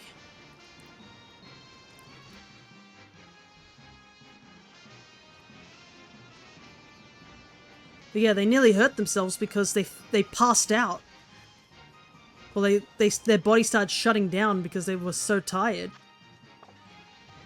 And they were talking about it whilst on the stream, which was like, they were over in America at the time, I think just like for a short while. But it was like 1 AM for them over there. We're like, what are you doing still up? Go to sleep. And they're like, yeah, I'll go to sleep sort of thing. And I think Crescent really got very worried. Like, Crescent really does care about their community. So hearing them like actively putting themselves in like harm's way or like in danger really worries her. So that was also the day that I actually ended up becoming a mod, funnily enough. It was during the Animal Crossing stream when this whole thing was happening. And Crescent was like, hey, Fia, if I let you become a mod, can you time out this person because they really need to go to sleep? And I was like, yeah, absolutely, I'll do it. As soon as I become a mod, I will. Timing out the sleepy person, yeah. And as soon as I did, no hesitation, just grabbed them by the scruff of their neck and tossed them out of the stream. I was like, alright, off you go. And unfortunately they tried to escape onto the Discord, and at that point, as soon as they made a comment in the Discord, one of the mods over there were just like, alright, 8-hour timeout. Go to sleep. Thankfully, they did finally go to sleep. I think they came back on the stream at some point to say they couldn't sleep, so I just timed them out again. I was like, go to sleep. But, yeah. It was wild. Eventually, they did go to sleep, and now they're thinking a lot better. They're like, I really needed that. And I'm like, thank goodness you needed that. Of course you needed that. You probably weren't thinking straight. Because you were just so sleep deprived. And they said they're not going to do it again, because it was not a fun time. But yeah, I guess when you're really sleep deprived, you just enter lizard brain mode and you just can't think straight. So to them, two days of no sleep didn't seem like anything weird. But like to the rest of us normal people who actually have a sleep schedule, we were like horrified. But yeah, hopefully that doesn't have to happen again. But yeah, school made me used to little sleep. Yeah, I can imagine school do be like that. I was the opposite. I was like, you know what? I'm gonna try and sleep when I can. There were rarely times where I was up like really, really late. But sis grown out of it, yeah. I definitely know a couple of people at my uni who were like chugging that coffee stuff.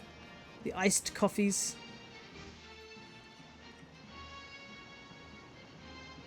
Coffee doesn't really agree with me. I think it's too bitter. I would always end up sleeping in science. Oops. I feel like science would be the more interesting one. But yeah. I did once nearly fall asleep during my uni, and I vowed never to do that again because the problem was that we were at computer desks for uni. Or was it TAFE? I think it was TAFE. And I was like sort of sitting in one of those computer chairs, you know, those swivel chairs, and I started drowsing off because the problem is for me, there are two big weaknesses I have to falling asleep. Is if the room is dark, quiet, and then also if it's cold. So they had the aircon on to a gentle cool, and it was dark as they were explaining something on the, I think, one of the boards. So at some point I just started dozing because I was like, it was the perfect conditions for me to doze. And then before I knew it, I started falling asleep. But the problem was that the way I was sitting, the swivel chairs, they didn't have a really high back on them. They went up to mid-back. So as I was starting to fall asleep, I accidentally started leaning backwards as I was falling. And there was nothing to protect, like, stop my head from falling. So my neck snapped back. Because obviously your head's heavier than your neck. And my head snapped back because there was nothing behind me to support me. I thought I was gonna die for like a good split second, and that woke me up real quick. Don't fall asleep on computer chairs. 2 out of 10, would not recommend. I legit was like, thought my neck was about to snap off. Because I was like half asleep and then all of a sudden, just this falling sensation from my head just spooked me so badly. The thought of falling, yeah. I've seen somebody also fall asleep forwards and nearly just bang their head on the table. So, not a fun time, to say the least. But yeah, they just had the perfect conditions, unfortunately. But if they only had the perfect chair... Hey, giraffe rig, considering they're around in this area. Neat. Do you have any Pokeballs left? Let's see. Still do. Oof, this second Sandshrew really isn't, like, playing nice. It's just not showing up.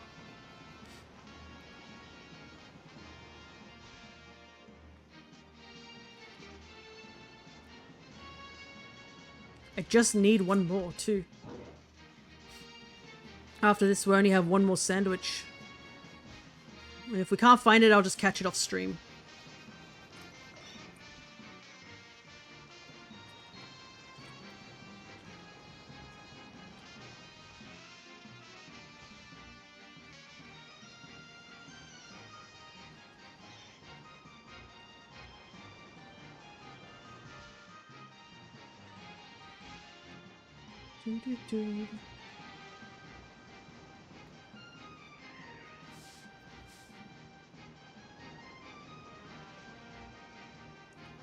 Man, those TAFE days feel like forever. I wonder if any of my friends from that TAFE even remember me. Unfortunately, I didn't have Discord back then, so we only really knew each other using a Facebook group. And I haven't really talked to them since, which I feel really bad for. Because I actually got close with one of them as a friend. And then, yeah.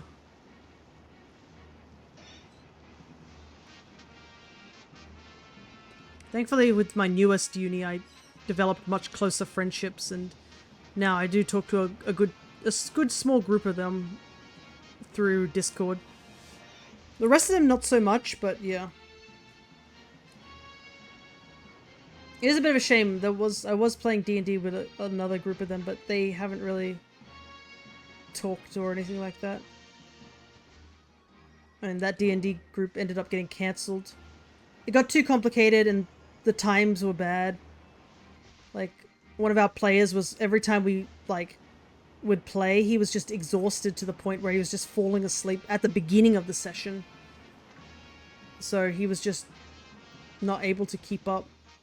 And then it got a bit too complex for our DM because he was making his own story, so he was like, I have to scrap it, and I was like, understandable.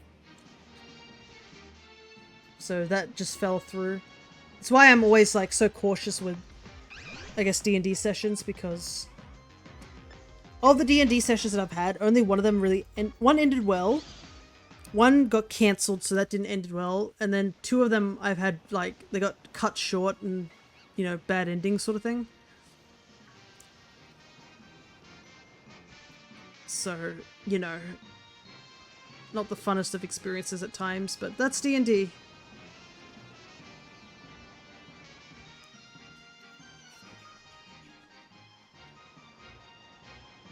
That's why I've been enjoying these 2 sessions that I've had, which have been really long ones. So they've lasted the test of time. So 25% success rate, pretty much. We still have 2 sessions to go. The Ravnica one and this Netherdeep one.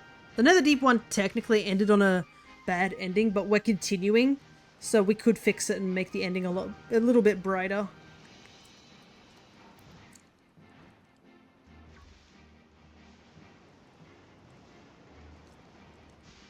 But we'll see, we'll see.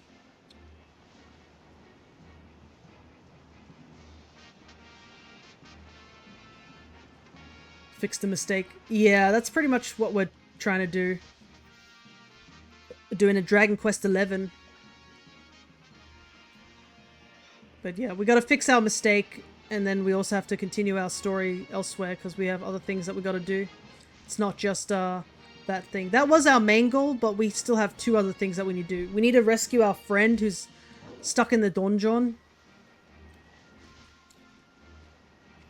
And we also need to, defeat the devil witch, Jehoria. So we do have other things to do. The what? The donjon. The D-U-N-J-O-N. Long story short, he accidentally drew the donjon card, and when in one of the decks of many things or many more things, I don't know which one, and he got sucked over to this dungeon area, which the donjon is apparently a giant space prison that is hidden within space and time.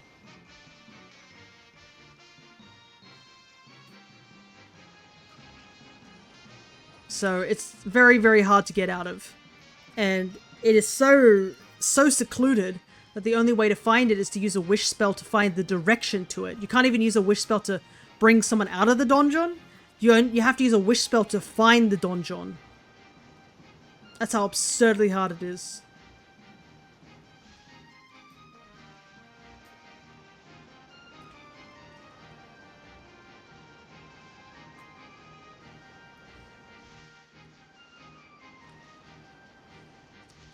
But yeah, it was his fault he ended up there, so, you know.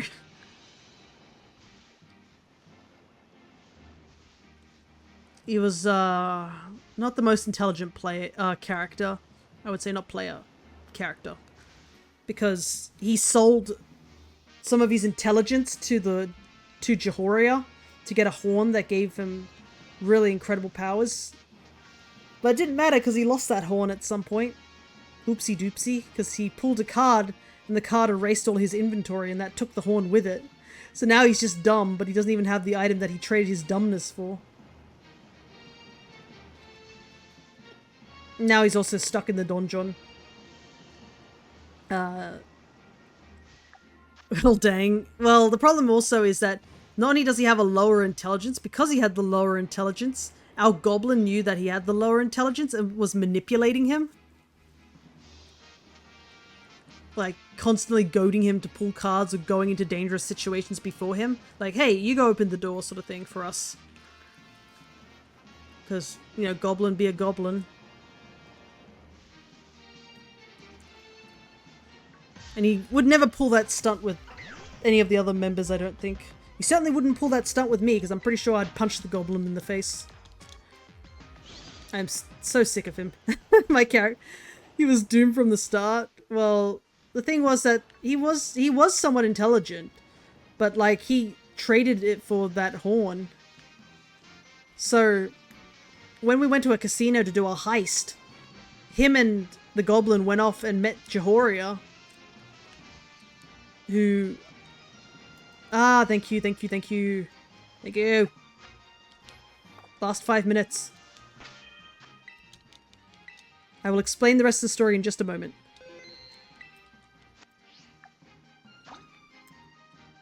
Took your time.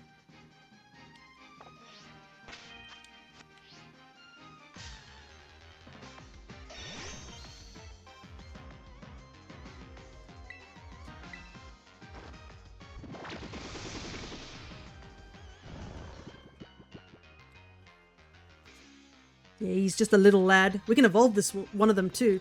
I think I'll evolve the one that has a mark. Because I think one of them has a mark.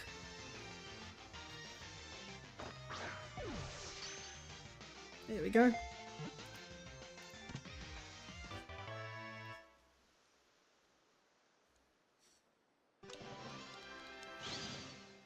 Yeah, they're little chubby boys in this one. Alright, do you have a mark? No. Well, there's no point rushing because the sandwich is almost over anyways. We do have time for one more sandwich, so I might do something else here, but I haven't decided what. Let's just head straight to the central plaza and evolve this guy straight away.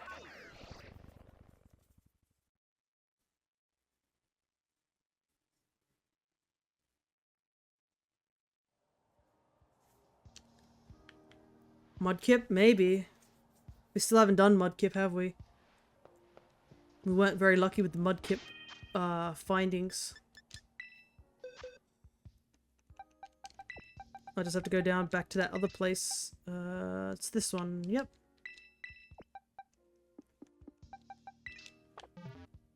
Alright, let's evolve this guy before we do anything else.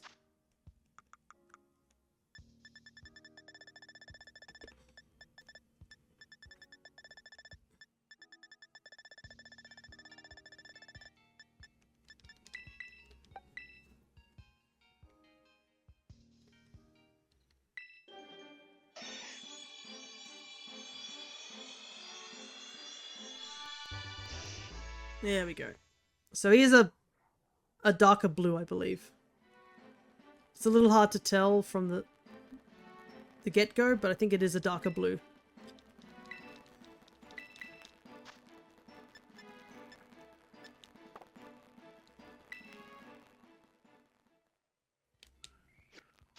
Alrighty.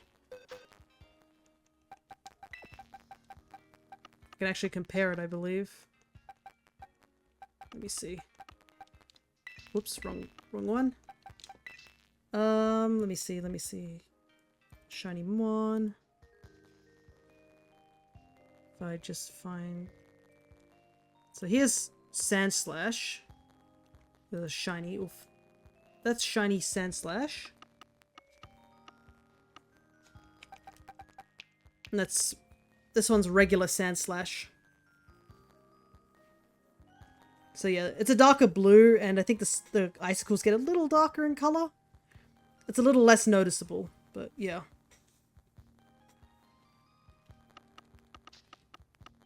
Alright. Well, I guess we'll attempt Mudkip as our last hunt for today. We'll only get chanced it for one sandwich, though. Let me just grab the sprite first before we head off.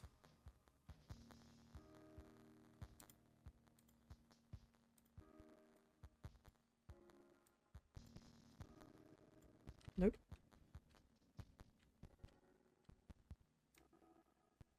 Why is it grabbing the whole group? Thank you. I wish I could, like, lock the group, but if you lock the group, then everything... You know what? What I might do is grab the shiny one and take it out of the group. Alright. Oh, but then it goes over the word. Oh, my goodness. I can't win here, can I?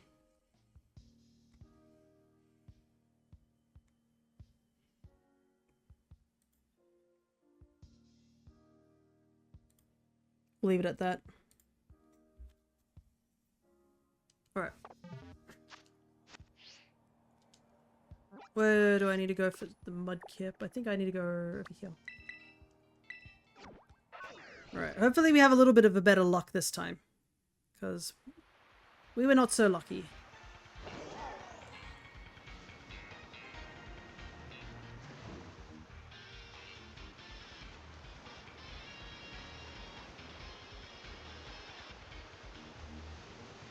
Like how the music does get a bit muffled when you're going down the river. Or if you get submerged.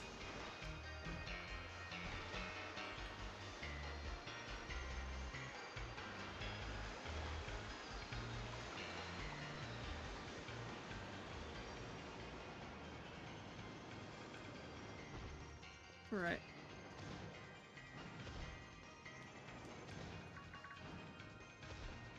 Along the Niglet's another mon I gotta do. Alright.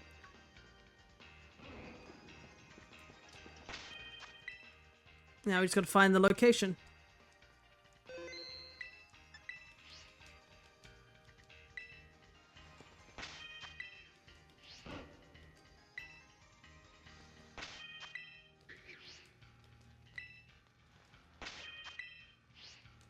No, it's somewhere in here.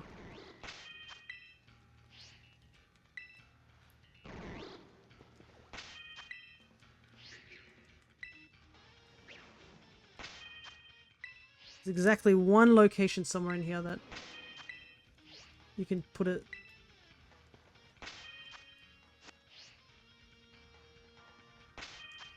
Picnic up. I'm pretty sure it's this side, right? Yeah, I don't think it's that side. I'm pretty sure it's over here. I might grab that video and see if I can get a better look at it.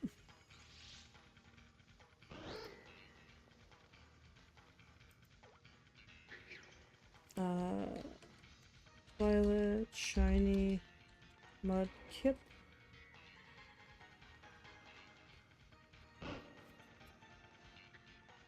Ooh! That shiny hunting bot.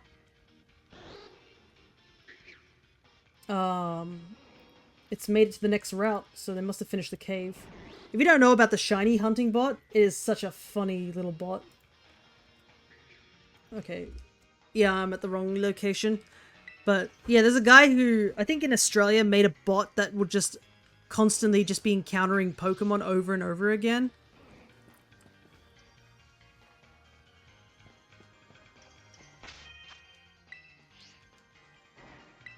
And they trying to collect they're doing a Professor Oak challenge with the shiny Pokemon. Nope. Pretty sure it's this rock here. It's right here. Just gotta find the right location. But yeah, they are trying to do a Professor Oak challenge where you gotta catch every Pokemon as a shiny that you can possibly get before continuing on to the badge. And they were stuck in like the route just outside Dewford. Not Dewford, outside Oldale. They were stuck outside Oldale for like so long because they needed 2 shiny Seedot because you can't get a Leaf Stone at that point, so you only need 2. But the problem is that Seedot and Emerald is a 1% encounter. So they were legitimately like stuck there for an entire year after catching the first Seedot. They were stuck there hunting for Seedot for an entire year, and they only just got the Seedot like a month or 2 ago. But now they've been they did Dewford Cave and they've just finished it. Funnily enough, they got the harder Pokemon first. They got the rarer mons first. And it looks like they're now out on the route underneath the cycling road at the moment.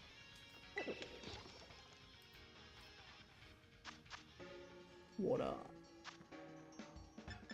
Seedot was stealthy. Yeah. The chat exploded when that Seedot finally showed up. And I honestly don't blame them.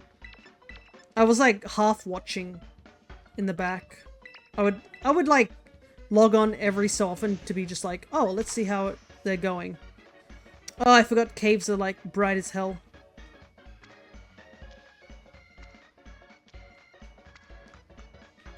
My favorite type of lighting. The I can't see shit lighting.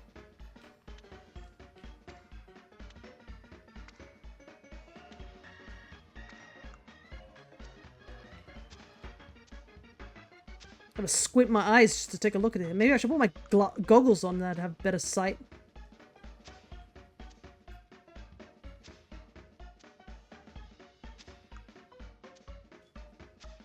Uh-oh.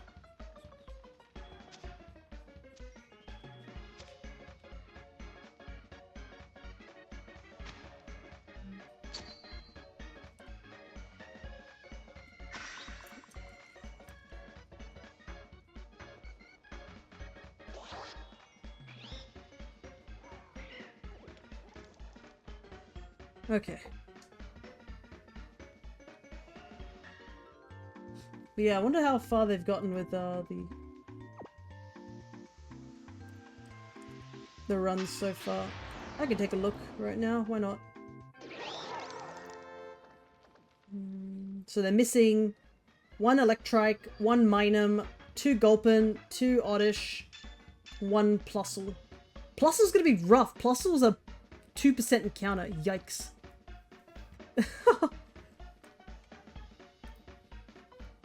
But it's a bot, so only the guy whose computer has to run it runs it. Alright.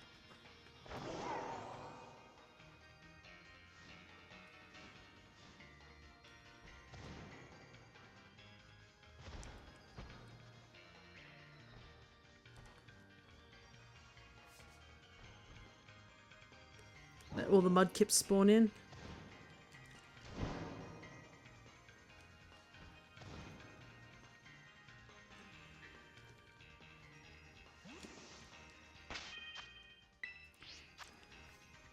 But yeah, I wonder how that guy's computer's going. I think they, from what they did their hunts, they were stuck at, like, the first route, well, not the first route, the second route for so long that I think they caught over, like, 100 shiny Poochianas.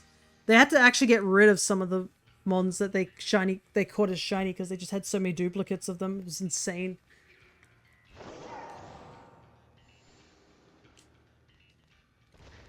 But I honestly do hope that they finish at some point. It'll probably be like years in the future, but I do hope for it. Godspeed that bot.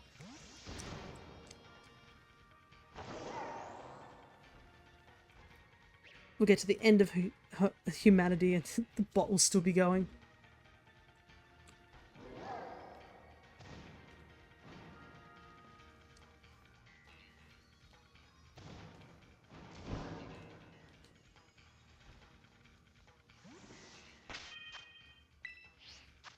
Yeah, this one's a little bit more of a boring hunt due to the fact that you just have to go back and forth.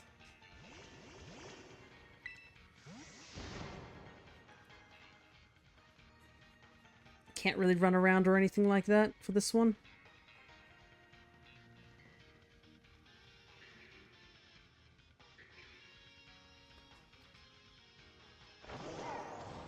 I think it's just made worse because there's this giant rock in the way that I have to jump every time just to see them.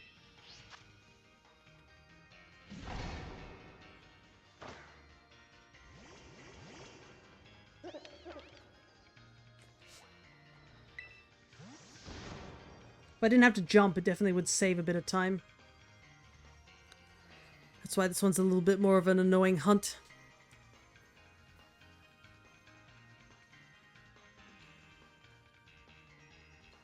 I probably won't be using it for the Diglett hunt. Because I do need a lowland Diglett. I need two of them. The Doug Trio as well. But I feel like there's much better locations for them.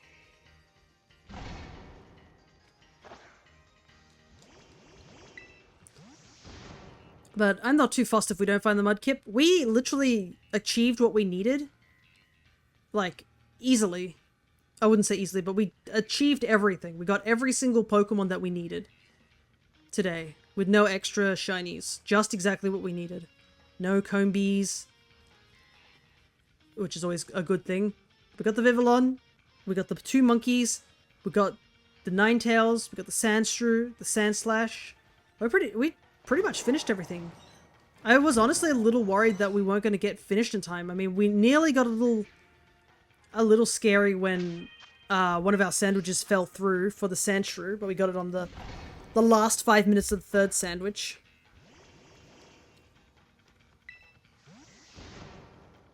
But yeah.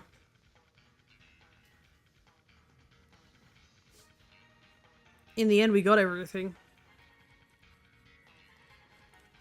Why must you spawn behind the rock where I can't see you?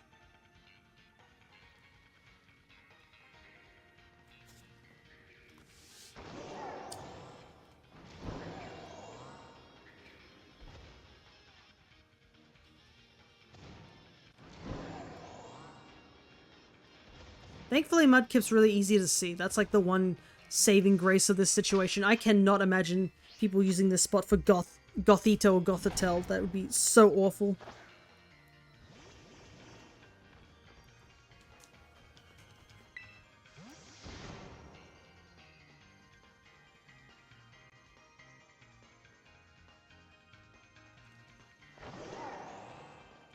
Come on, pink Mudkip.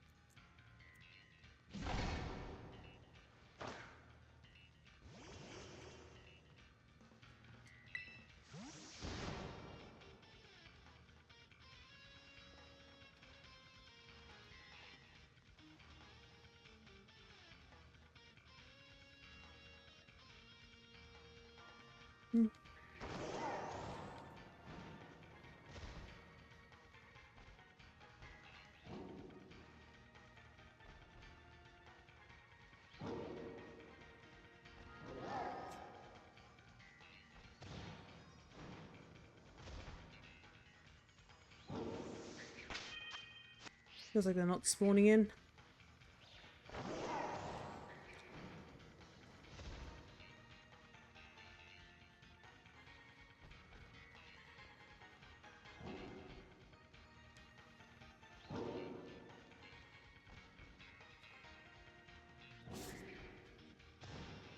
Where are all the Mudkips? Meh. Do I have to stand further back?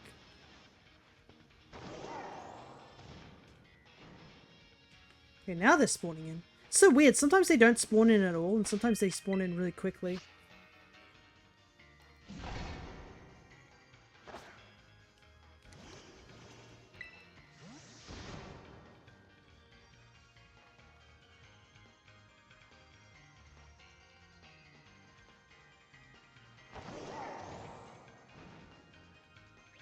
Ooh.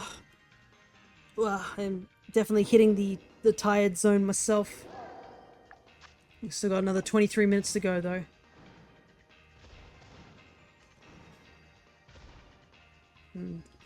Unfortunately, all the sleep conditions are starting to kick in.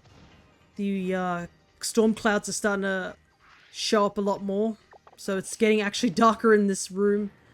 Then there's a cool wind coming out from the window that I have opened. All the things that I need to go have a good sleep.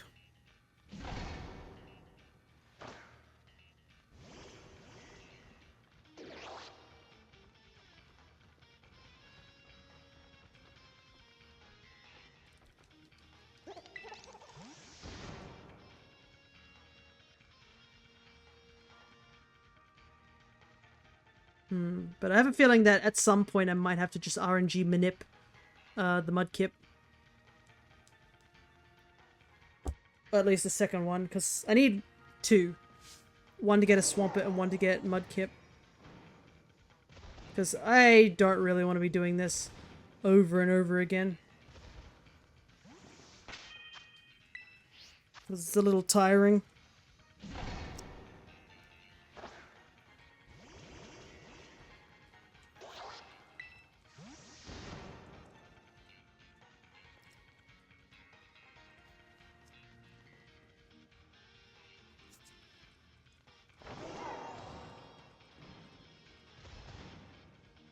Yeah, I don't know what...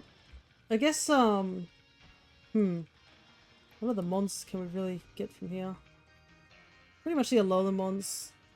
Not really any... There's not many Galarian mons we can get in this game. Those aren't really... Which I guess makes sense, because Sword and Shield was like, you know, already just came out, so it kind of makes sense that they wouldn't really have any of those mons here.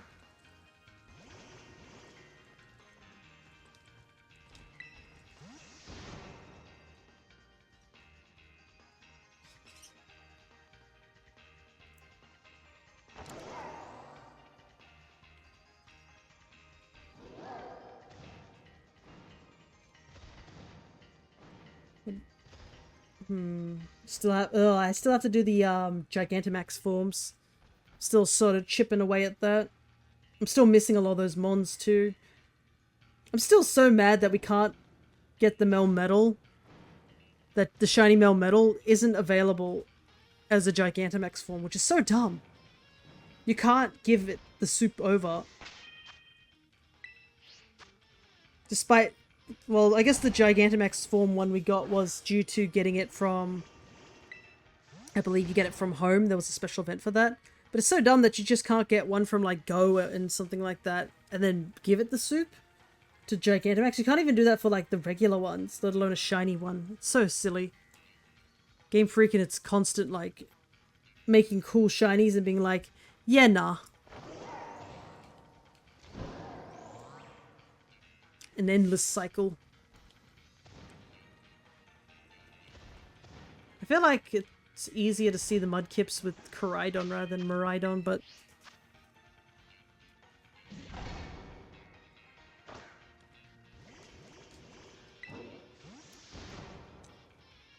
I'm still missing. Maybe that's what I should go and hunt for next. On my final hunt. Because there are a couple of these mons I don't have as shinies. That I can still obtain in this game.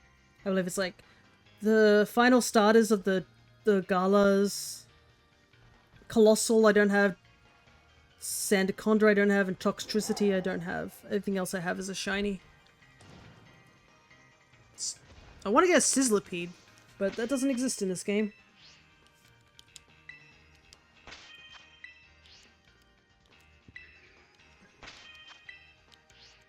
Ah, my goodness. Is it because I'm jumping with Miraidon that it keeps slightly shifting me that I can't jump here? Halloween Mon, which I don't have any balls for. I'm too lazy to get them, so I'll just get Ultra Ball.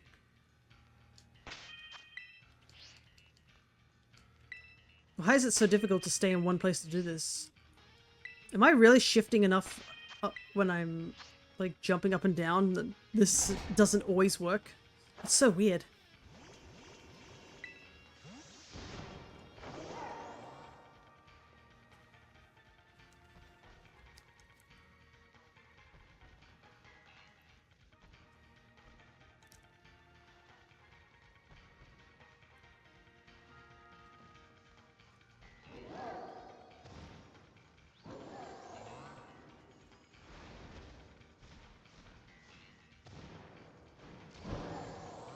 Yeah, it feels like Miraidon's like just wings are a lot harder to see past.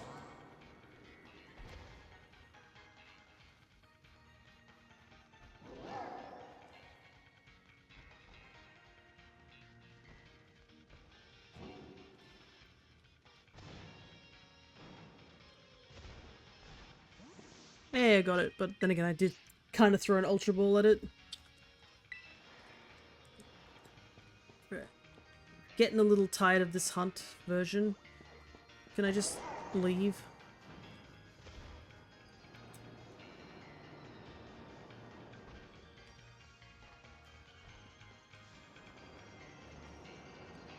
I'd rather be wandering around. It's a little bit more entertaining than just jumping up and down.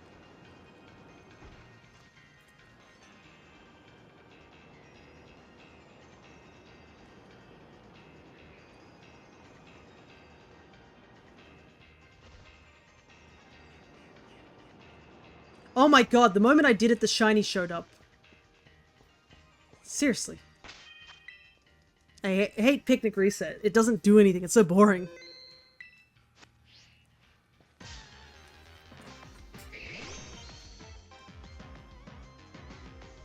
That's female too? What the heck? Oh my goodness, this is a rare Mudkip.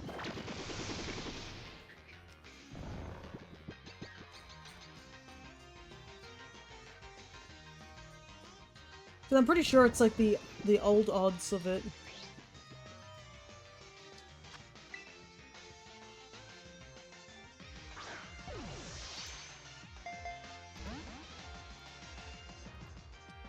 Let me see. Yeah, it's a 12% chance for this thing to be female. Oh my goodness. Well, it was worth running around for.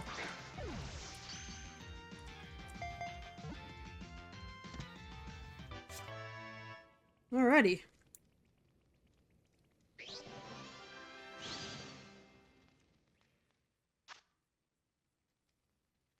And it's a good shiny too. That a mark. Oh my god, it has a mark too. What is this Mudkip? This Mudkip's wild. Female, shiny, marked Mudkip. Mudkip the Sleepy. Oh my goodness. What a rare Mudkip.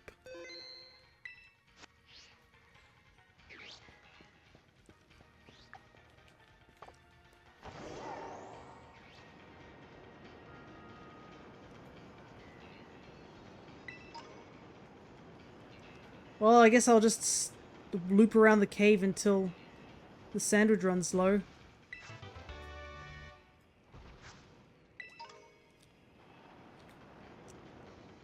I cannot believe that just happened. That is so wild. The problem is I think Cryo's fallen asleep. They missed out on the Mudkip. I don't know if they're still here.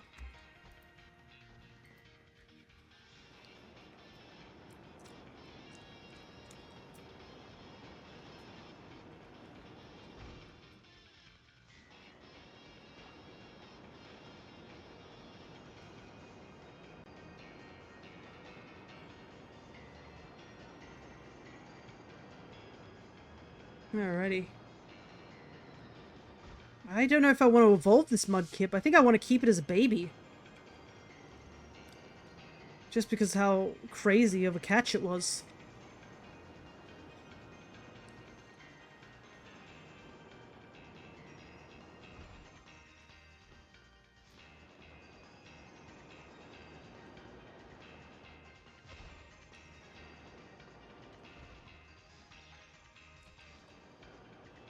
That certainly woke me up when I saw it. It was like, or I was sort of in that mode where I was just like, oh my god, it's finally here, you know, like the finally sort of thing.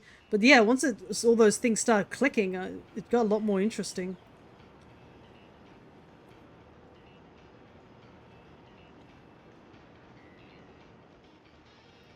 And also, I guess, just wandering around is a little bit more interesting. It kind of forces me to do something. Instead of trying to just finesse standing on the spot.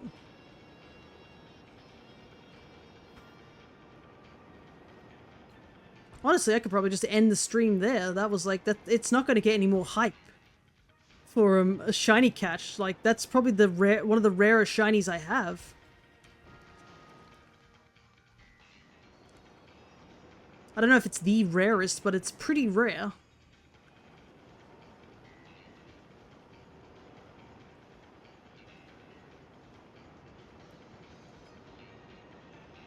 And it's not the common mark, thank goodness. Sleepy mark makes sense, but it's, if it was a rarer mark, that would be cool, but I think I'll take it. I'll take anything that's not the uncommon mark.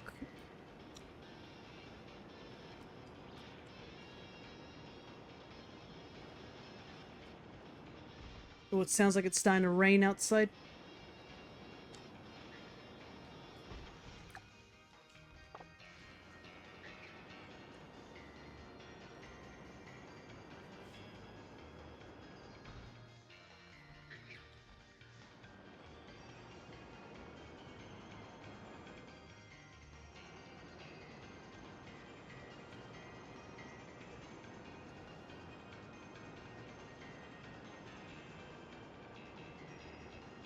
I definitely will clip the Mudkips up separately from all the other shinies.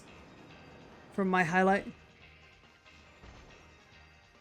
Hey, I'm back from my burrow trauma. Welcome back, AJ. You missed out on a really crazy shiny catch we just did, I would say 5 minutes ago. Like, I think I've caught a very rare shiny, essentially.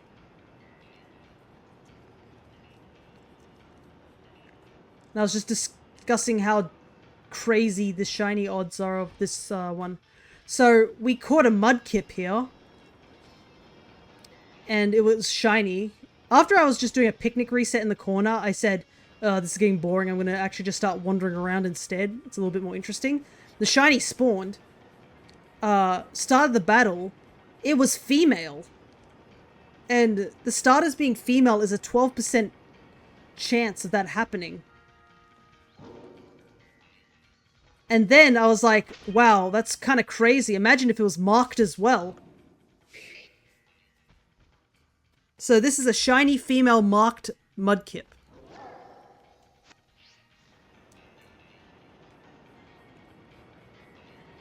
So the 12% already was crazy enough, but the fact it's marked as well is just a whole nother level because, you know, it's not like a event where they boost the marks or anything like that. And those are scams, by the way, so never get the marks on those ones. There is a mark increase on my sandwich, but like, yeah, the fact there's no gender changing thing. It's still a 12% chance to get the female Mudkip and to also get it marked. So I was just debating that I might make that a separate highlight alongside the shiny highlight reel that I usually do.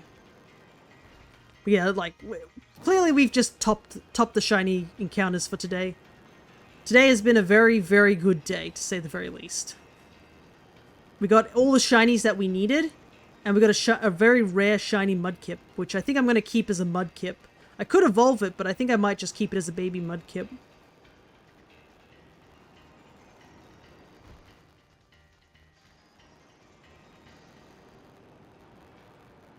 Yeah, we're drawing close to the end of the stream as well. I did say this was my last sandwich. We're just hanging around to see if we can find another Mudkip. Because if we do, we can evolve it into Swampert.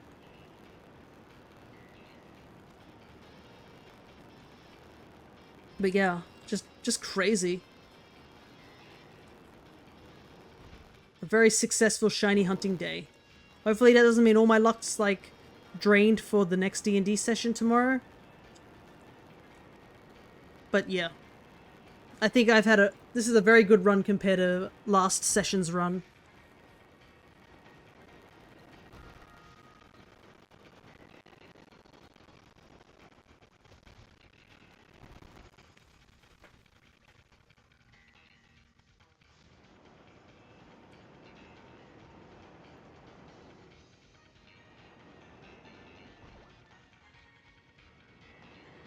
And we didn't even get a Combi either. Nice.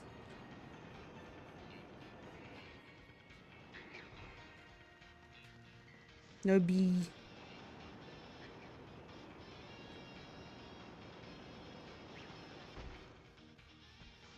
No B for me. That's a dead end.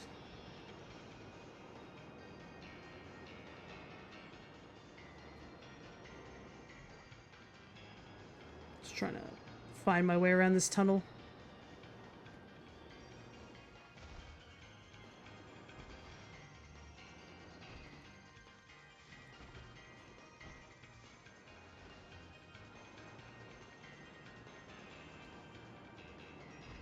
Yeah, definitely a good way to end. I was a little worried that we were going to end on oh, we just sit here staring at Mudkips, hoping one of them will finally shine.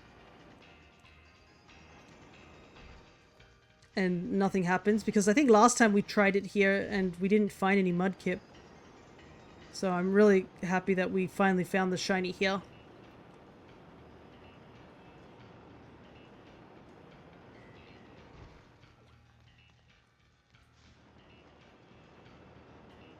So I guess, and we also managed to finish around the time we usually stream too, which is good. We hit the 5-hour mark, so we'll be starting to wrap up very shortly.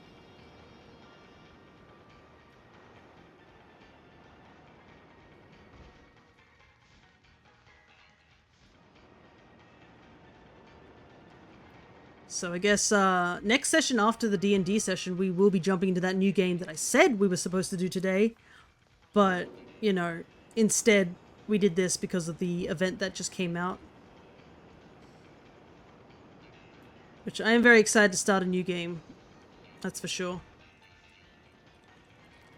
Finally gonna do the game that I bought 2 weeks ago. and haven't touched.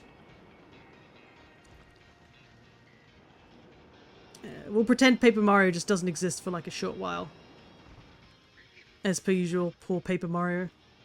Always sidelined. Because after that we'll probably get back into Mystery Dungeon. Though if there's no Pokemon event happening next week, we can always put Paper Mario on this particular slot. So that we'll get some of it done. Because, I mean, I think we only have like 2 chapters left. Not including any post-game stuff. I don't know how much of post-game stuff I will be doing. Because some of the post-game stuff does involve like super bosses and stuff like that. But we'll see, we'll see.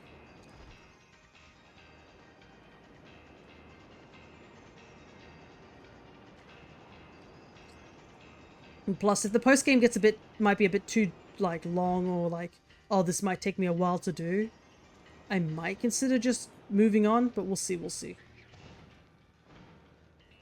Because I know I do have access to 1 post-boss so far. Post-game boss. I don't even know what the highest level is to get into Thousand Year Door.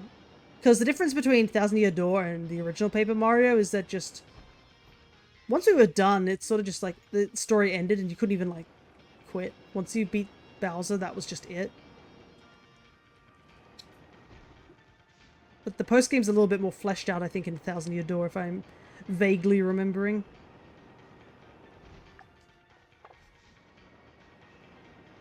But yeah, I do want to get into Mario and Luigi soon. That's the thing. Because Brothership is coming out soon, and I do want to stream those games so that you guys can watch me play those games, because those games are fun. And also, it wouldn't make much sense to jump into the final entry of the game, the current latest entry in the game, I should say, before trying out the other ones. While each of them are their own contained story, they do have like references to other games within them. So, you know, kind of have to.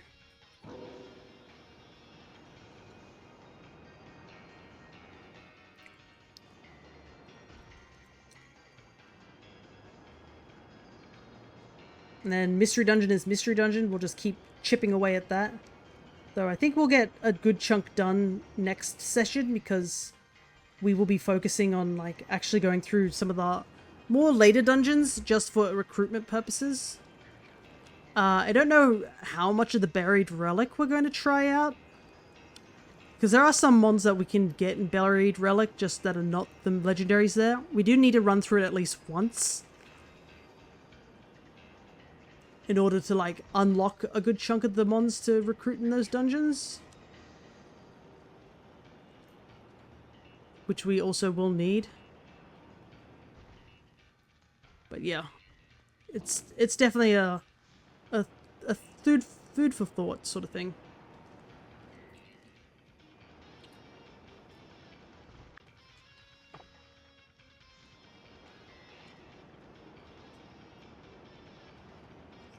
But yeah, I could also use a little bit of food in my stomach.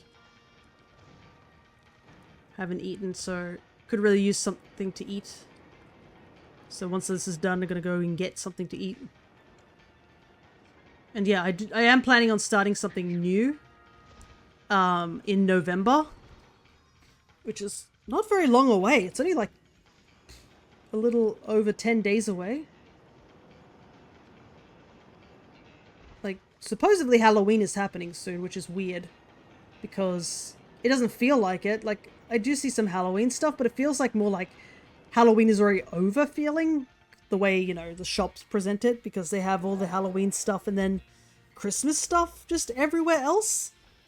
So it feels like they're already setting up for Christmas. I guess even the commercialism side wants this year to be over. Don't blame them, honestly. I think a lot of people want this year to be over. This year has definitely torn so many people apart. Halloween's gonna be great. I'm gonna go buy candy when it's on sale the next day. Yeah. Yeah, we don't celebrate Halloween, so Halloween means nothing to us. It's just a, oh, there it is sort of thing. all the candy goes on sale the next days. It's sort of like for me with Valentine's Day.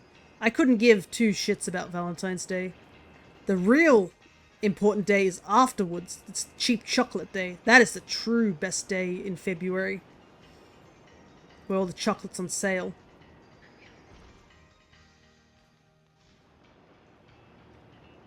But we are doing something more interesting for Christmas this year. I believe we're going to go to a caravan park and meet up with a bunch of our aunties and stuff, as well as our grandmother. So we're all going to a location instead of us visiting her place. Because I believe one of our uncles' kids isn't doing so well with the long car trips over to the countryside. So they're like, oh, what if we bring it a bit closer, sort of thing. They want to give it a try, essentially. So we're doing something a little different this year. If it does impact my streaming, I obviously will let you guys know closer to the time. But yeah, it'll be a little interesting. It is often our... We don't even... The thing is that we have not really been going over to our country... To the country to visit my dad's mother really that often in Christmas anymore. We used to go every year, and then I guess as time became more restrained, it was harder for us to all go there. And then obviously with my grandfather's passing, it made it a lot harder too. So we only usually go and visit her in February when it's her birthday. So my auntie wants all of us to go together so we can all like meet up as well. Alright, I can see other mons here. Alrighty. Look at that, a successful trip today. Rangaroo, Parsimian, Sun Vivillon, Alolan Ninetales, Alolan Sandshrew, Alolan Sandslash, and finally a female Mudkip. Oops, I do not know if I actually marked it on the counter. I'll obviously check this later. Save the game, absolutely. Ah, there was something I guess I did want to show off. I guess I should do that just before we end stream very quickly. I did want to show off the home related thing. It'll be very brief, nothing too serious. Hopefully it loads fast enough. Plus I might as well have this open because I'm going to have to start transferring all these Pokemon into the home decks.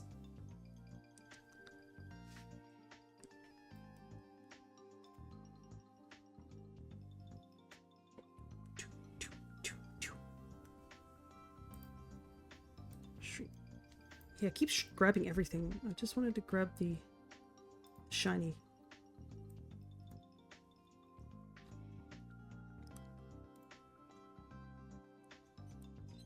There we go. It keeps grabbing it. I don't know why. Just have this Mudkip chilling here. There we go.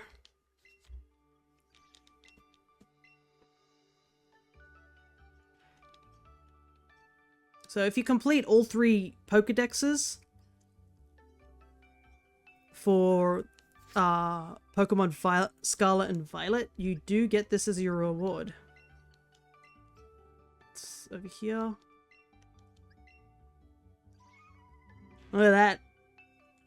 Apparently it's registered under Scarlet rather than Pokemon Home. But yeah, even though the OOT is Home, it's odd, but look at that. Shiny Meloetta. Finally real. That's all I wanted to show off, was that I had it.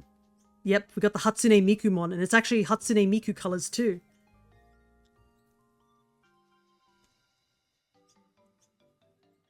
But yeah, it's wild that this thing is finally now shiny unlocked. But that's all I really wanted to show off, I guess. I'll have to move it in the decks, but yeah. Look at that, 7 shinies today. And like 6 of them are new entries, which is so good. But yeah, I guess I will stop waffling. For now, I need to go and eat. So, I guess next time we'll actually be over on the Alchemist's channel, because will be doing our D&D session tomorrow. So if you want to go check them out, or you need a link to their Twitch, it is right here. And I believe they were playing Mystery Dungeon. Are they playing it today, or like... Let me see. Or was it... They played it tomorrow? I can't remember. Maybe I've missed it. No, they're playing it today. So they'll be playing Mystery Dungeon today at 4. Which is definitely, if you're interested in that. I might drop by and watch them play for a little while, whilst I continue working on my little projects. But for now, I think I will see you guys tomorrow over on the Alchemist's channel when we do our D&D session. So, until next time, take care everybody.